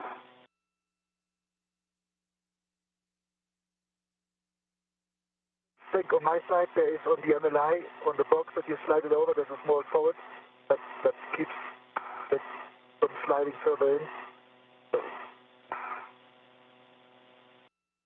This camera installation is the second major task of the spacewalk today for NASA astronaut Rajachari and European Space Agency astronaut Matthias Marr. The first major task of the day and the priority of today's EVA was to install hoses to the radiator beam valve module to one of the radiators on the space station. Rajatari, aboard the robotic arm, was able to mate both sides of the hoses between the radiator beam valve module and the radiator itself, open some valves so that ammonia can flow through at the command of the mission control here in the ground at a later date.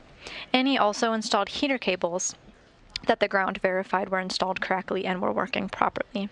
Now they're moving on to the camera installation. The old camera worked fine, but this new one provides improved two-way high data rate communication between external payloads and our Earth. MLI, or to me it just feels like it's not wanting to move. No, I don't think it's on my side that actually, like, now that you wiggle it, it should be clear of that area. You pull it out completely again, and then... I thought I made some progress there. I can't tell. Yeah. No, I think it's close, actually, now. It did go up a little bit. Good. Felt like it moved. Like, there's so much fiction stuff that I can't tell if that cam block is moving or not. Because it's...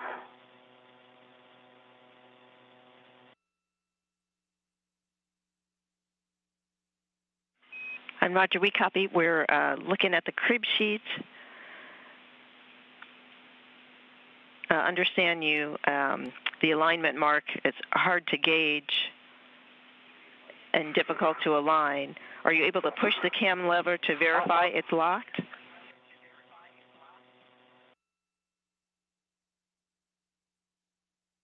It is in a locked position, but it's been in a locked position the whole time. And Stephanie, from my position, I can see that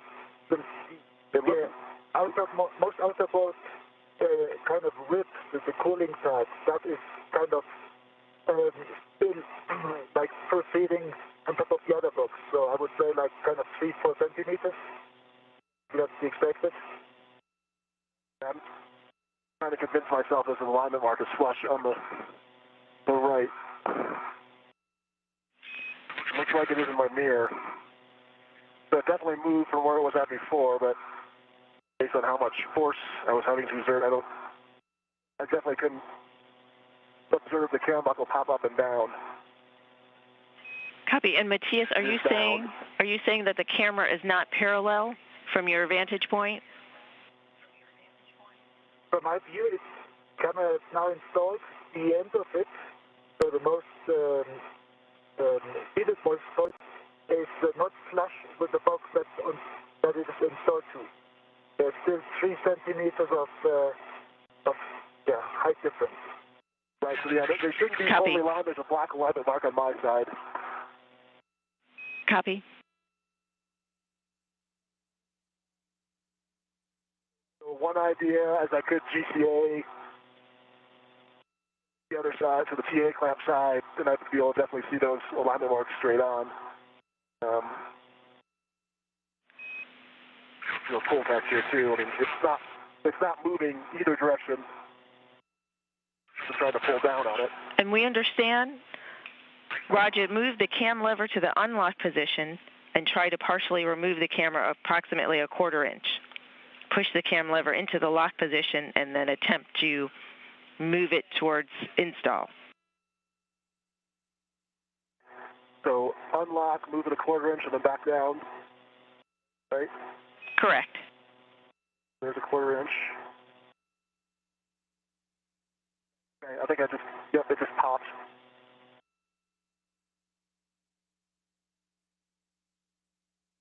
That should be installed, let's check.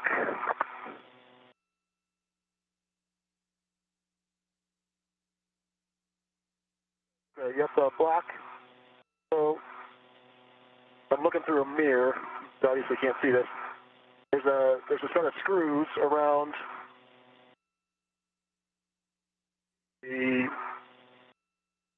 PA clamp side of the view camera, and the black alignment mark lines up with the second screw on the bottom, and that second screw is aligned with the SD camera. So I'm pretty confident that those are aligned, but if on the ground, if that black line, the alignment mark on the HD camera and that second screw aren't actually parallel to each other, they look in the mirror, then maybe if not, but best I can tell in the mirror, they are aligned. And I did see the cam lever pop that time. Copy. down on it, it's not moving. We're discussing. When I had the cam lever unlocked, open, I was able to slide it down, and now I can't slide it down. So it seems two confirming things that it is in.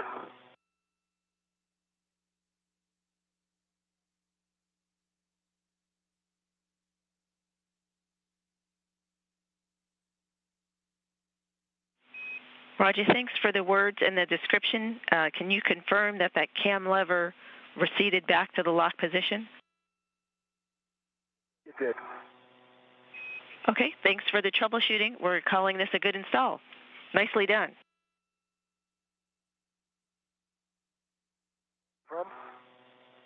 And I think we're taking, next, at this point, the scoop off and the window cover off? Yes, next is to remove the scoop and the window cover, stow it in the ORU bag, can also stow the old camera in the ORU bag and close up the bag. Okay.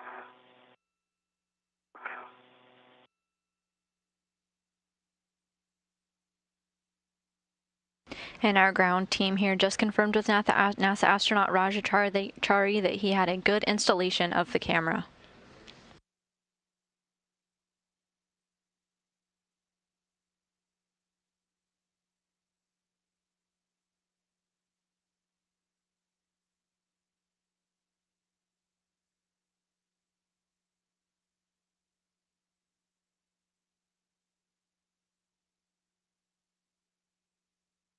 Scoop the window cover off, going back in the bag.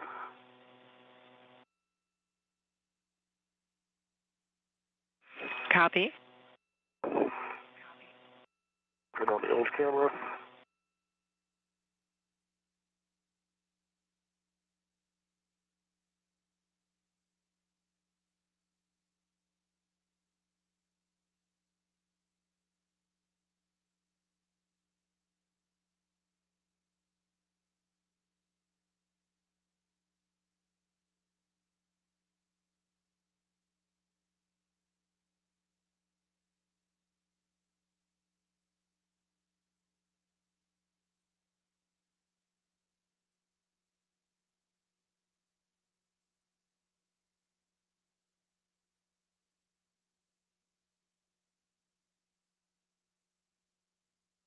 You're getting a view now of both cameras, both old and new.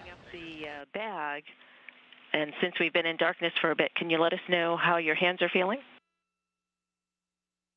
My hands are feeling good. It's hard to know if that was the question. Yes, that was the question. Thank you. That's nice to hear, and Thanks for checking. We're about 3 minutes to a day pass. Yes.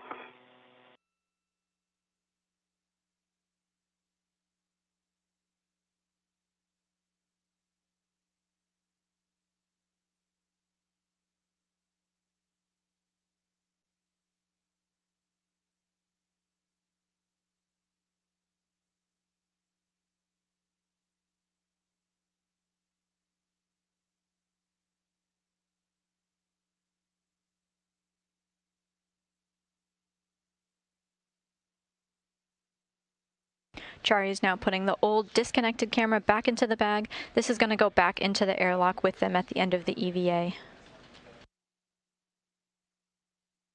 The reps are readjusted. Scoop with the old window cover, or the new window cover in the bag, and the old one's going into the bag now. Copy.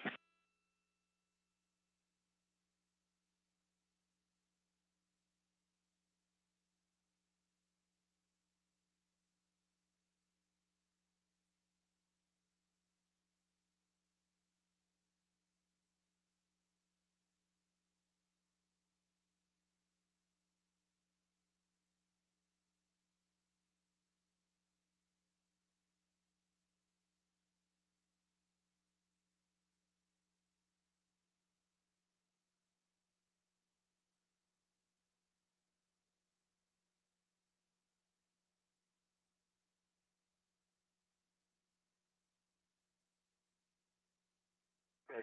Old one's in the bag. It's zipped up. And I think we're ready to do engine yells on the new one. Correct? That's affirmed. Mate PTU cable to the WAP HD camera. PTU first, which is the shorter one.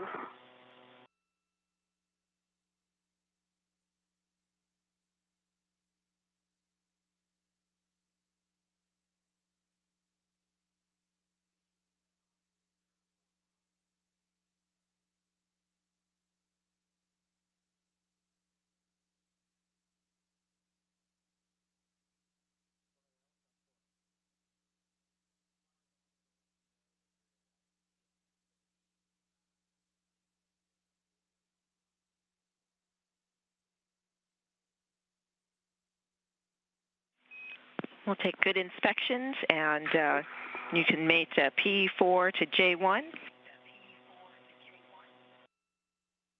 PTU cable is mated to J1, then the light jumper, the taller, going to J2.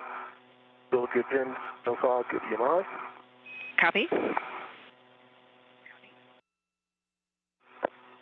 So after Chari successfully clicked the new camera into place, now he's going to be working on bringing it online. His tasks for right now are routing the wireless access port cable, and then once all of the cables are attached, he's going to be working to make sure that those cables are nice and tucked out of the way so that the camera has room to pitch and yaw and look at whatever we're asking it to without being caught up by some wires. Short wire tie and the WAP cable to the PTU cable and light jumper.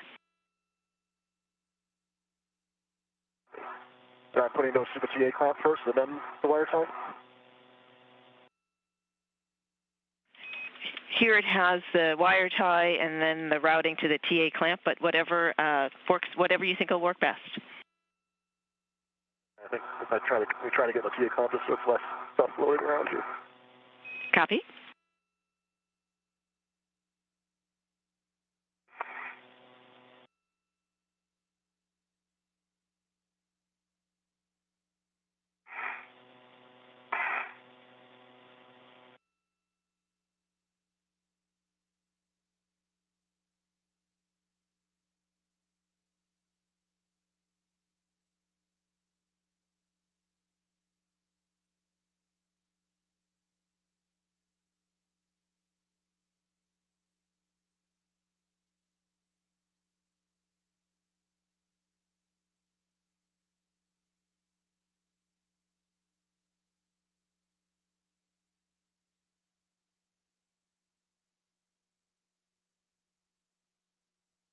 For some background on what you're seeing here, spacewalkers have installed multiple wireless access port capable HD cameras in various locations around the outside of the International Space Station, the last two being installed in early 2001.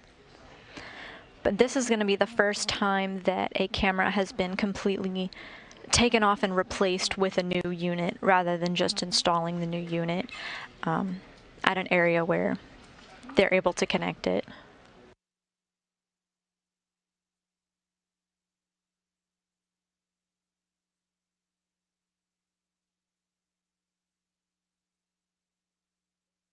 That's wired to the PTU and light jumper cable. The PTU and light jumper cable are through the TA clamp.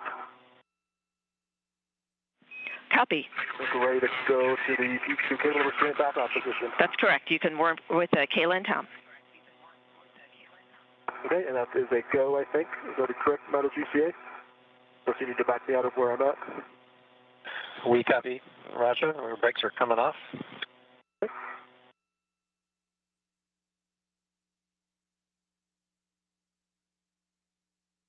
We're going to start motion, body out 1 meter, and we'll incorporate body up 45. Copy.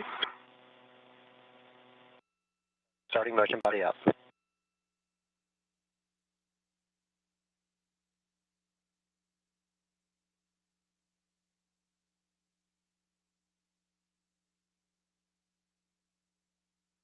Camera installation can be a tricky job for the spacewalkers due to just the nature of the stanchions that they're mounted to. With the addition of the wireless access port capability, the crew also has to keep in mind the intricate installation of clamps and straps to make sure that the hardline Ethernet connection to the back of the camera doesn't get tangled when the camera pans or tilts for whatever operation it may be supporting at the time.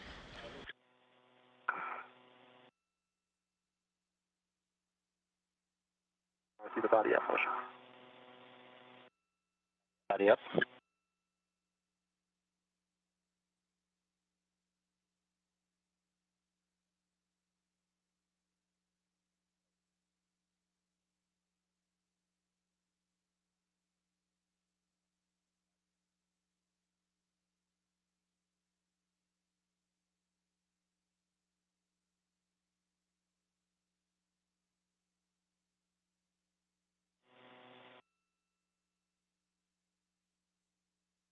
Wrapping out motion, setting up for the Joecast.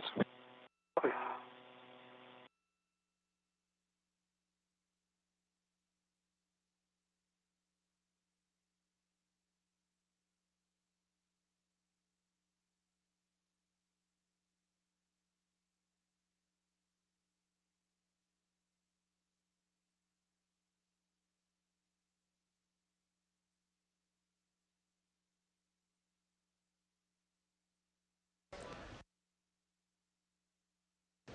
I'm turning over to Twitter now to take one of the Ask NASA questions that we received from Elaine, who's asking when the new camera will be operational.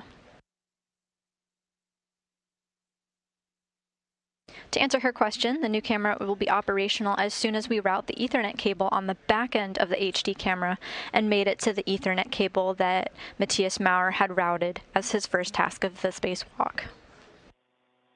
Roger, we're starting a 1 minute Joecast. It'll be to your right, 1.3 meters. Starting motion.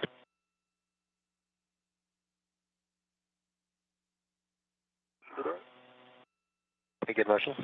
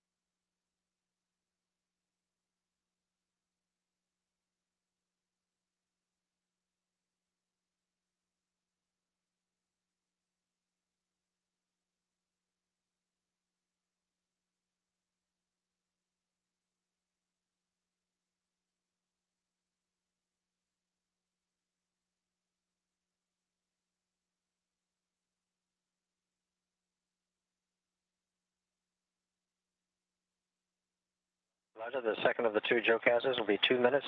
Again to your right, and you'll be facing the camera. Good. Fortunate. Starting motion.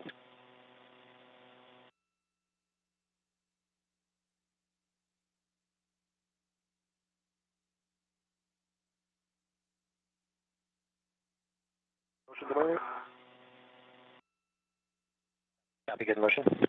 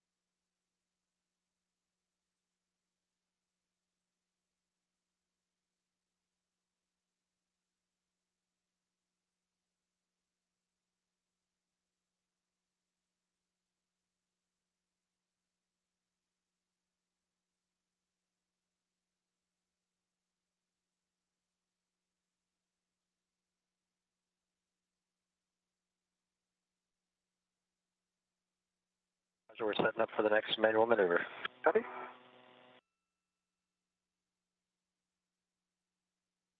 And then, Matthias, anything you need to talk with, or Stephanie, anything before we set up the GCA? No, just saying by for words when you need help. Copy. All right, start for the cable.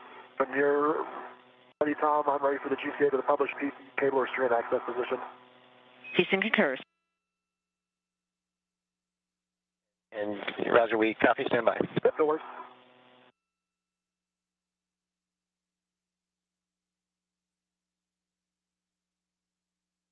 As soon as the sun's out of my eyes here, Houston, I'll be able to tell you definitively about that alignment mark, but I'm looking right at it now. But Copy.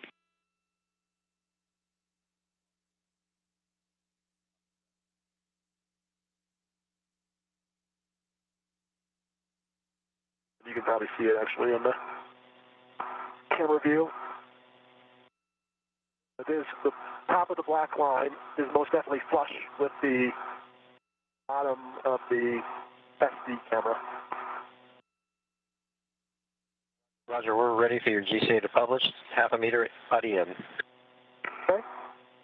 And clear. All right, let's start GCA. Body GCA, starting motion. I've got the clearance between my helmet and WS. Rajachari now doing a quick evaluation of the cables that he's been plugging in to get this camera online, confirming with the ground that he installed it properly, and they confirmed that all looks good. 40 centimeters to go. Okay.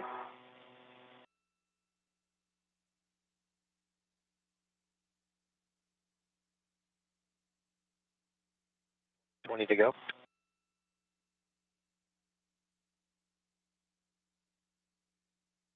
5 to go, slowing down. Copy. Looks good.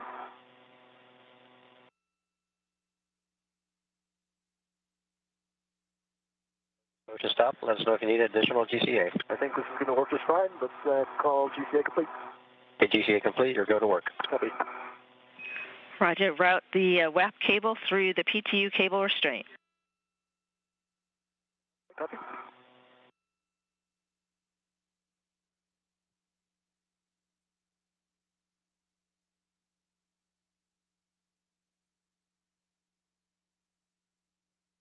Rajachari now working to route the wireless access port cable, basically doing some cable management here so that the wires are nice and tucked out of the way.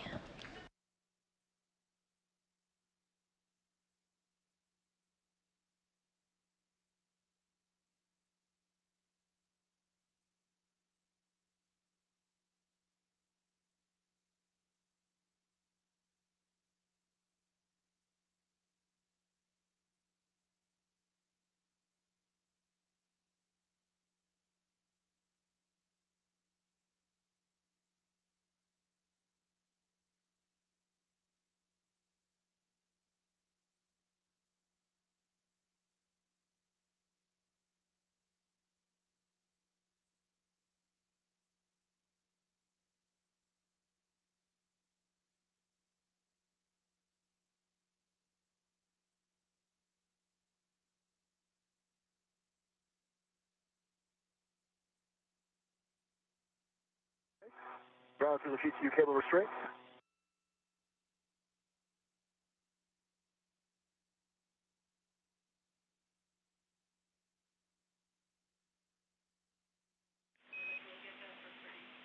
We've now reached the 5-hour mark of our spacewalk with astronaut Rajachari. On screen now, you're looking from his point of view as he works to install a new high-definition camera to the outside of the International Space Station. Between the units, Unlock. copy, or have Matthias tend the cable for you. I'll just have him tend it since he's there. You were just looking at the camera from his point of view. Now we're getting a wider view of Rajachari with the red stripes on his spacesuit at the end of the robotic arm doing some work. Matthias Maurer is in the spacesuit without any marks on it at the top of your screen. Does it matter? I don't know if you can see my HECA view. Does the WAP cable, does it matter if it goes above or below the light jumper cable? Checking.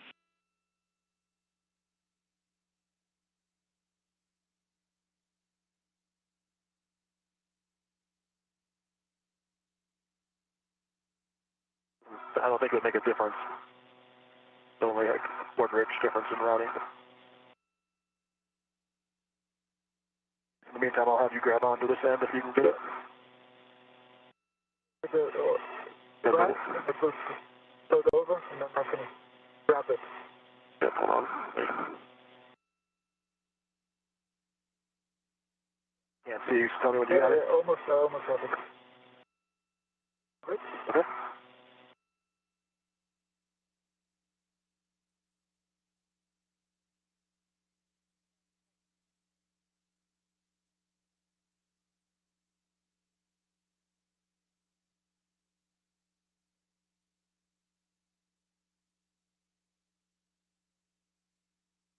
Pretty sure it's fine the way it is, especially because it's the fact that it's wire tied to the outside of that CA clamp routing. I think it's got to be like that, but it doesn't matter. And Roger, we copy. We were looking at the imagery and the loop. It should be more aligned with the light cable, and so you can open the lock lever on the restraint, and in a sense flip the cable over so that the marshmallows reverse, and then reinstall it into the clamp, and then the loop will be in your view at the bottom. Oh, I see. Got you. Okay, yep, that's not bad. Rajachari working at the ground now with the exact route that he should be taking the wireless access port cable. There's very specific instructions from the ground on exactly how they want this wire to be placed, to be out of the way, so that the camera has the ability to move all around.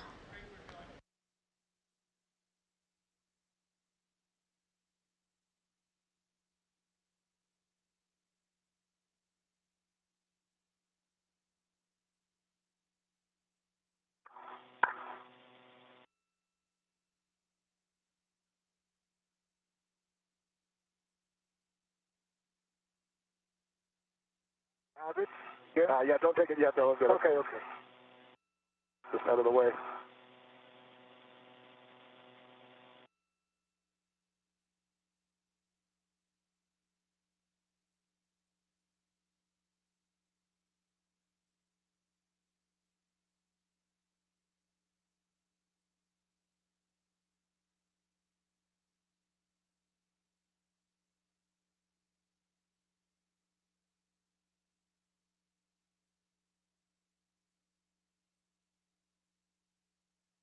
I see in the WVS, with both cables in there, it's hard to get that clamp depressed enough to pull the lock lever out, so I'm trying to find a position where I can do that. And we copy. We see that as well, right? The cables are filling up putting some back pressure on that lever. Our only words are to continue doing what you're doing, like the cable, which is I can push in and rotate the lock lever towards the light.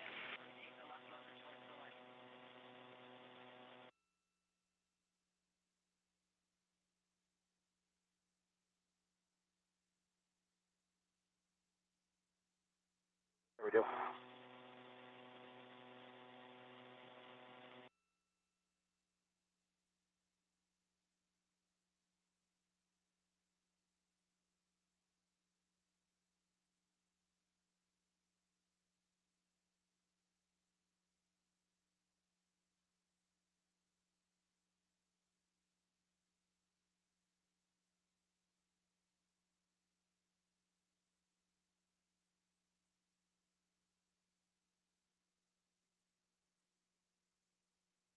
You're getting a live look at Mission Control in Houston now, the International Space Station's flight control room, during a brief handover period.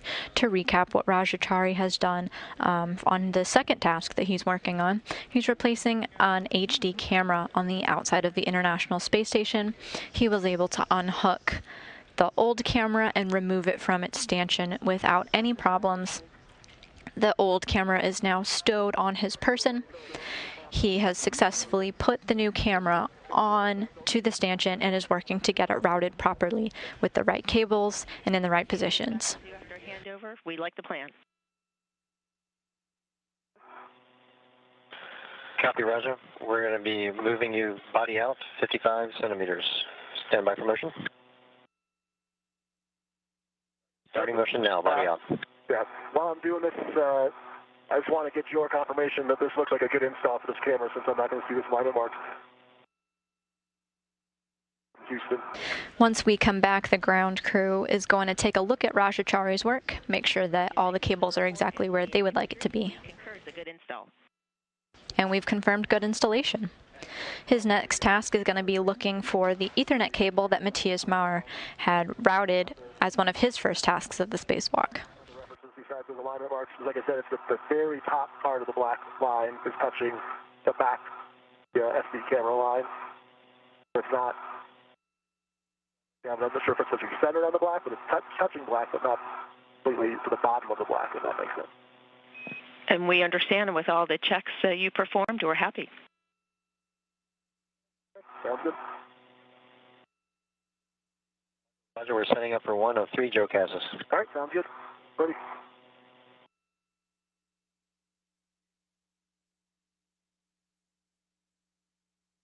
Thanks, Grant, for catching me putting that cable running the opposite direction. Yeah, your intuition was correct. It didn't quite match what we had seen before. So good talking about it also.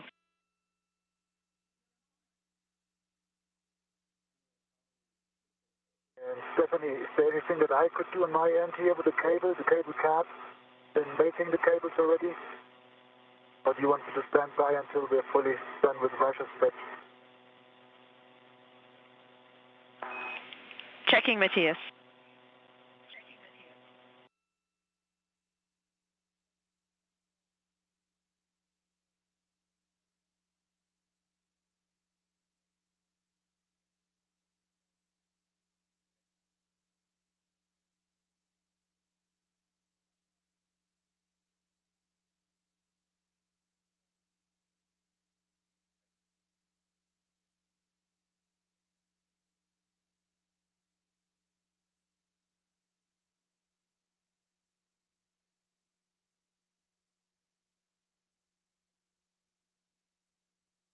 Roger, we're about to start motion, body left, and you'll be turning to spaceport. I'm good. 2-minute JOCAS, starting motion.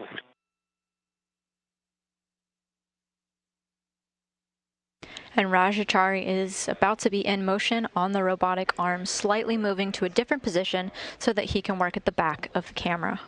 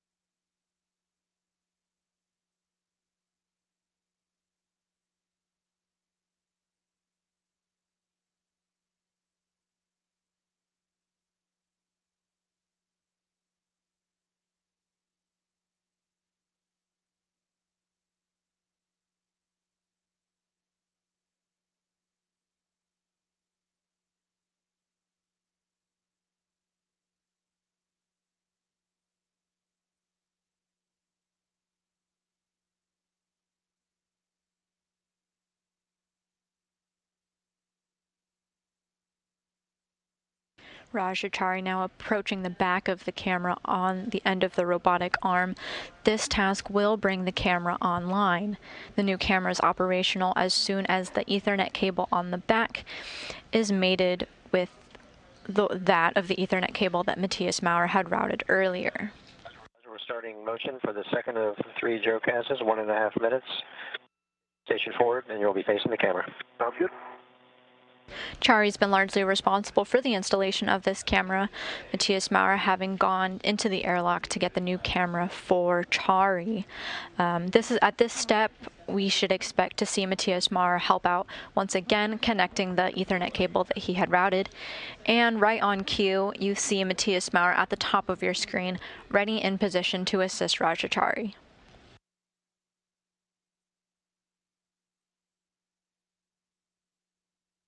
Matthias, thanks for offering up to work with the Ethernet cable. If you feel you can do that and keep it smooth and not twisted, we're ready for you to mate the WAP cable J1 to the Ethernet cable Papa 1. Okay, and I will work on this one. First retrieve the cap.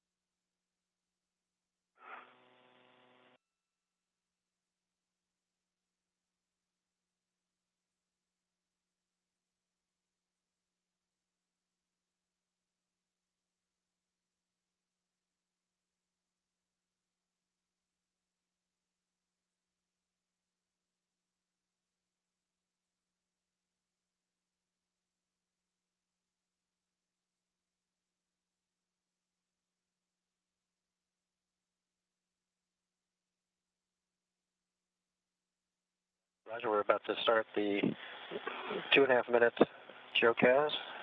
Body into the camera. You'll be about 75 centimeters away from the camera at the end. Copy.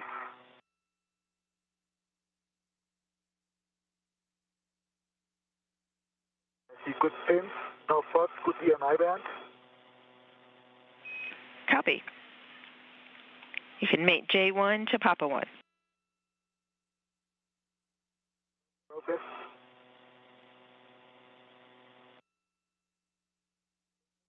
Lever over center. Copy over center. Thank you.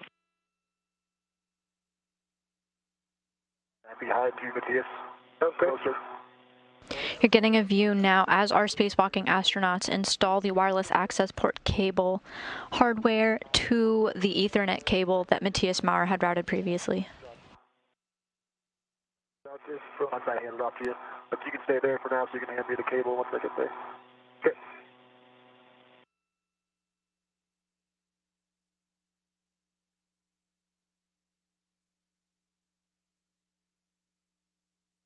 And my safety tether is right 1.5 meters above your head. Above my head? Oh, I see. It's below your head, but it's going up to my left.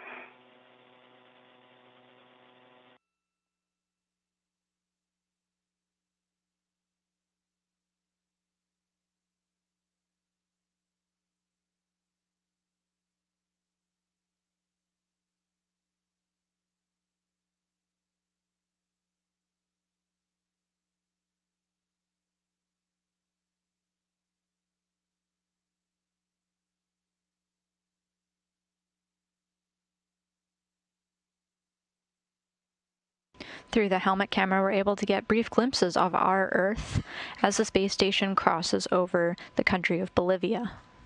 Russia, remind me, will I be in the forward position or in the aft position? You will be opposite me. You'll have time because I've got to put the clamp in and then wrap the black straps to you. So it's more important that I can get the handoff from you to this place.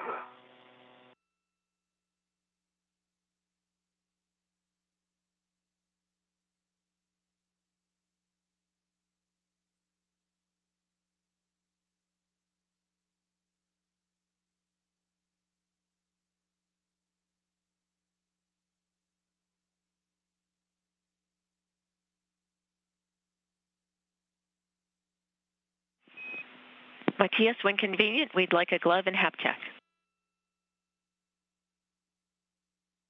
The hap is dry. The gloves look in a very good shape. I have occasional small smudges, but it looks like almost like pristine.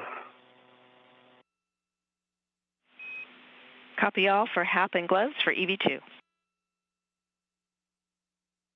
Roger, we're ready for your GCA to publish. You'll be body in 75 centimeters. We'll be looking for your body clearance to the camera. And here's anything you talk about, or are you ready for me to take the call? I'm done. You can have the call. Okay. All right. I've got body clearance to the camera. Let's start GCA. Copy, starting GCA, body in. Rajachari on the move once again aboard the station's robotic arm, this time getting in position to install a cable clamp.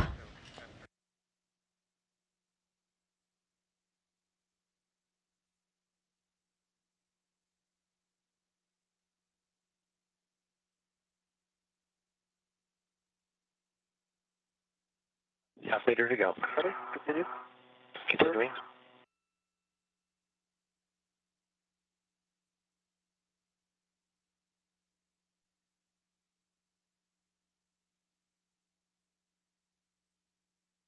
Clearance.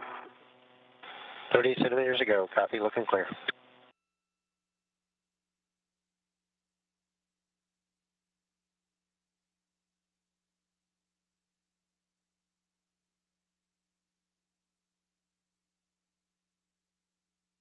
To go.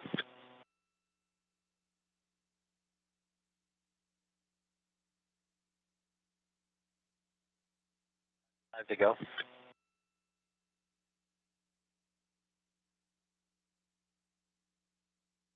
That looks good.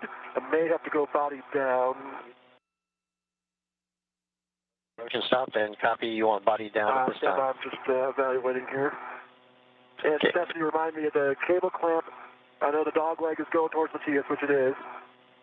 I don't see, obviously, maybe I'm not in the best position, that flat part. I remember seeing in the video. Is it this goes on the side closest to Matthias in terms of up, down, or is the side closest to my feet? In terms of whether I have to GCA or not.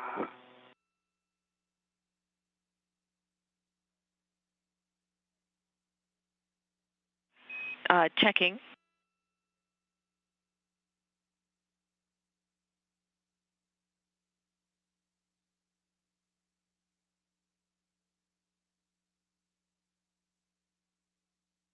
Motion is now complete of the robotic arm as Rajachari is in place for cable clamp installation. Just a minute ago, he gave a visual look around of the camera to give the crew on the ground a good visual of what he's working with. And at the interface of the two cylinders. Okay, baby.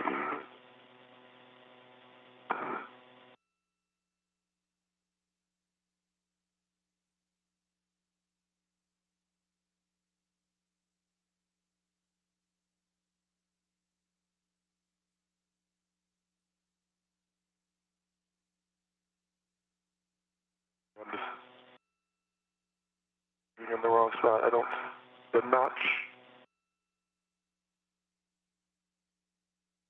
You're now watching NASA astronaut Rajachari there in the spacesuit with the red stripe on it, upside down in our view. We're looking from the point of view of Matthias Maurer.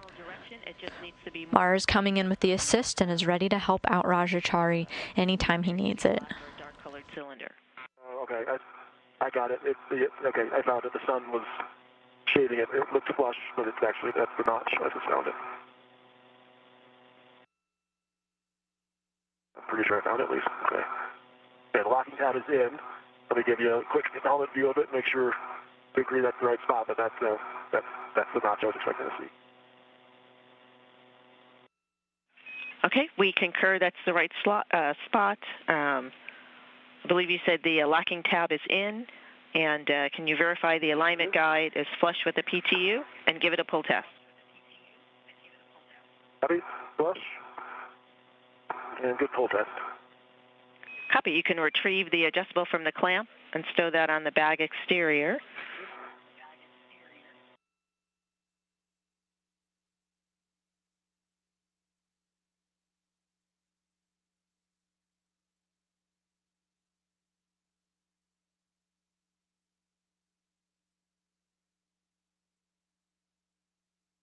The adjustables off the clamp. Verify no twists or loops in the WAP cable, and then you'll work with Kayla and Tom for the GCA to the strap install. It looks like a straight running along the dog leg, and then I see it running off onto the Matthias' side. And see if anything you need info on before I take the com again? No, I'm good. Okay. It's a road here. Nothing else. All right, Tom, I'm ready to get GCA to publish strap install decision. Hey, copy that. We'll be asking you to especially look at your body, and your head will be end up half a meter from the truss. Okay. Going to body up 40 centimeters. Starting GCA on your call. Copy. Start GCA.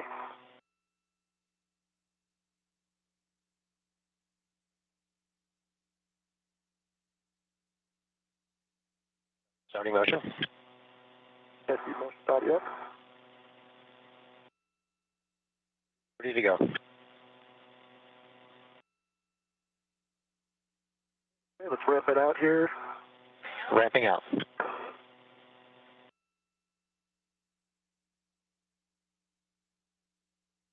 I'm just evaluating here. Let's see the spot. Yeah, I think this is going to work actually where we're at without getting the rest of it. Let's check, Stephanie, or am I way off? Sorry, that's it. What was left? Just more body up, or was there any other directions left? 10 meters body up, still left. Okay, let's just MGCA here. Copy, NGCA. All right, you want to hand me? Roger, you'll go to work. Copy. And Roger, if you feel you can access the tether point on the front to install the front part of the WAP strap with the quarter turn fastener, then that's a good position. Yeah, that's what I was looking at. I think if I kept going, I would have gone too high to reach it. So place the quarter turn fastener side on the electronics box tether point with the Velcro towards the stanchion base.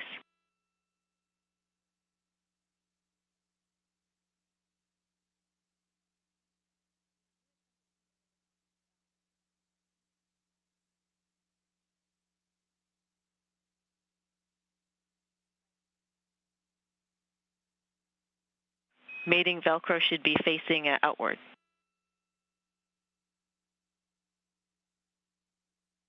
And the quarter turn fastener should be facing me or closer to me or away from me? Away from you.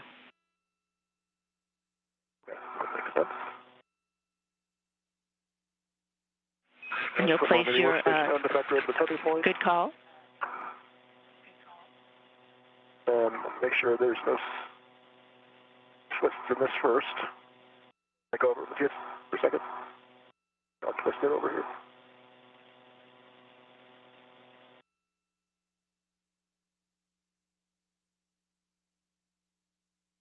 And Roger, one change before you continue. The Velcro should be on the nadir side. Chari now working with the ground on how to manage the cables between the camera, the stanchion, and a strap that he's installing with wire ties and Velcro, basically keeping the cables out of the way so that the camera has free range of motion.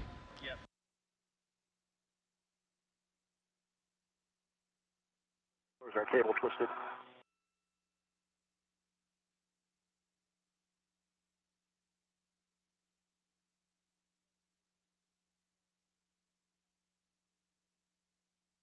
Goes on the nadir side and the short-term fasteners towards me. So Roger, the cable needs to route around the other side of the camera, if that makes sense. So it should come from towards your left hand and then feed around. So that's the confusion. Okay. Matthias Maurer now assisting Rajachari as he brings the wire around to the other side of the camera and handing it back to Chari. Maurer is assisting in this operation as Chari gets his wires configured exactly where they need to go. There's a very specific path that these wires need to take to stay out of the way. The cable makes a bend back towards me. And that's affirmed. Okay, I just wasn't expecting it. Sorry about that. I wasn't expecting it to be that bend.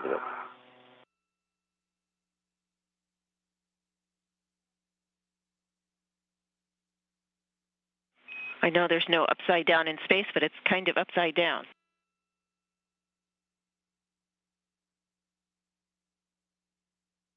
Okay, core turns fast towards me now. Makes a lot more sense. Velcro is out and nadir, and then this end is going around just the long wire tied to Matthias. And let me untwist it here first, Matthias, before I hand it off to you.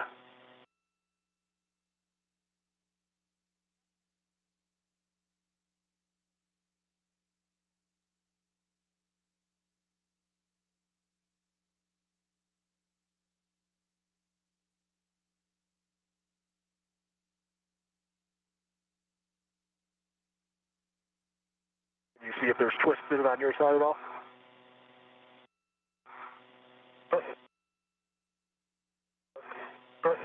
Give it some stuff. Okay, now you can push.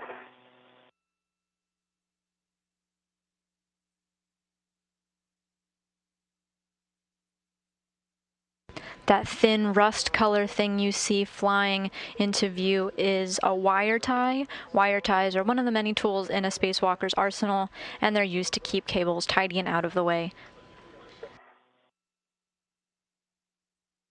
Should be clear. That? It looks like there's, okay, there's no, all right, there's no twist on my side. I see the alligator flip is on the outside of the strap. The black cable is outside the strap, so that looks good. Can hold it for today. Got it for a second? Yep. All right.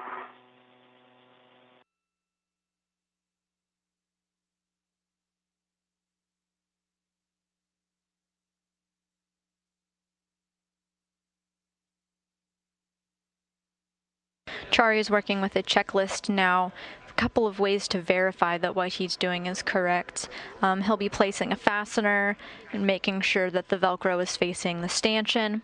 He'll be using his wire ties to route the strap around the section that he's working on and to pull it tight. He'll verify that the strap is flat and verify that there's no slack on the strap that he's installing now.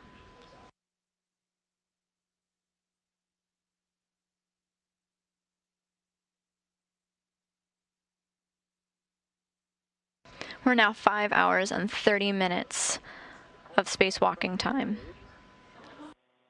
You want to tighten your side. It should go around the circle part on the bottom and then the square on the top, which looks like it is.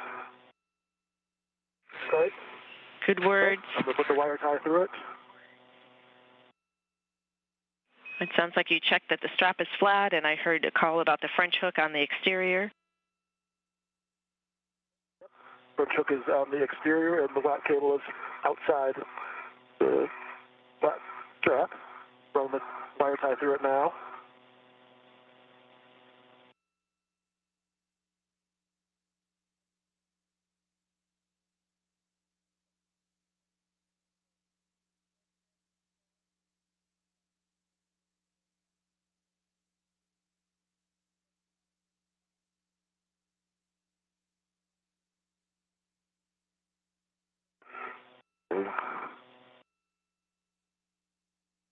The wire ties to the tether point and then just pushed up the profile against the Velcro. Is there a better place to get that excess wire, Stephanie, or are you guys happy with that? Or I can widen around something else if you want.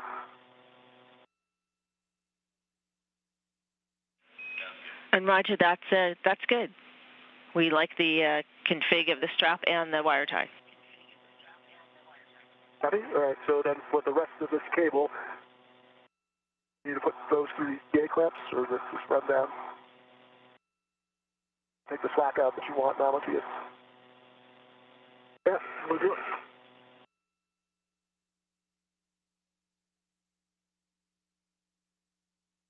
And the slack that's in the cable Okay. is good because we need that for the pan and tilt ability.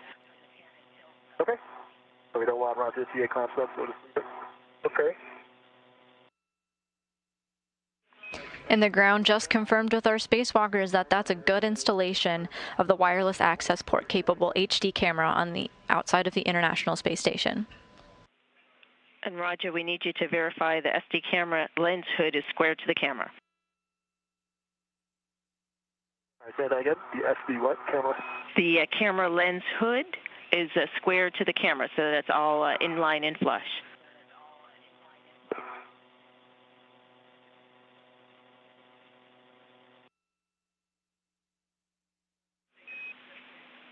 And we can see this in the video, and we show it in a good config. Okay. Right, there's one warning, and then I'll give some words to Matthias, and then you can work with Kayla and Tom for the next position. When powered, maintain 4 inches to keep out zone from the HD camera quartz apertures, and that will apply for your maneuver that you'll work with them for the strap back off position. For Matthias, with the work at the camera complete, we'd like you to proceed via the nadir route to panel A316. Okay, so it's a nadir route. Okay.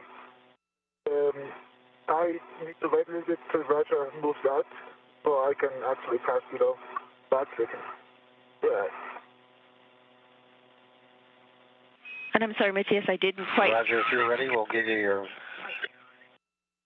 Roger, if you're ready, we'll start your manual maneuver. 80 centimeters, body out. Yep, let's go ahead and do the body out. Matthias, you want to hold it for a second as you're bumping in? Direction 1.5 meters, body out. Okay.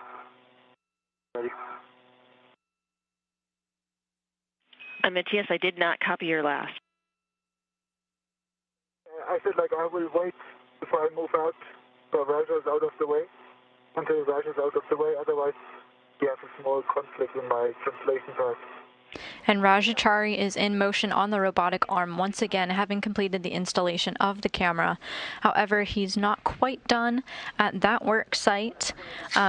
What's left is to conduct a ping test on the camera, just making sure that we're able to communicate with it and that the installation was good. Meanwhile, with Rajachari on the move, Matthias Mara will make his way to his next work site as well.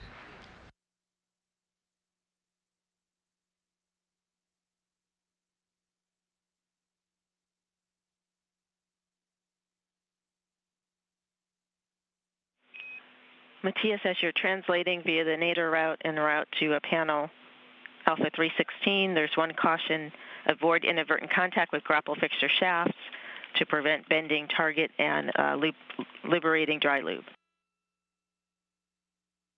I copy this. And I understand I go nadir because the transfer is powered, right?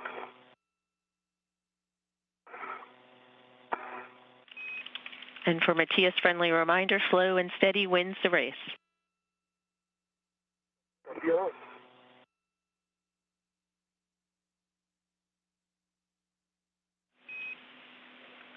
Houston, we're standing by for the CP8 ping test. And we copy. Stand by, that's in work. The ping test is now underway.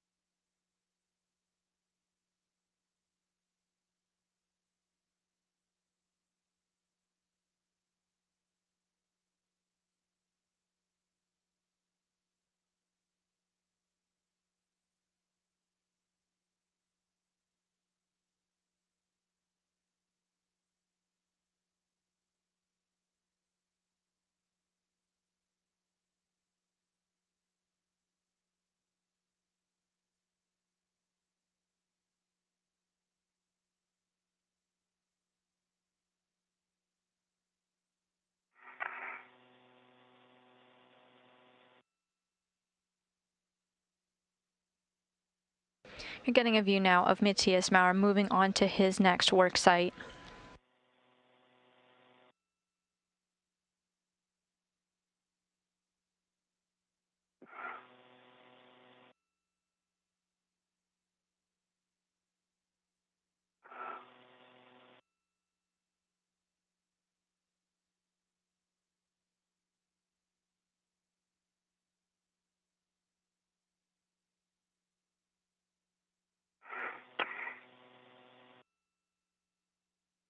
Once Maurer reaches his destination, he'll be working to reconfigure some panels.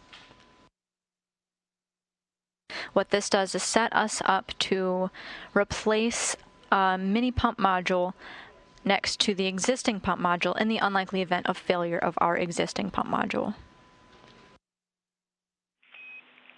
For Matthias and Raja, we're about 8 minutes to a night pass. And also, Matthias, we're a couple minutes from overflying your hometown in Germany. Copy all. We'll see you during the night then. It should still be day. Okay.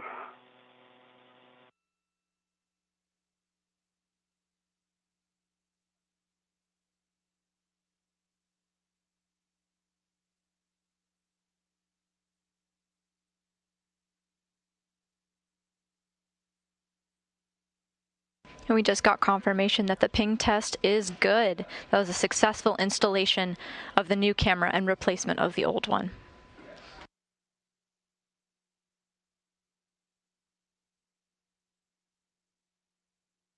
This ping test verifies that mission control here on the ground can communicate with the camera, and it has the ability to send it commands to move the camera about for different views.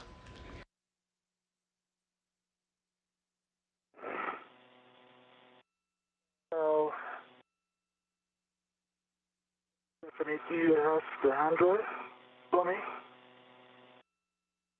And now let's check again.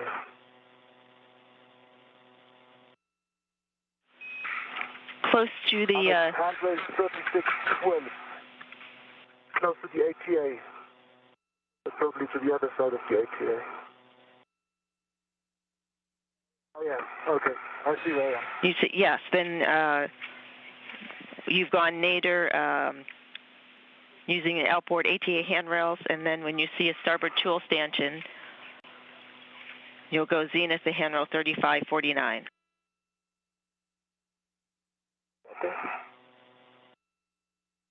And now that we've verified good communications with the new camera installed, thanks to the teamwork of Rajachari and Matthias Maurer, our EV1 Rajachari is good to egress the SSRMS, our robotic arm, and start cleaning up. This involves taking off the portable foot restraint and putting it back on the Ceta cart and doing some cleanup tasks while Matthias Maurer reconfigures those panels. To have you move towards SSRMS cleanup, but there'll be several arm motions to get you to the APFR egress position. So you want me to go ahead and move to the port key handle back off though, and then get from there?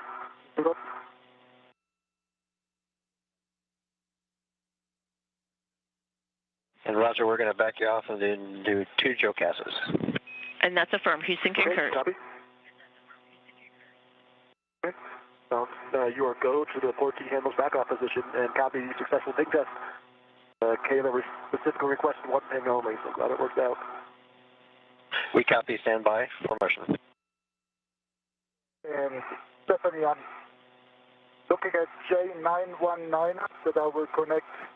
That's currently attached to a dead space, and I will just relocate it to the location next to it. Is that correct? Time to starting motion. It'll be a 1.5 minute JOCAS, 2 meters forward and starboard. Copy. That's affirmed, and 20 seconds to a 20-second handover. Thank you.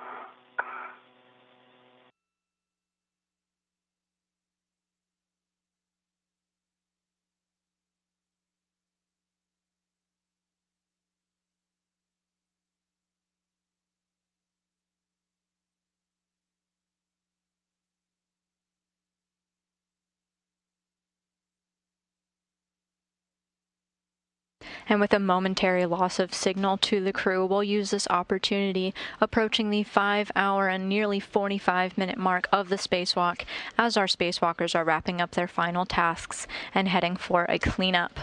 The primary task for this spacewalk was to replace 2 hoses on one of the space station's radiator beam valve modules, or RVBMs. An RVBM has 2 hoses, or fluid jumpers, that run out to one of the station's 6 radiators, which is part of the cooling system of the space station. More specifically and more technically, this component controls ammonia flow to the station's external thermal control system to the radiator beams to get rid of heat that is collected from the station's onboard equipment. Each RBVM contains sensors that monitor pressure, temperature, and the position of the valve. In other words, there's a box on the space station that can be controlled by flight controllers in mission control, and they're able to control the ammonia flowing through the radiators to cool down the orbiting lab. These hoses were found to have been leaking several years ago, removed during a previous spacewalk in 2018, fixed back on Earth, and flown to the space station once again. When the hoses were removed, that particular radiator beam valve module had to be shut down. Fortunately, the station has 6 radiators with 12 total RVBMs, so losing functionality on one did not significantly impact the station's ability to get rid of excess heat. You need a bag inventory while we're doing this geocast, Stephanie? Yes, we'll take that, and also a glove and hap check. We're back now with a live view from ESA astronaut Matthias Maurer as he's working to demate some cables. 6 meters nadir, and you're going to end up facing zenith. Starting mission. Okay, copy. I have a dry hat.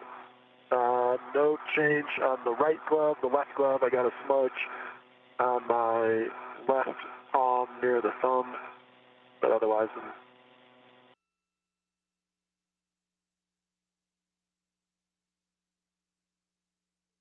crew lock bag. On the external of the bag, I have 2 AET, and I have the TBA bag via an AET. I won't inventory the inside of that since we haven't opened it. And then I also have a large, small AET external on the bag. Copy, checking. Stephanie, good. Stephanie, connector J918 is connected, and the cap is back on J919 on the web page. The pins were good, no fault, could be an I-band, and I made it over center. Copy all on the report, and nice work on A316.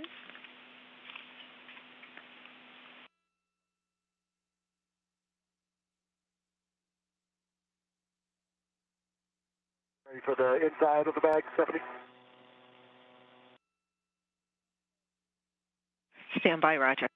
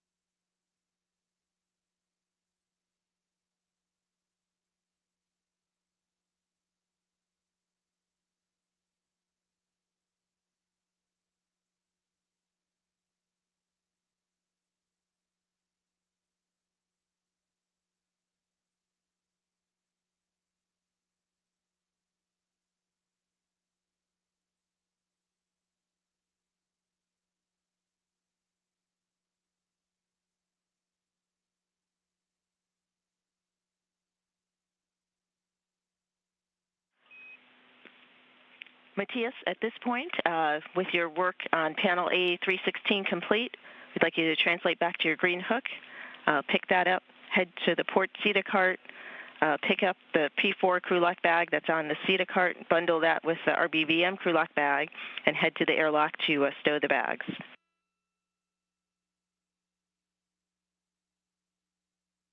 Copy all. Thank you. You're welcome. And for Roger, we are ready for the inventory on the inside of the bag.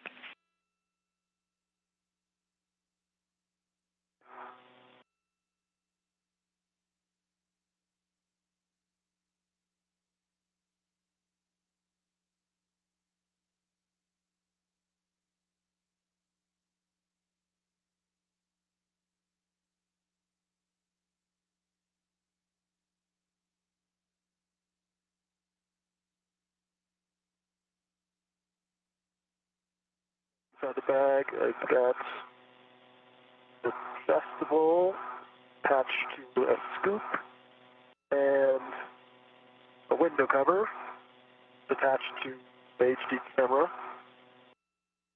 And the HD camera is attached via one of the internal AET in the bag. That's how they point on it. Also inside, I see another adjustable that's attached to a small ret.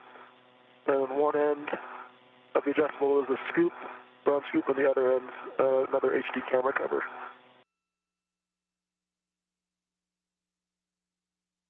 I think that is it. Copy. Checking.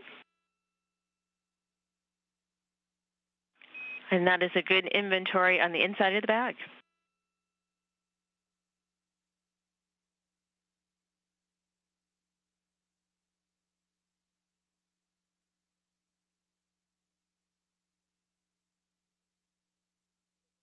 Just for completeness, I gave the pedal 2 clicks on the CETA card. Make sure that the brakes are open. Copy. Thank you.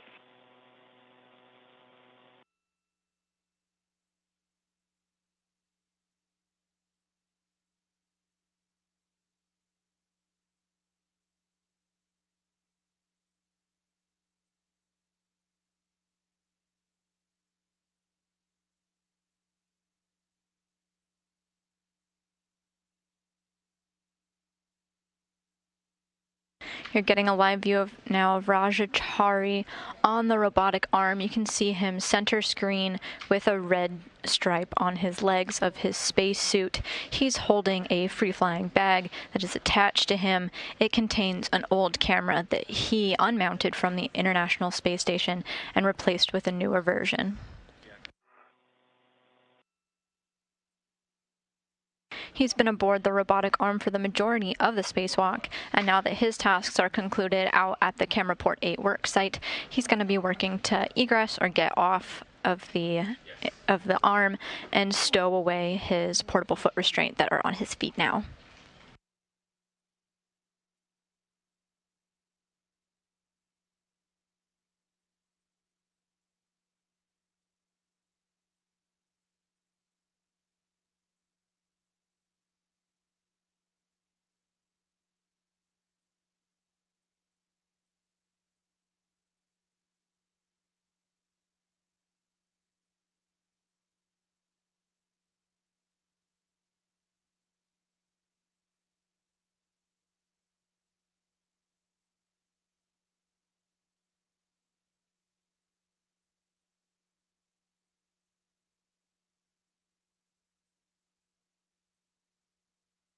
Switching over to Matthias Mahrer's view now, you're looking at his tool bags that he was bringing out with him. He's taking a quick inventory, make sure that he's got everything he needs to put back into the airlock.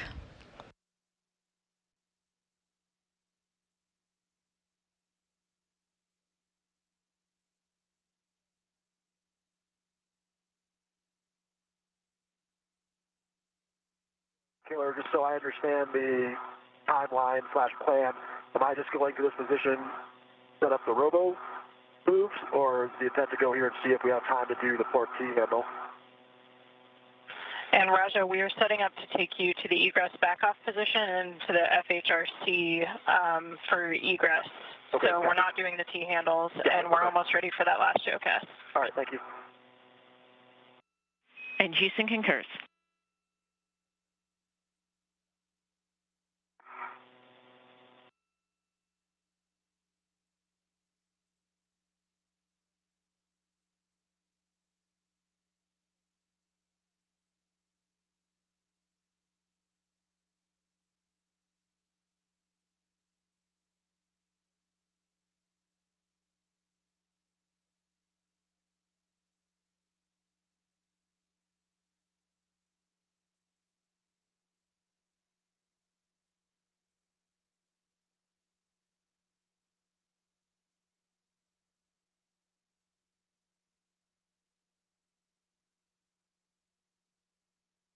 Matthias Maurer at the CETA cart here. You can see the word CETA 1 on your screen sometimes as Matthias Maurer gets his eyes on it. If you remember from earlier in our coverage, the CETA cart is a place where spacewalkers can stow their tool bags temporarily. Matthias Maurer made several trips here throughout the spacewalk.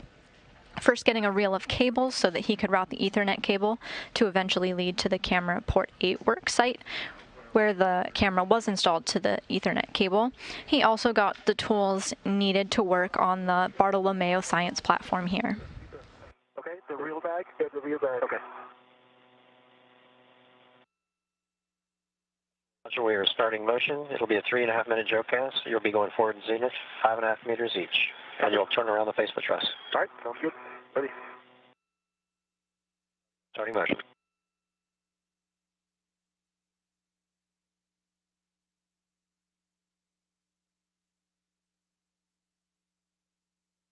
Tom Marshburn just communicated with Rajachari, indicating that he will be moving on the robotic arm to be in a position to egress or get off the arm.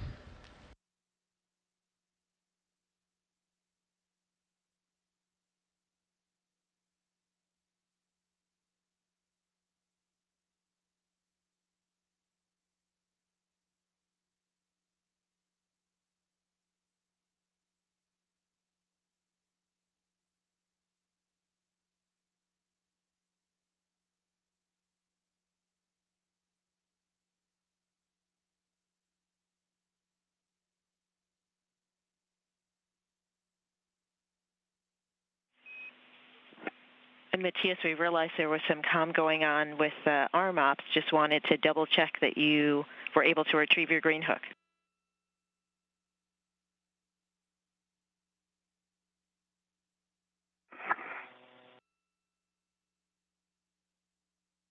Let me check. Oh.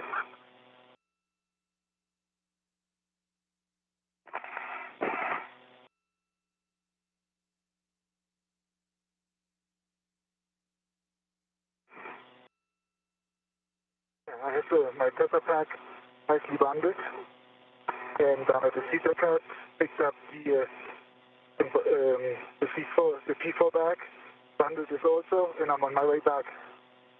Currently, I'm below the mobile transporters.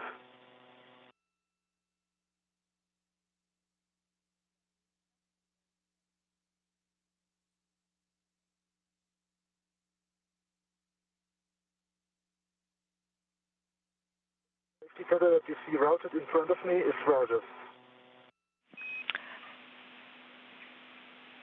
Yes, we concur. And when you were en route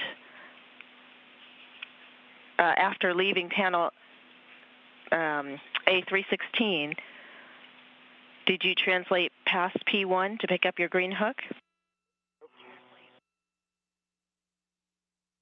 Yes, I confirm. And the green hook is attached to my red reel. Copy. Thank you, and that's a good config. They're floating in front of me.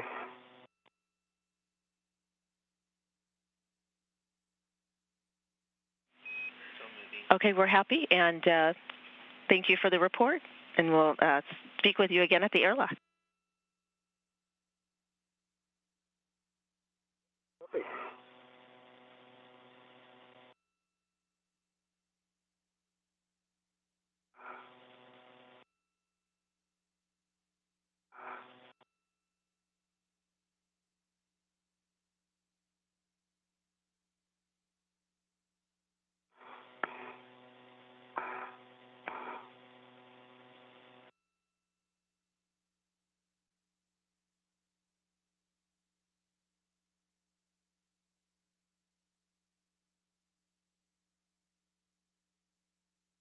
You're seeing the hands of ESA astronaut Matthias Maurer as he's making his way back to the airlock.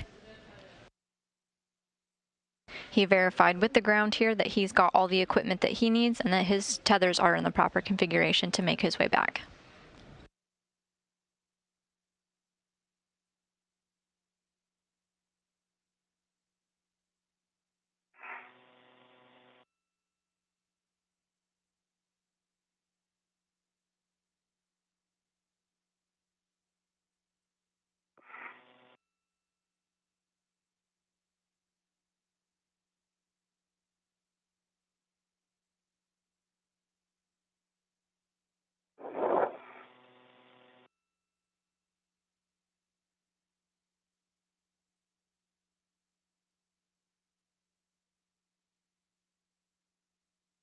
And Roger, we are ready for your GCA to publish for the APFR ingress of the body in 2.5 meters.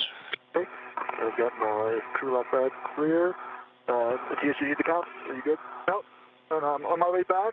I'm almost at the seat spur, so you take your time. Right. Might be waiting there for a while, I guess. Some undoing to do here, but all right, I'm ready for GCA to publish APFR egress. Let's start GCA. Copy, start GCA, starting motion.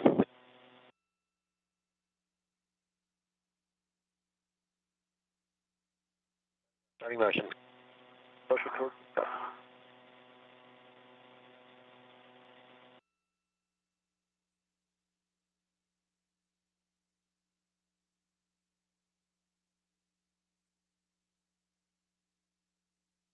Roger, you have clearance on your body and the APFR boot plate. I've got both of those.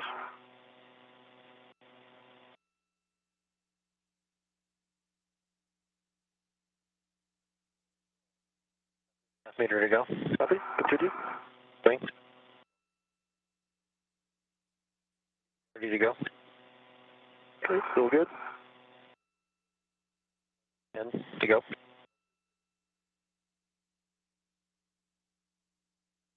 Motion, and we are performing additional GCA if you need. Okay, that should be good from here. So GCA complete. The GCA complete, stand by for brakes.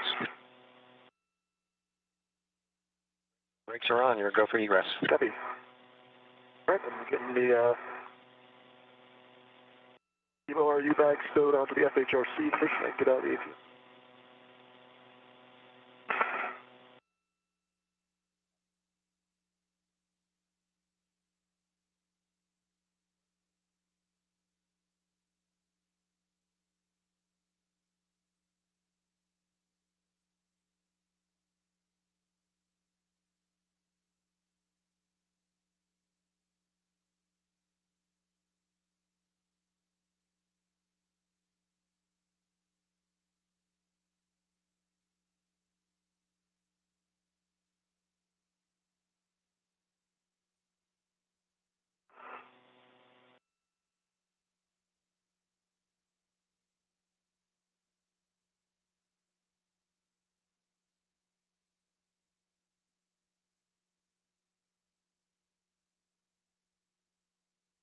EV2 is at the airlock. Copy EV2.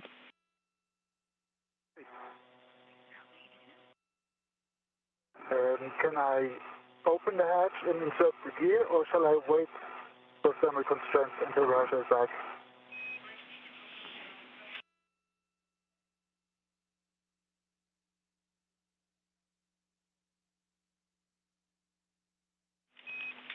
And Matthias, you can open the thermal cover. We'd like you to stow the bag bundle that you have in the airlock on a large, small ret. And then it's your choice. If you'd like to come back out and take some more photos, you can do that and just close the thermal cover. Yeah.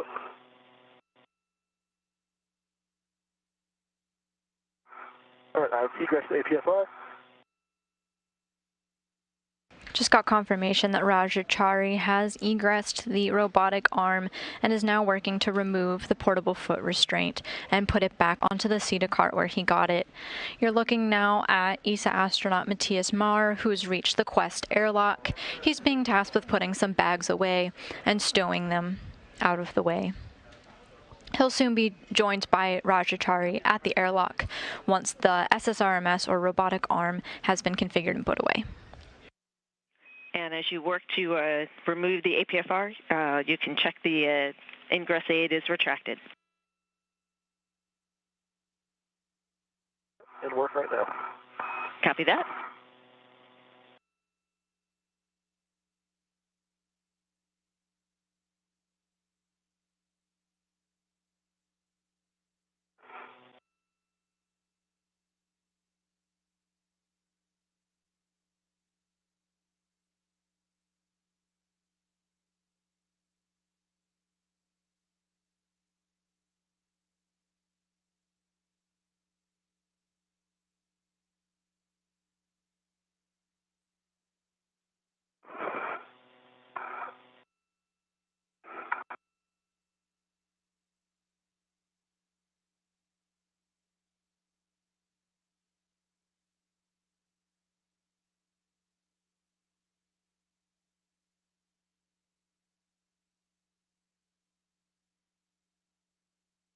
This view is of the inside of the Quest airlock, where Matthias Maurer is stowing his equipment that was used during today's spacewalk out of the way.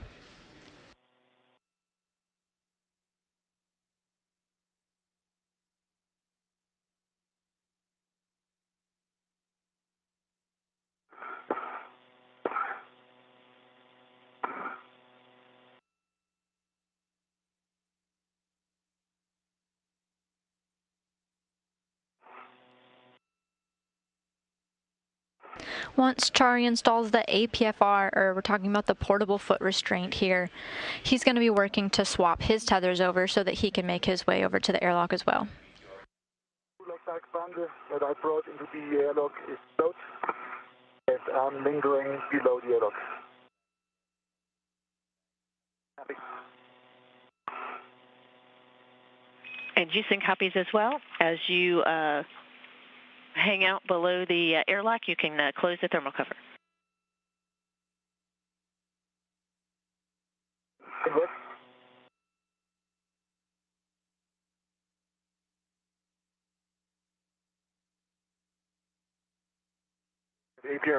APFR is removed, getting it on my left side, and I'll start taking it over towards the seat of cart. Copy, Roger.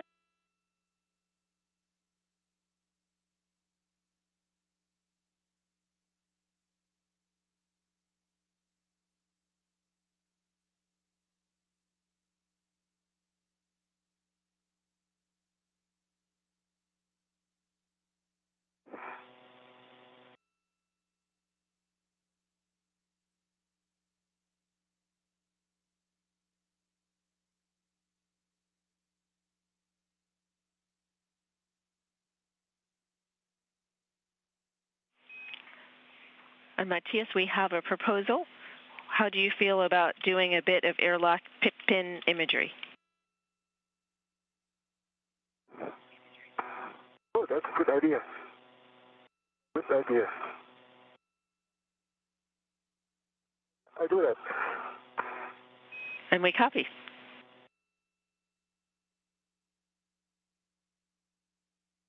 Matthias Maurer is now opening the thermal cover so that he can take some pictures of the pit pin. This is a bolt on the airlock that was showing some minor wear and tear, and installing a new one was one of the get-ahead tasks from Toma Pesquet and Aki Hoshide back on one of their previous spacewalks. This is unrelated to today's spacewalk, but since Matthias Maurer had successfully stowed his equipment out of the way, the crew asked if he'd be willing to verify that the pit pin is still good and take some photographs of it, and Matthias Maurer agreed that he has time and is able to do so. Side of the forward, MLI.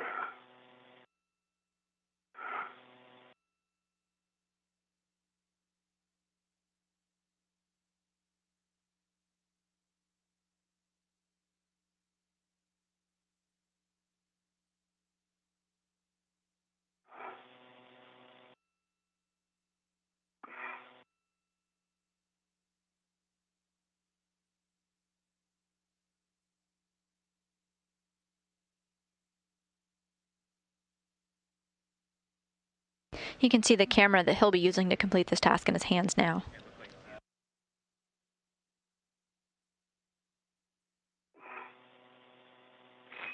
And Matthias, in your helmet view, it looks like it's the one to your left, kind of in the top of your view. Yeah, the next one over. Yep, that one.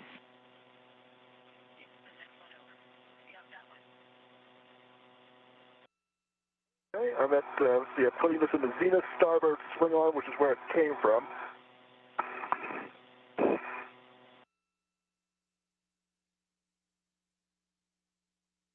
That sound right, Stephanie? Sure. That is correct. And with 3, and stow it with a clocking of 6.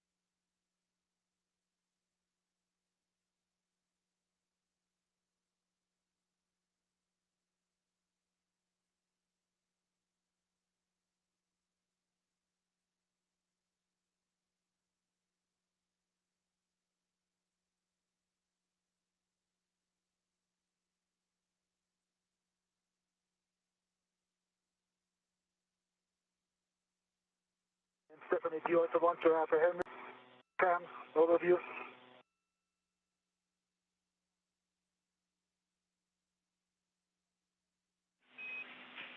Yes, and I have some words for you.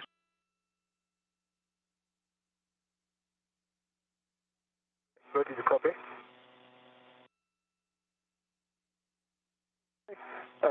This is installed at the width, clocking of 6, Papa, box 6. We'll test block on the color. Copy, and the pitch knob is locked and can be depressed?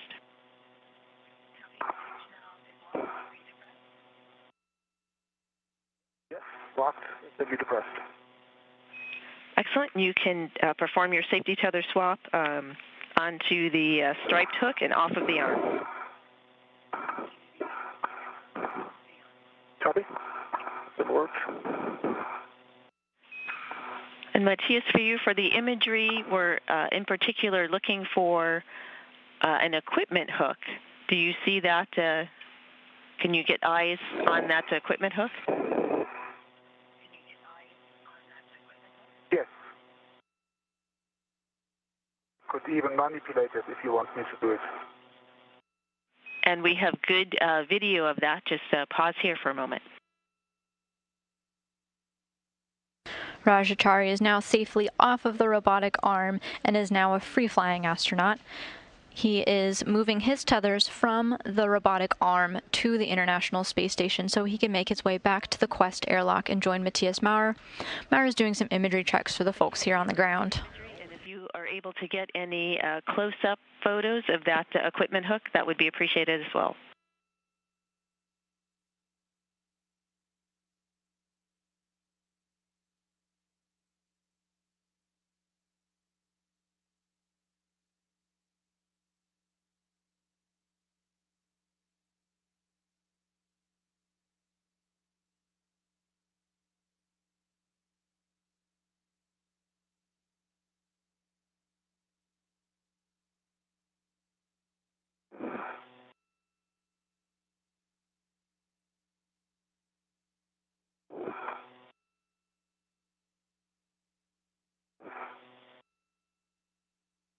I got photos. I'm sure of the focal distance delivers sharp photos from this short 40 centimeters. But yes, I have plenty of photos.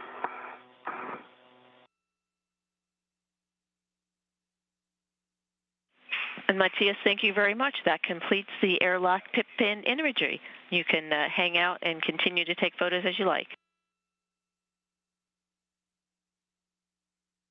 Okay, thank you. And we'll take the thermal cover closed as well.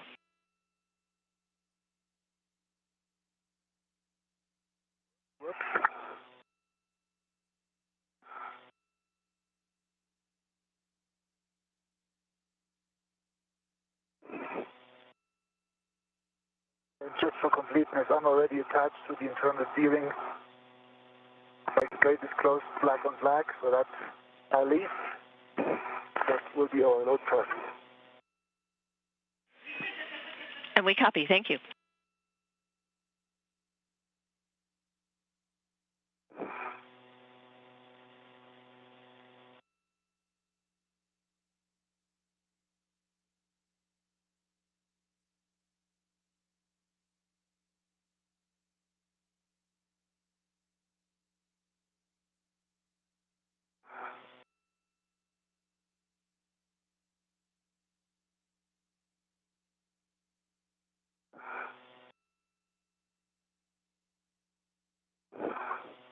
And my red and white barber pole hook is on my left D-ring extender, gate closed, lock, block on block. Connected to the single reel. That reel is unlocked. I'm going back to the arm to pick up that safety tether pack and the medium or U bag, and then we'll come back here and get the U bag. So copy. Houston copies.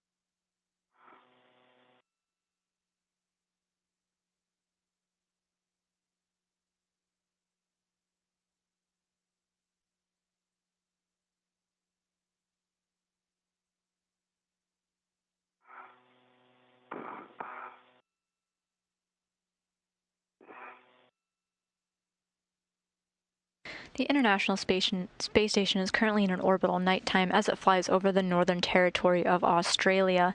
However, the station will be moving into an orbital daytime shortly, and when Rajachari makes his way back to the crew lock, we should be able to get a good view of that in some nice daylight.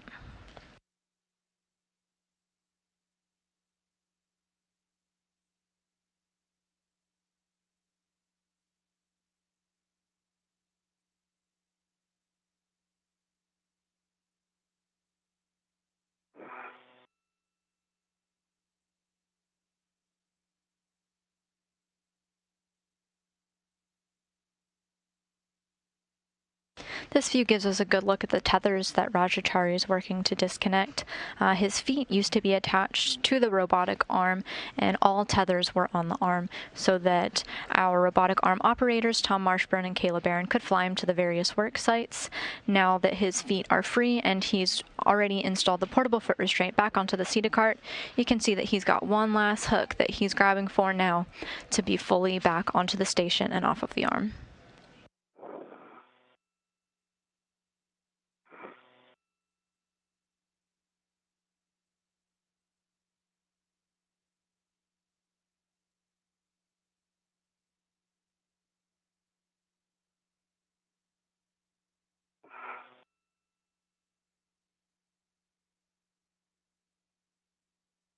My anchor hook is off the SSRMS lead tether points, and Tom, you have a go to maneuver that as you lead the arm. And copy. We are going to leave the arm where it is, and we're safing at the end of step 40. Copy. Working on getting the MRU bag back off the FHRC. Copy.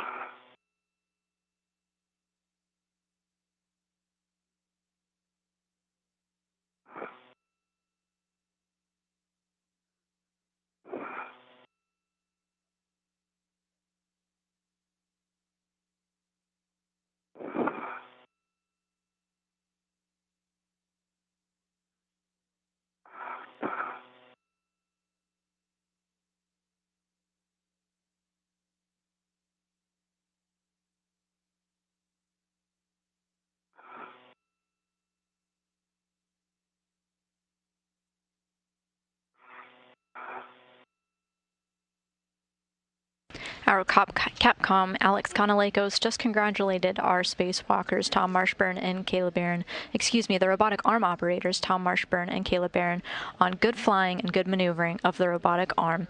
Now that their duties are free, since Rajachari is no longer attached to the robotic arm, they're going to help move into the airlock and help our spacewalkers today, Rajachari and Matthias Maurer, out of their spacesuits.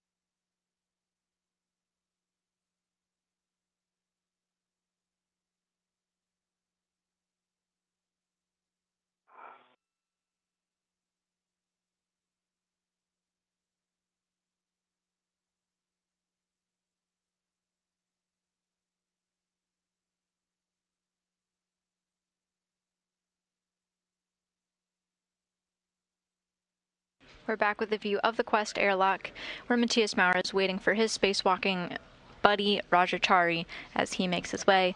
They're both going to get into the airlock. Matthias Maurer has already done tremendous work repacking the bags that they brought out with them before Rajachari arrives, and then repressurization will begin once the hatch is closed.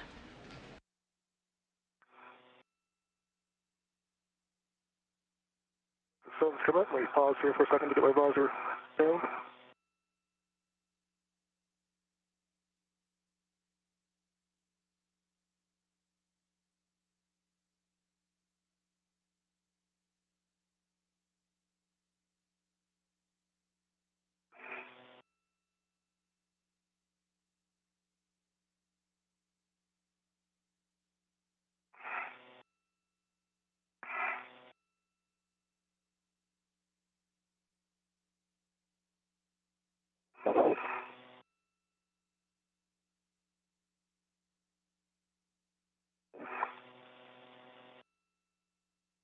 All right, I've got the EMRU bag. I'll start heading over to the cart and get the fuel bag.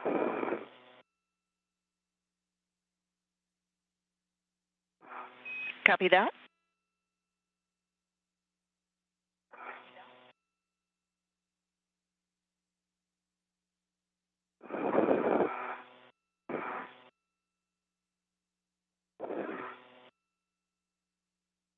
And we're in a brief but expected handover period as our astronauts work to make their way back to the Quest airlock. Repressurization is set to begin within the half hour. We'll need brake handles on both CETA carts, the inboard brake pedals 2 times.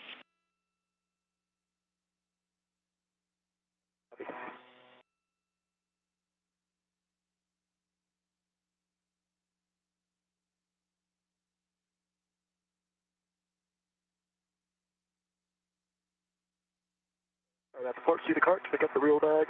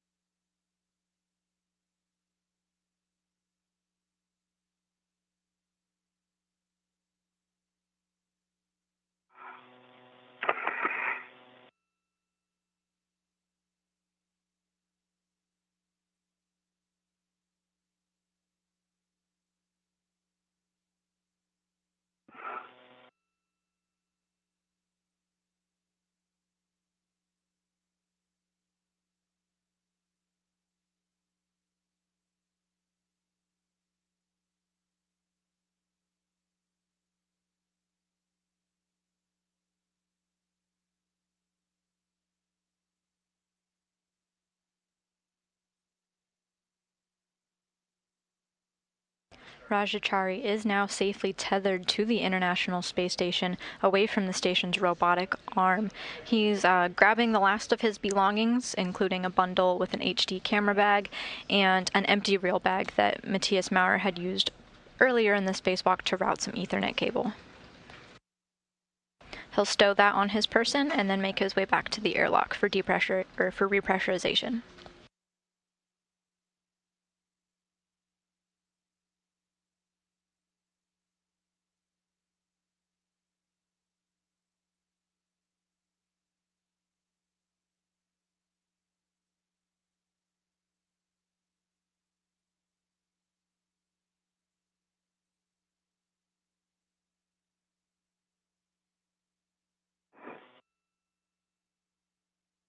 Here in Mission Control, NASA astronaut Stephanie Wilson was our ground IV today, communicating with our spacewalkers. We're able to hear her voice throughout our coverage today. Alex Kanaleko served as Capcom for the rest of the crew, including our robotic arm operators Kayla Barron and Tom Marshburn. Paul Kanya is the flight director, overseeing the entire operation. Just your best effort. Yeah. I can get this third corner tacked down. I think it'll work a lot better on the way back. Our spacewalk officer sits just behind them. The entire team meeting frequently throughout today's spacewalk to discuss tasks, time, and what everyone else had time for.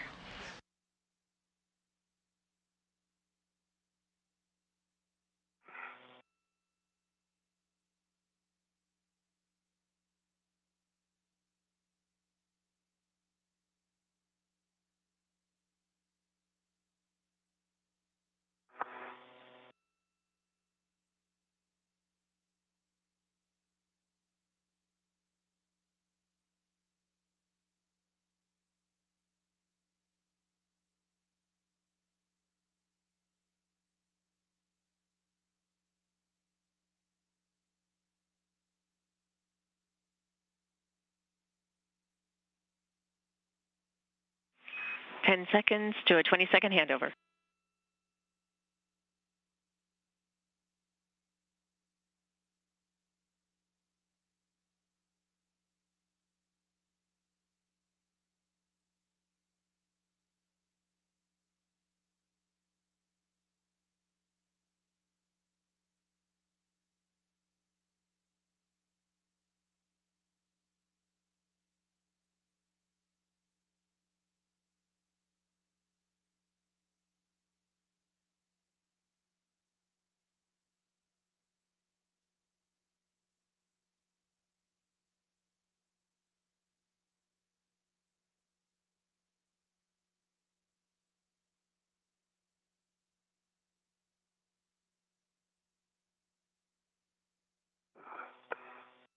Come down the seat speed. Don't hurry too much because I would like to take photos of you. Okay? Brake handles on the inboard port seat of cart. Copy. Brake handles on the inboard port seat of cart.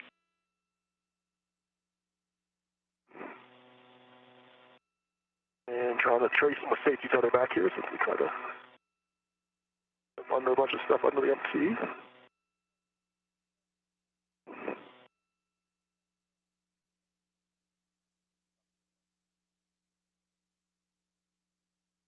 Under the MT. Copy.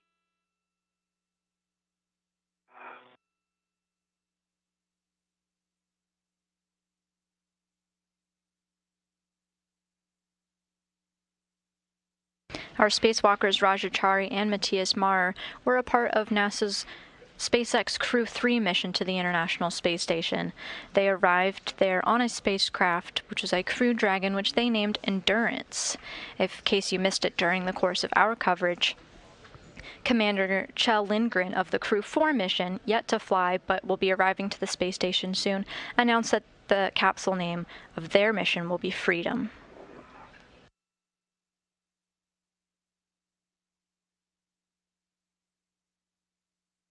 Handles again, but you want the inboard ones, so I'll get those when I get to the other side.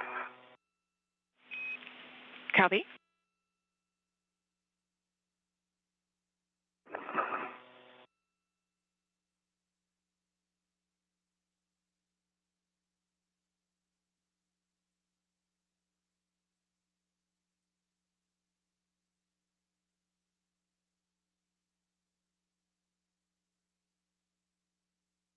Brake handles again.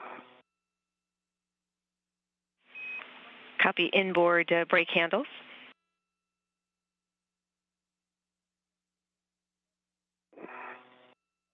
Up over the lab with this.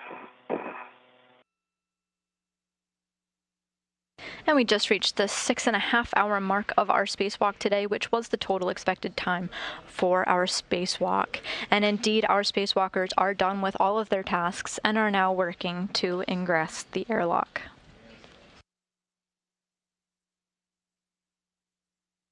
You're coming.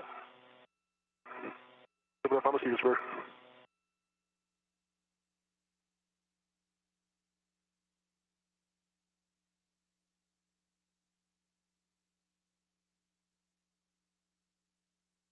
How's my tether looking? Me, I could straight down to you, looks like. Yeah, very good, very clear. Straight down to here.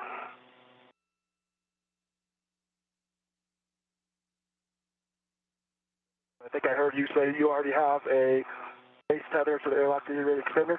That's correct. My left steering my left waist string is attached to the steering extender and the airlock, so that our load path as per egress. Also ingress. So when I get down there after we take care of bags, I'll get my base tether to your anchor hook.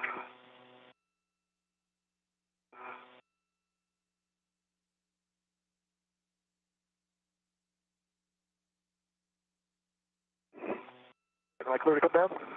Yep.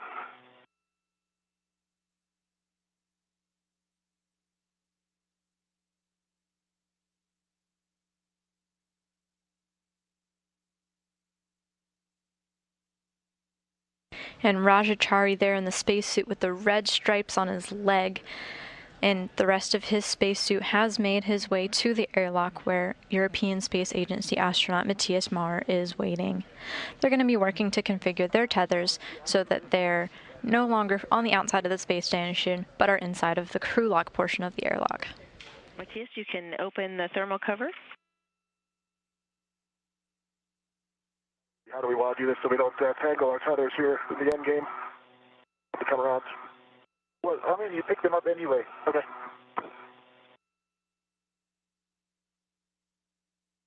And the thermal hatch cover is open. See, that's already my waist tether attached to it.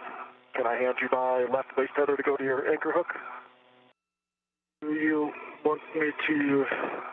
I can get it because you've got a load pad, so I can pick up your anchor hook. Yeah, I think like it's maybe better if you give me your bag, or do you want to give it me once I'm inside? Whatever you prefer. Let's see if you can give it to me now, then I can push it in front of me. It might be the clearest. I'm going to get a local down so I can work on that.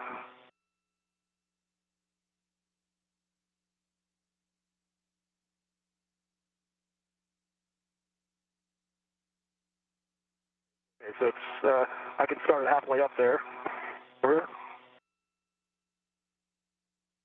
On my VRT ret.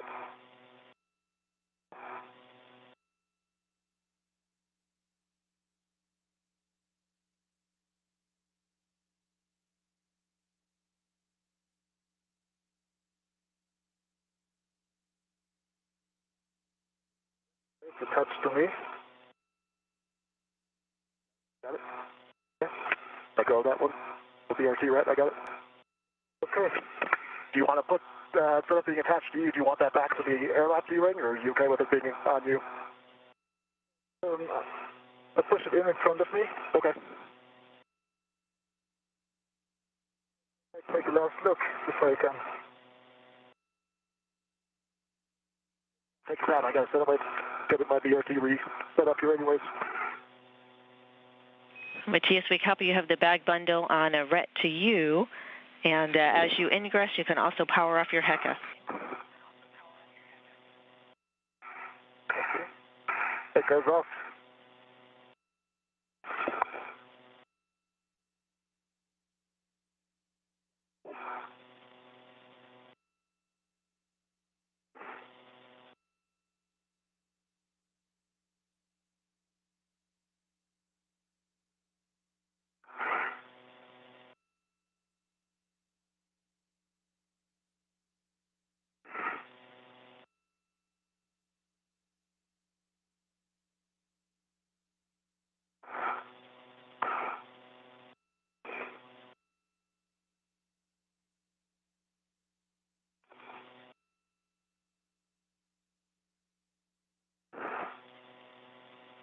EV2 is in the airlock. Copy. And with EV2's waist tether already attached to the airlock D-ring extender, Matthias, when you're ready, you can give Raja a go to release your anchor hook. I'll tell you how to go. Copy. Release my anchor hook. And attach it to your waist tether. Good. That's what I'm working on. Rajachari in view there at the top of your screen, working his way into the airlock. EV2 Matthias Maurer is already safely inside and is working with his crewmate to get Rajachari back inside.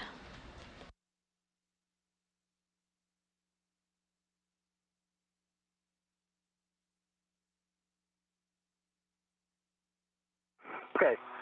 Your anchor hook is off the floor, D-ring, and attached to my left waist tether. Both are gate closed, locked black on black. With that, I have a good load path via you, the station. So I'm going to pick up my anchor hook. Do it. Houston concurs.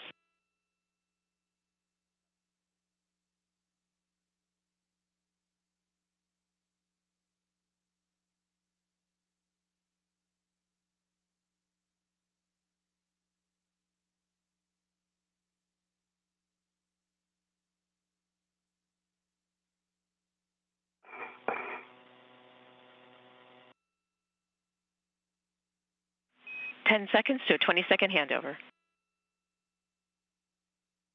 Okay.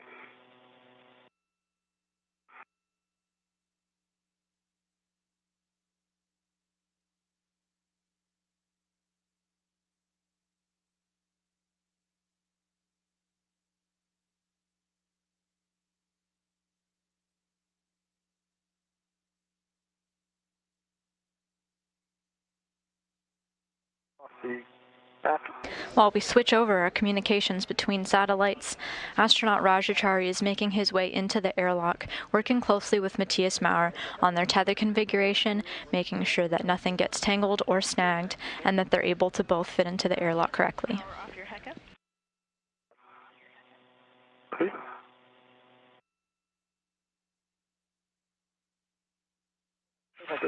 Copy. We're ready for you to ingress. Okay, so now when I get most of the way in, I'll rotate to tap the thermal cover. Okay. Copy. There's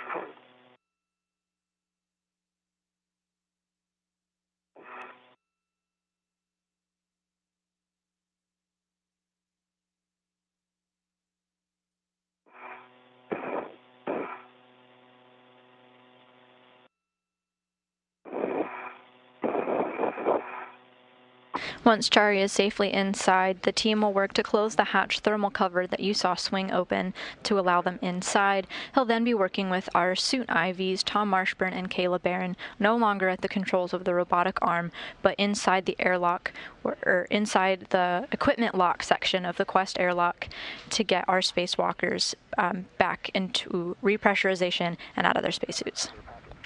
back out here. Toss them in for me.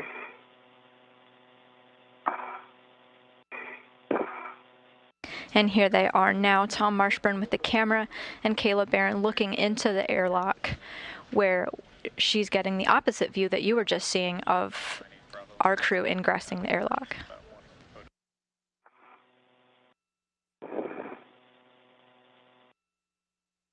We try to get the thermal cover, and then I'll undo my mini workstation and effector. Yeah.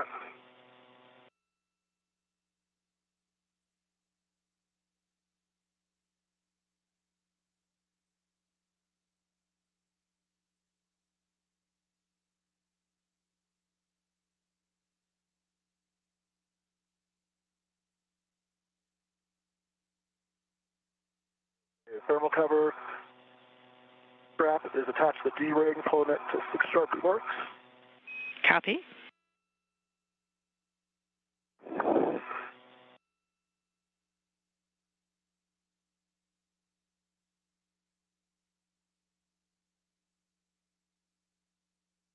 Workstation end effector is off of it. I'm going to get the magnetic cover to see, which it is now. Okay, the magnetic cover is seated. All right, I'm going to come the rest of the way in now, Matthias. Yep. Got a pin down here, my head. Right. Sure. Can you put your legs in this area? Or do you want me to? No, I can. You tell me where to put them, and I'll put them there. Yeah.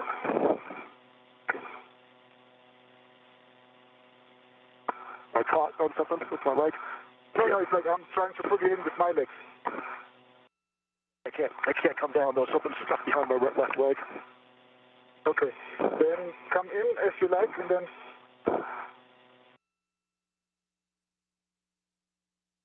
You see what's driving is I can't get my head up to be able to get to the hatch, so I have to sort out what it is.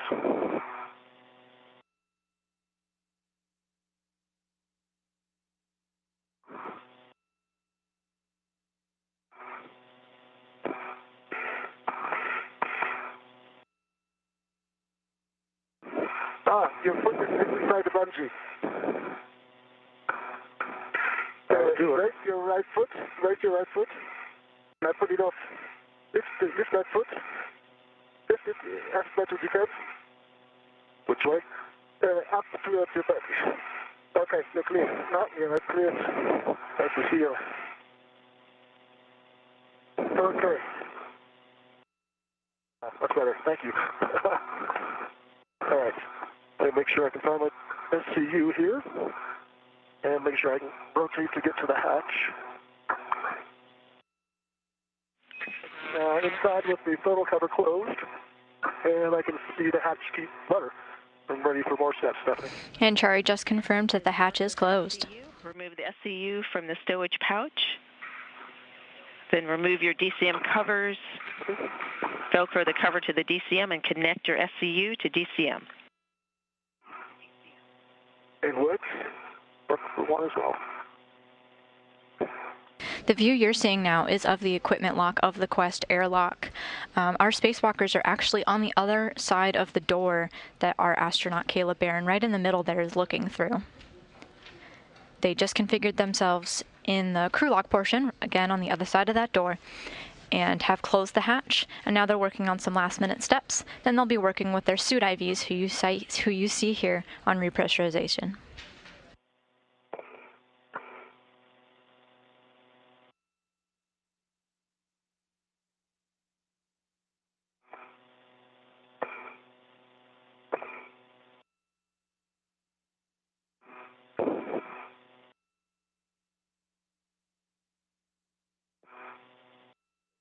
SCU is on for 2 and locked, and EV1 SCU on. Locked. Copy. SCU is on and locked for EV1 and EV2.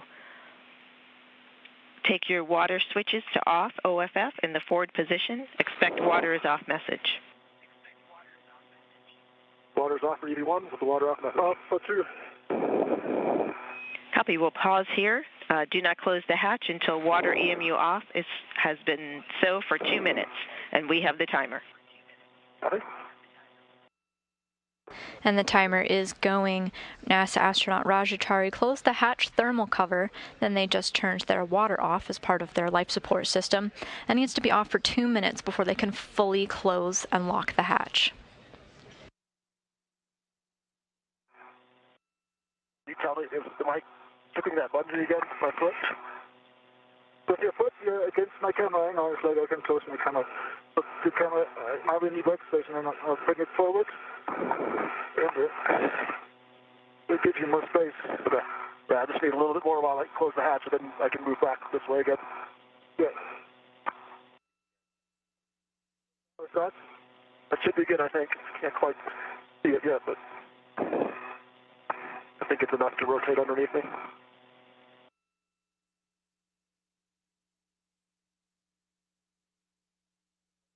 That's good now. I'm good.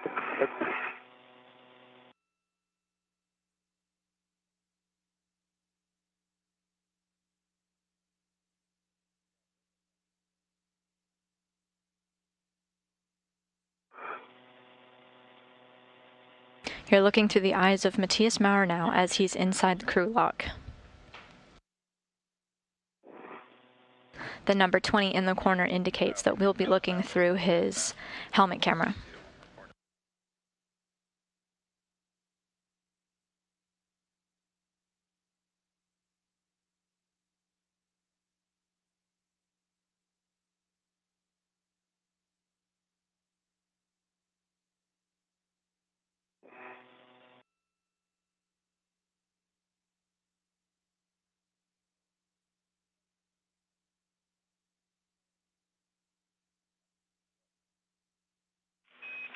Roger, and Matthias, 2 minutes, the 2-minute timer has expired. Roger, verify the outer hatch clear of hardware. I do not see anything out there. No thermal cover. Clear.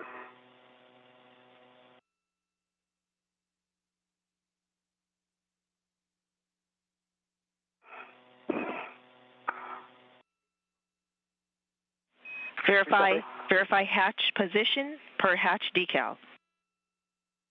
And sorry, that's handle position. Verify handle position per hatch decal. So I'm clear to close it? If you can verify the handle position as per the hatch decal, you can close and lock the hatch. I have not pivoted out of the hatch deep yet. Sorry. Oh, I see what you're asking me. Yes. It is in the... Sorry.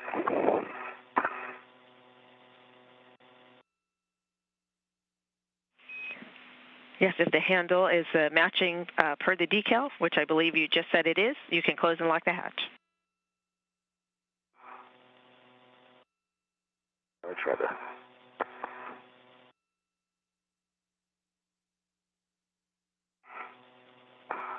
All right, Matthias, I'll be kicking you here. Yeah, come in. Take all the space that you need. I could even hold you if that gives you stability. Just can't tell what's above my head. back here. That's what keeps snagging me.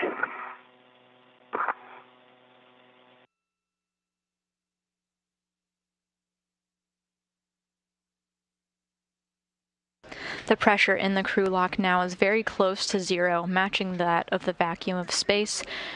At repressurization, they're going to work to get it back to about 14.7 psi.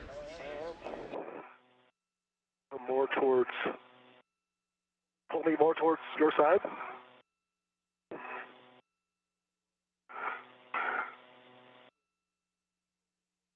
Like this? Yep, that's better. Thank you. Much better. Thanks.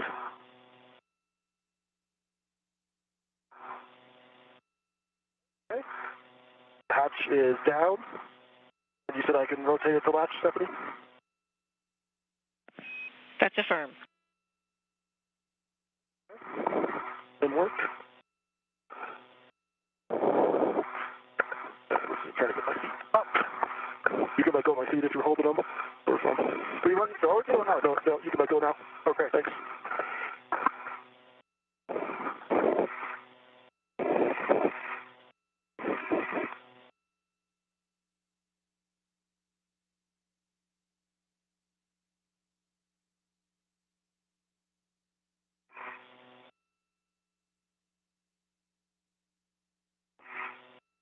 Okay, the hatch is locked in the lock position, putting the top to tab is unlocked. Copy. Nice work with the hatch. Okay. And we'll transition to the... See if you can put me where you need to. We'll transition now to pre-repress on the cue card. On your DCMs, check SCU connected to DCM. Confirm, so 2. B1's confirmed connected. Check water switch and off, OFF. EV1, water's off. EV2, water's off. Check EV hatch closed and locked. The hatch is closed and locked. On the UIA, check oxygen, EMU 1 and 2. 2 valves are open. And I confirm both oxygen valves, EMU 1 and 2 are open. Take power, EV1 and 2 switches to on. Okay, switching it to on. Check power, EV1 and 2 LEDs are on. 2 LEDs are on. Power is also on. Check power, EV1 and 2 volts between 18 and 19. It's 18.6 and 18.6. Copy. On your DCMs, take your power switches to SCU. Expect a warning tone.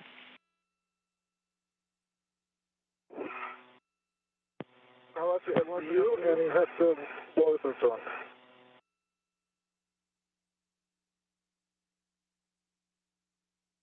EV1's at SCU has the warble tone. GSU said you're at SCU.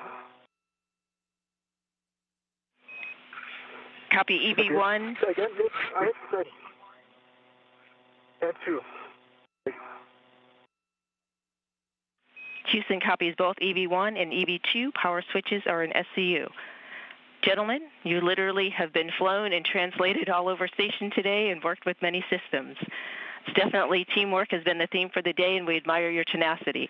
On behalf of the RBVM Jumper team, we thank you for your work today, and we'll hand you over now to Kayla and Tom. Thanks, Killer. It's been a pleasure to work with you through training and then today on the EVA. And to all the people on the Franken EVA team, our thanks. The Flight Director, Paul Kanya, EVR Thicker, Sandy Fletcher, EVA Task, Ike Terrio, and Task 2, Mitch Harder, our EMU Specialist, Malik Russell, and our airlock helper, Steve, and our Increments EVA rep as well, Michael Dino. And then thanks to Kayla and Tom for driving us around in the arm and getting us suited up, and to Mark, who continues to break records on a daily basis now. It was awesome working with you guys. Thanks for keeping us going, despite some things to work through, like any great EVA. So appreciate it and look forward to seeing you on the ground, Stephanie and company. From EV2, I would like to add a huge thanks to all our trainers who have brought us all the way to be able to perform today's spacewalk. And obviously, big thanks to everyone that Roger has mentioned. And we appreciate the words. Thank you. Very well done out there, guys. We're excited to get you back inside. We're going to be picking up on the crew lock repress cue card.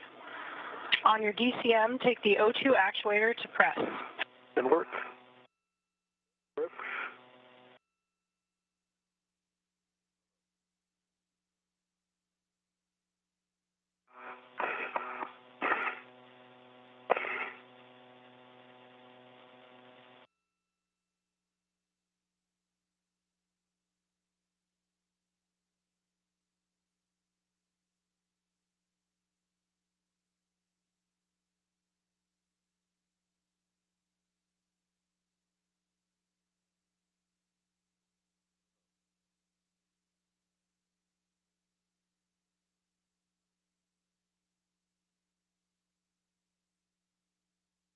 EV1 is in press.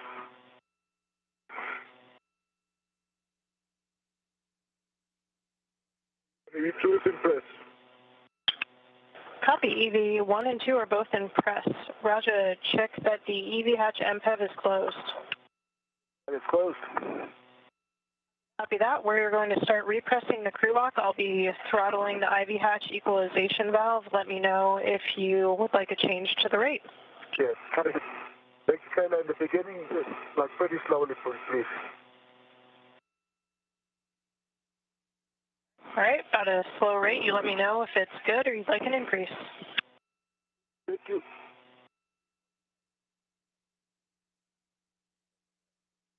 Kayla Barron just let our spacewalking astronauts know that repressurization will begin soon at their comfort level.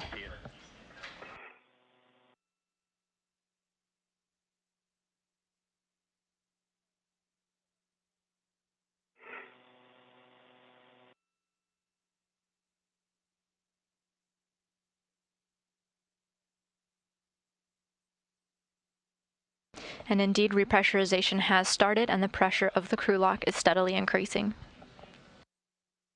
Good with this rate. If you want to pick it up a little bit, up to you. But yes, a bit. This rate, pick it up a bit. So that bumped up the rate a little bit. For EV2, check O2 actuator in press, please. Yes, I just verified you just popped in. It had a little small dent. But have status now. We show you in press now. Thank you. Thank you. Chari and Maurer reported that they are comfortable with the rate, that the crew lock is pressurizing, and in fact that they could have it go a little bit faster. So Kayla Barron responded that she'll make it so.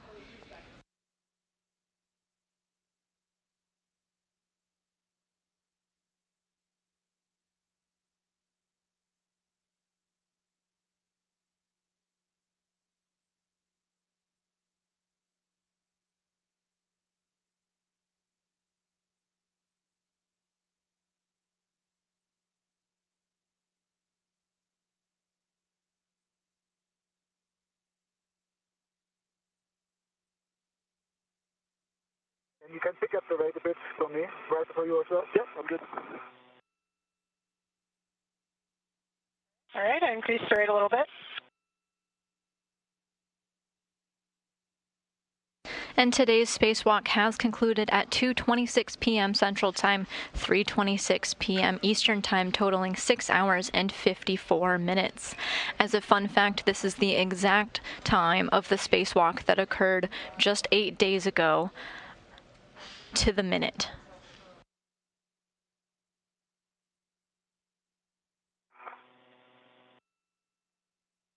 One PSI on the gauge.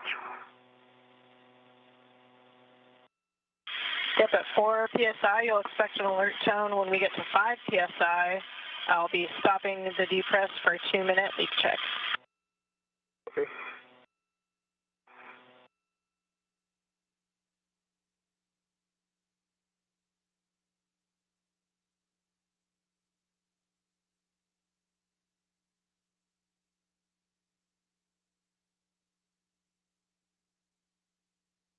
The spacewalk just 8 days ago was Rajachari's first spacewalk of his career, clocking in at 6 hours and 54 minutes. Today was the second spacewalk of his career, so he has essentially doubled his spacewalking time. Good. Keep on going. It's up to Matthias. You can pace it if you want faster. You can sort. Yep, I think it's good rate. It's kind of a bit faster. Just confirming you said a little bit faster? Yes, I confirm.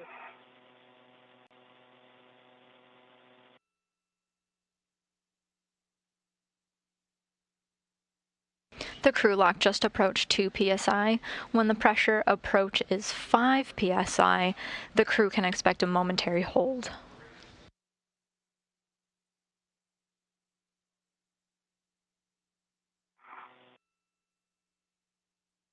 You have enough room, Matthias? I can put me wherever you want at this point. Okay. If you need more room, just move me around. I have all the room I need. Yeah. That's the same like you right now. I also have only come on the right ear. Oh, really? Yeah. It just happened now? It happened while you were entering. When we picked up the cheaper cut. The repair cut. Huh. To see if they're wet on the inside when we get out. Yeah. This is a good rate, Kayla? Copy, good rate. Yeah, good rate for me. Thank you, Kayla. Sorry. Should have confirmed earlier. And Houston copies loss of comm in the right ear for EV2. That's correct. I have come only in the right ear, Stephanie. Not in the left. I'm trying to clear my ears to see if that has an effect. But so far I only hear you on the right side, and I successfully can clear my ears several times now. Copy, you have a good ability to clear, and you have comm in the right ear. I have come in the right ear, but not in the left. Copy.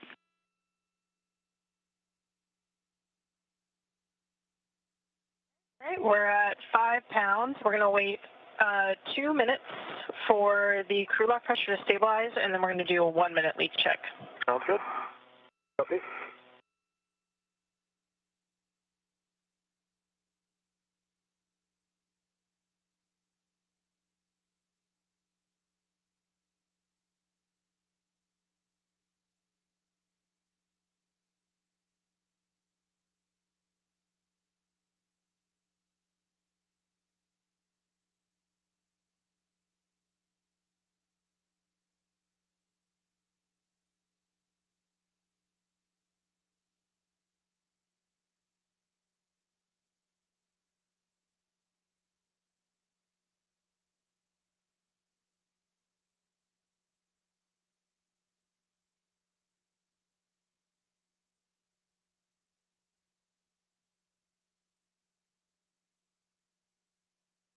Our spacewalk today began at 7:32 a.m. Central, 8:32 a.m. Eastern Time, when astronauts Rajachari and Matthias Maurer switched their spacesuits to internal battery power. They ran into a flub right out of the gate with a light and helmet camera not staying put, but the team here on the ground came up with a fix, and the spacewalkers were on their way. Rajachari went on to replace 2 hoses on the radiator beam valve module. It had previously been leaking, but the space station's other radiators were able to do their job and keep the space station cool. Chari's work replacing these hoses improved the performance of the station's radiators and gave us more wiggle room in case any of the hoses were to become faulty in the future. The team also replaced an old camera with a high-definition camera and brought it online. Matthias Maurer was able to make his way to the Columbus module and Bartolomeo science platform to set our robotics officers here on the ground up for success for future installation of science experiments.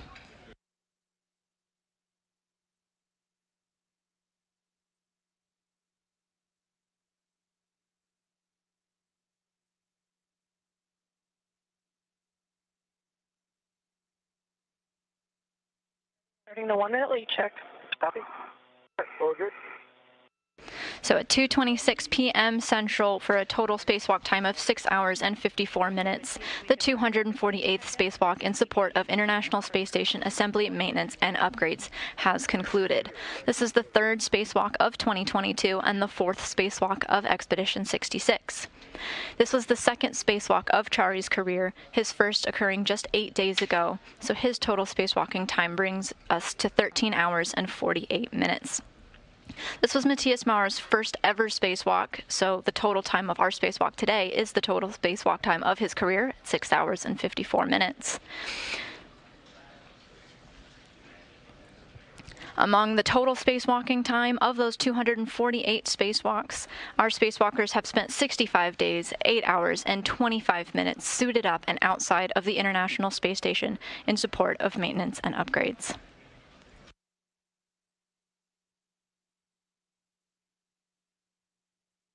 Good leak check. We are going to be continuing now on the cue card by checking that your glove heaters are off, OFF. Yeah, I confirm mine are off for me, EV1. Copy that. Check your gloves for contamination and report any to us into Houston. EV1, I don't see anything in my gloves. No contamination for EV2. Copy that. No signs of contamination. A reminder that Cuff 1 symptoms that resolve upon repress should be reported as Cuff 2 to ensure your proper DCS treatment. And if you have any DCS symptoms, leave the O2 actuator in press to maintain a higher suit pressure. EV2 copy. Copy. Take your O2 actuator to IV.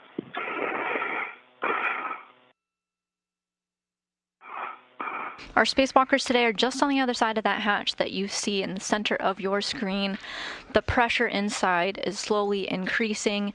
It went from 0 and has paused at about 5, but with a good leak check and good suit check, the pressure is resuming to go up. To continue with the repress by taking the IV hatch equalization valve to norm. Let me know if the rate's okay.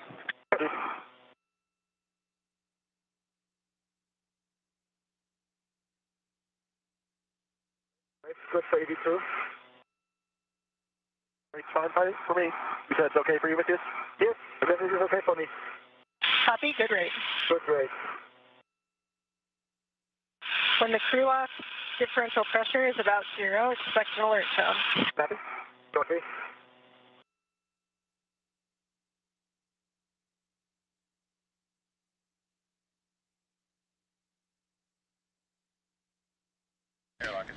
When repressurization started, both spacewalkers issued a huge thanks to everyone on the ground and a huge thank you to their crewmates Caleb Barron and Tom Marshburn for driving Chari all around on the station's robotic arm. They also sent their congratulations to their crew member Mark Vandehei, who they said just continues to break records.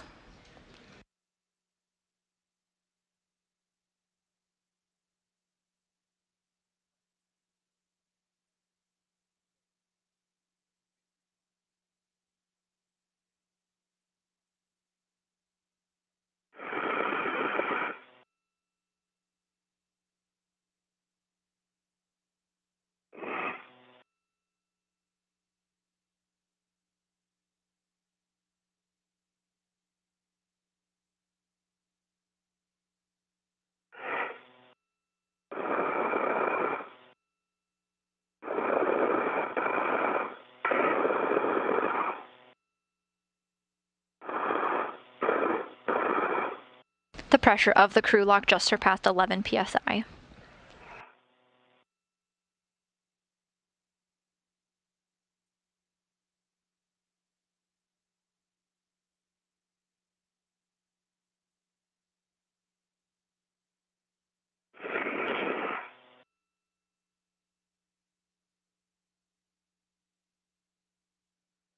Once pressure is equalized across the hatch, we're going to be opening the hatch and bringing you in to dock safers and put you on the EOS. Sounds good. Sounds like a wonderful plan. And we're still hot mic? Firm? A firm ground will inform you when you are no longer hot mic. Sounds good. Copy.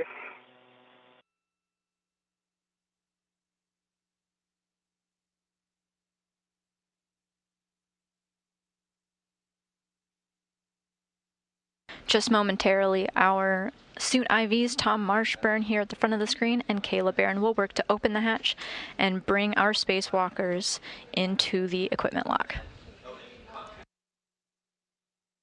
And there's the record breaker himself, Mark Vandehei, coming into the equipment lock as well to greet our spacewalkers after a job well done.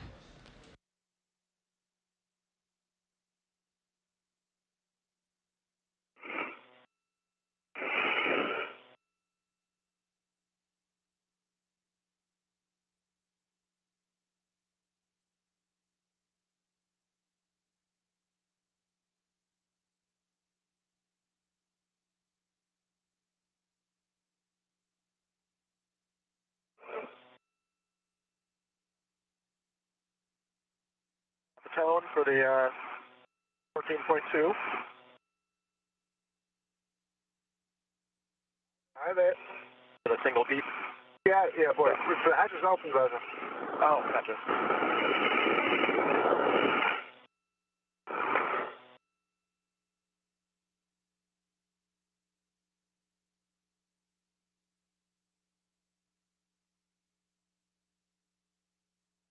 Houston Station on 1. We're waiting for your work in step 4 in 1.240 and 4 and 5. Station Houston, we'll take care of step 4. We'll let you know on 5. You can continue in step 7. Copy. Continuing on to step 7.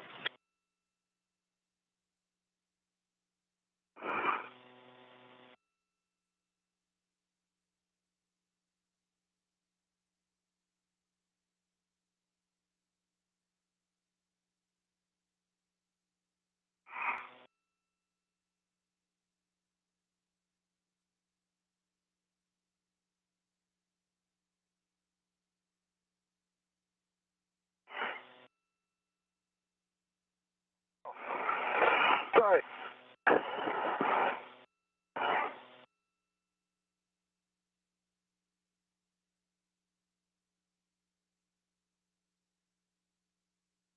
And Kayla. Am I still hot, Mike? Yeah, we're still hot, Mike. The water coming in?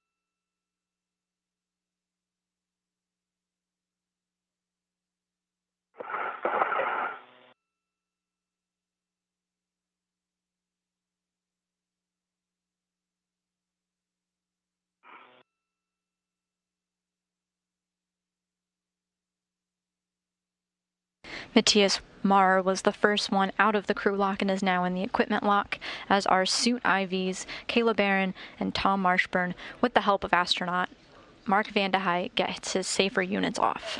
Houston Station on 1, wanted to report that Matthias has some water in his helmet. It's a little bit difficult to judge the volume because it's spread across the front of his visor, but I think we should accelerate the steps to get him out of the suit here.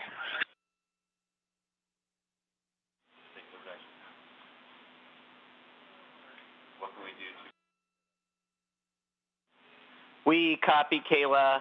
We can focus all of attention on Matthias, so remove. Has the safer been removed? You can get him on the ETA and start doffing his suit first.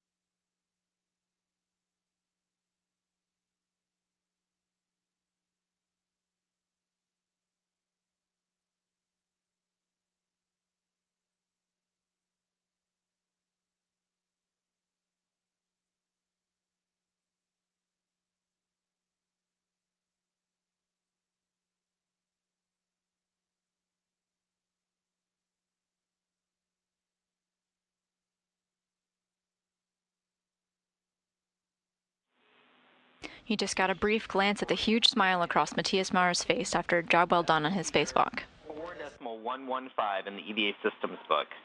The crew is now working to first get his safer unit off, which they completed, and then they're going to take his helmet off. Read those steps to you if you desire.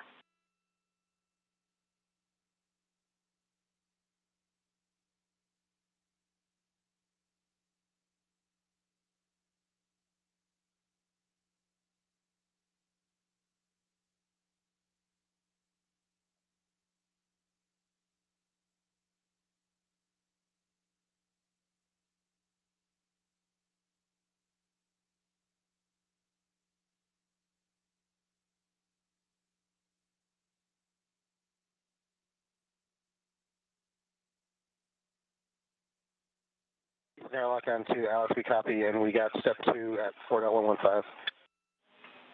Copy, Mark. We're following along.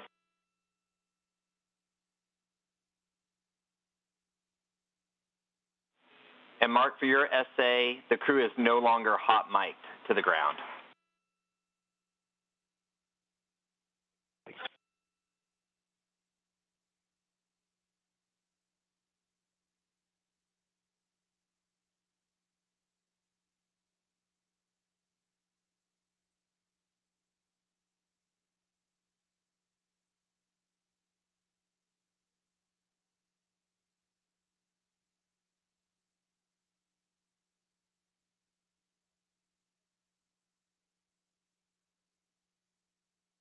Although our ground IVs are expediting the removal of Matthias Maurer's spacesuit because they noticed an excess of water in his helmet, the crew here on the ground reports that Matthias Maurer is in good health and is in no danger with the excess water, but they are interested in collecting that water just to see how much ended up there.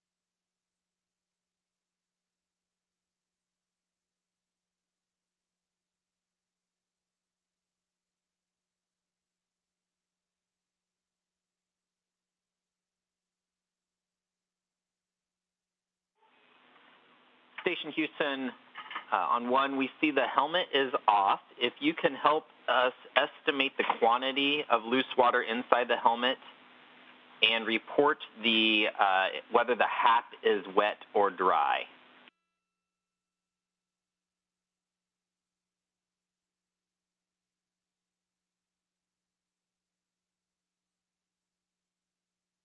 Cap is a little bit moist, but I think it would have been difficult to detect through a comm cap.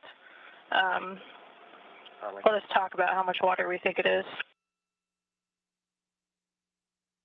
Kayla Barron removed the helmet of ESA astronaut Matthias Maurer, and now they're evaluating the HAP, or the helmet absorption pad. Barron reported that it was a little bit damp. Maybe a 8 to 10 inch diameter circle thin film of water on the helmet. Mark's going to take a picture, and there is water at his vent port at the back of his neck ring.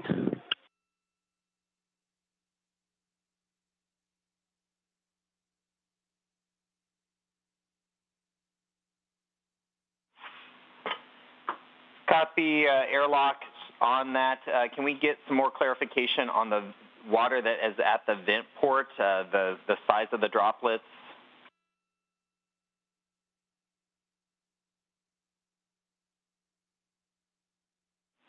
Copy the photos. Also, we'd like you to remove the HAP and take photos of the HAP, especially if you can get a thickness from a side view.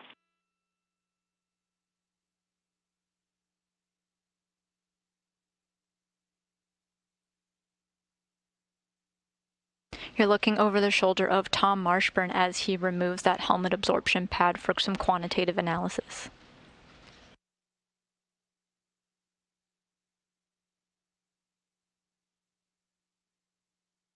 Analysis is maybe another way to describe the amount of water on the helmet. Tom said there's about 30 to 50% of the visor is coated with a layer of water. Copy, 30 to 50% coated with water.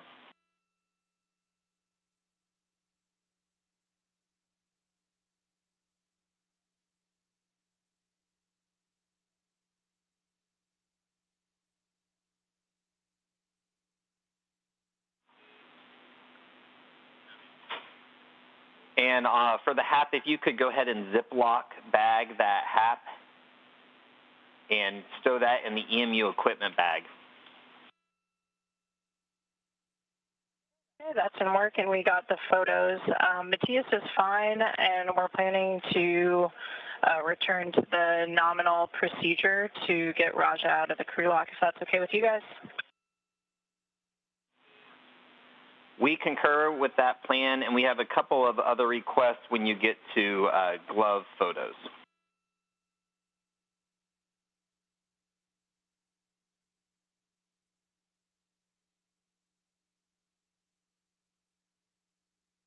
Kayla Barron removed the helmet of ESA astronaut Matthias Marr and took documentation, took some photos and some visual reports of the inside of the water in his helmet.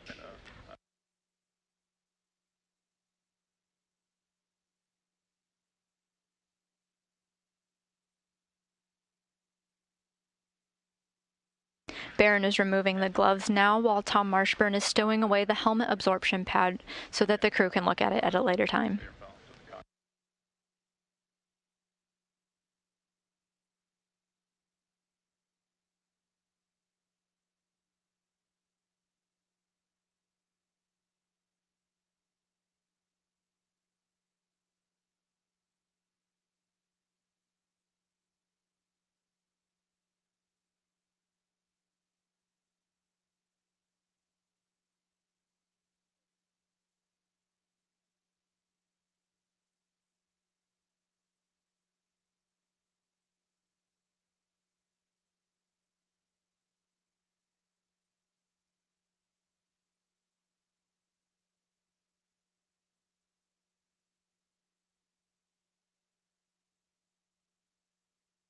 We're in a brief handover period. However, the ground team here working the spacewalk is thinking up ways that they can get more data from the crew, whether that's looking at Matthias Marr's head or parts of his spacesuit, so that they can determine just how much water was found.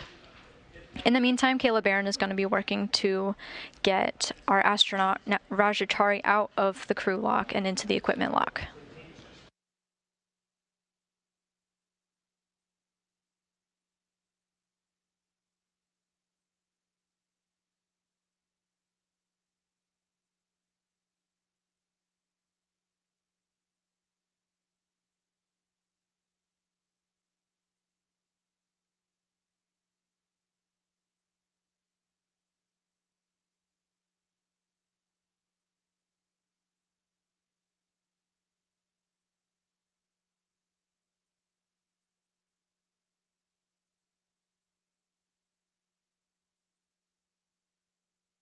We're back now with live views of the equipment lock, and Rajachari just had his safer unit removed from his spacesuit.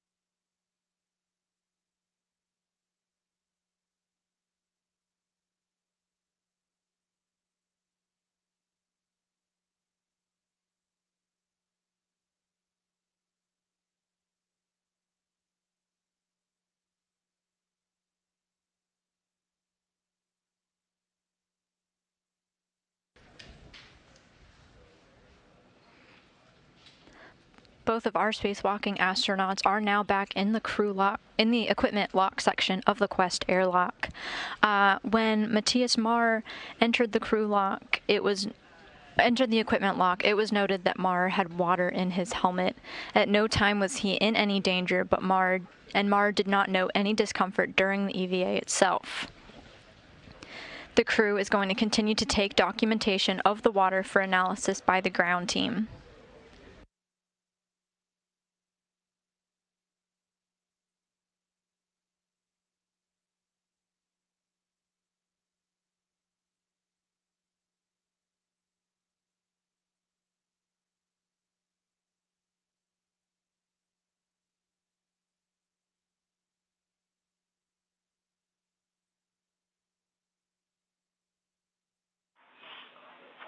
Airlock Houston on 1. I have deltas for you starting in step 37. Let me know when you're ready. We don't need to voice them until you get there. Copy them.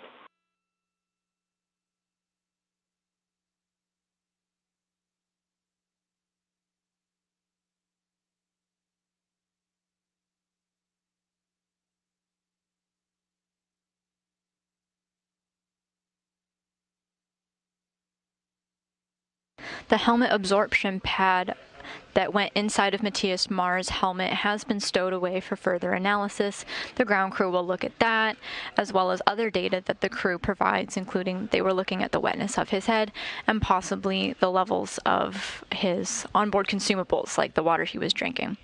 All of this plus more will be used to help the ground crews here determine the cause and how much water ultimately ended up in his helmet. But Matthias is now safe in the equipment lock section of the Quest airlock with his helmet off.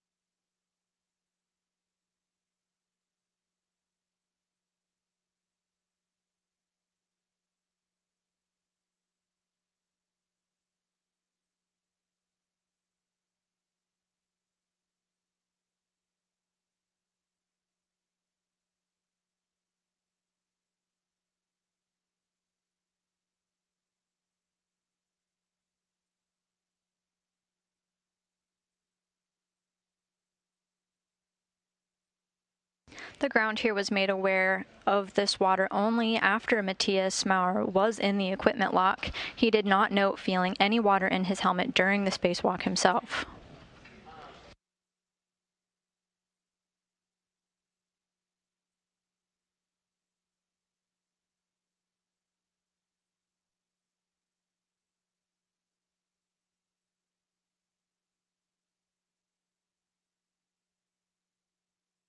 Airlock on 1 for Raja. There was no water in his helmet. Copy.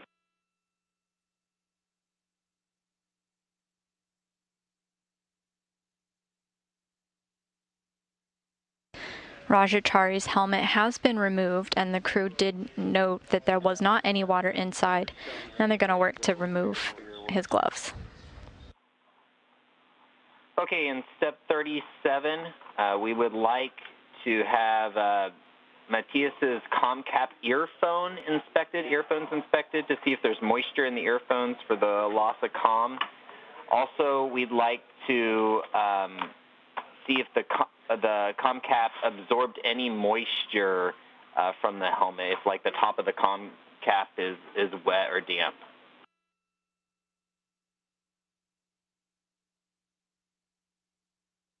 Yes, Alex, in both of EV2's air cups, there are several, I would say, maybe 20 large droplets of water in each one, and we'll take some photos. The ComCap itself doesn't really, maybe just very slightly damp, but I wouldn't call it wet by any means. Copy that. I have deltas in step 46, 47, and 60. I can read them now, or we can wait till we get there. Caleb Barron now working to document other parts of Matthias Marr's spacesuit, what he was wearing today, including an earpiece. She did note some water, but she's giving a complete analysis to the ground. Copy.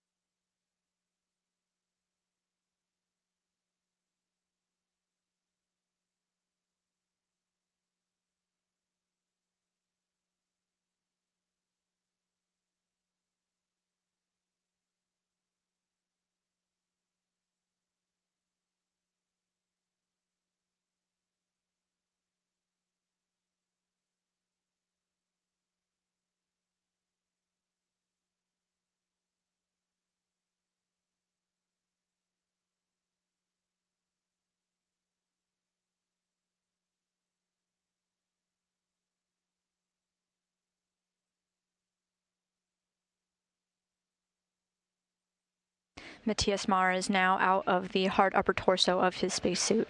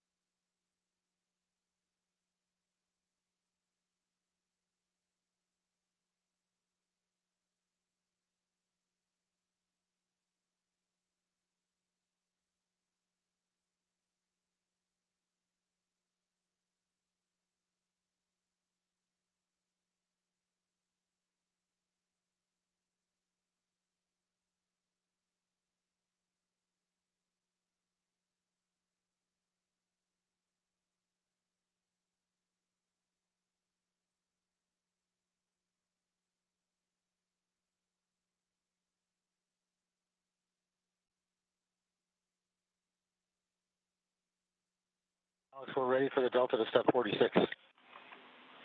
All right, thanks, Mark. So if you could please take photos of Raja's right boot, the top of his boot, that would be appreciated. We think it may have contacted the Lee at some point. And then in step 47, could could you please have Matthias inspect the electro leads of his sternal harness? We had an intermittent biomed connection at the end of the EVA, and so if he could inspect the sternal harness when he doffs that, we'd appreciate it.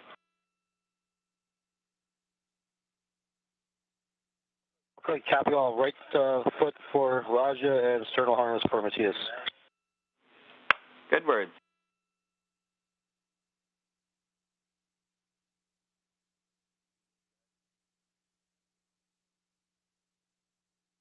Astronauts Caleb Barron and Tom Marshburn, our suit IVs, are continuing on to help our spacewalkers out of their spacesuits today. However, they're going to continue to monitor the situation with the water in the spacesuit, taking pictures and taking notes of anything else that they may see. Houston on 1. Go ahead.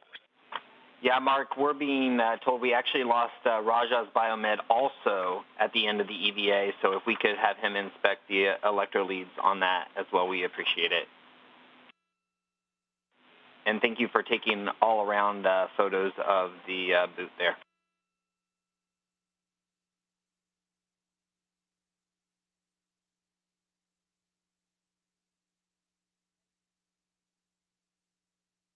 And Houston from the airlock. Matthias's 3 connectors on his sternal harness are very well connected with moleskin and the tape that is holding it down to his skin. They're all completely intact.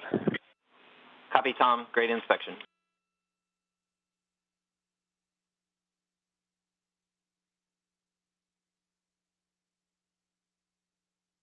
Houston, the same is true for Raja. All 3 electrodes are still well adhered to his skin and well taped. Copy all.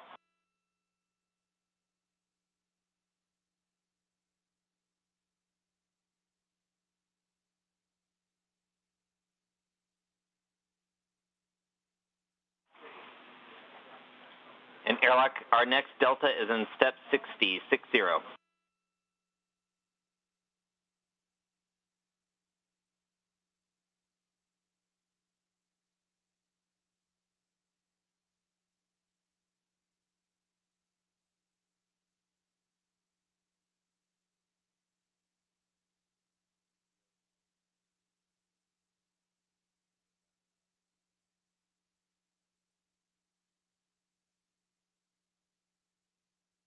In the 6-hour, 54-minute spacewalk today, astronauts Rajachari and Matthias Maurer were able to route an Ethernet cable, install 2 ammonia hoses between the radiator beam valve module and one of the station's radiators.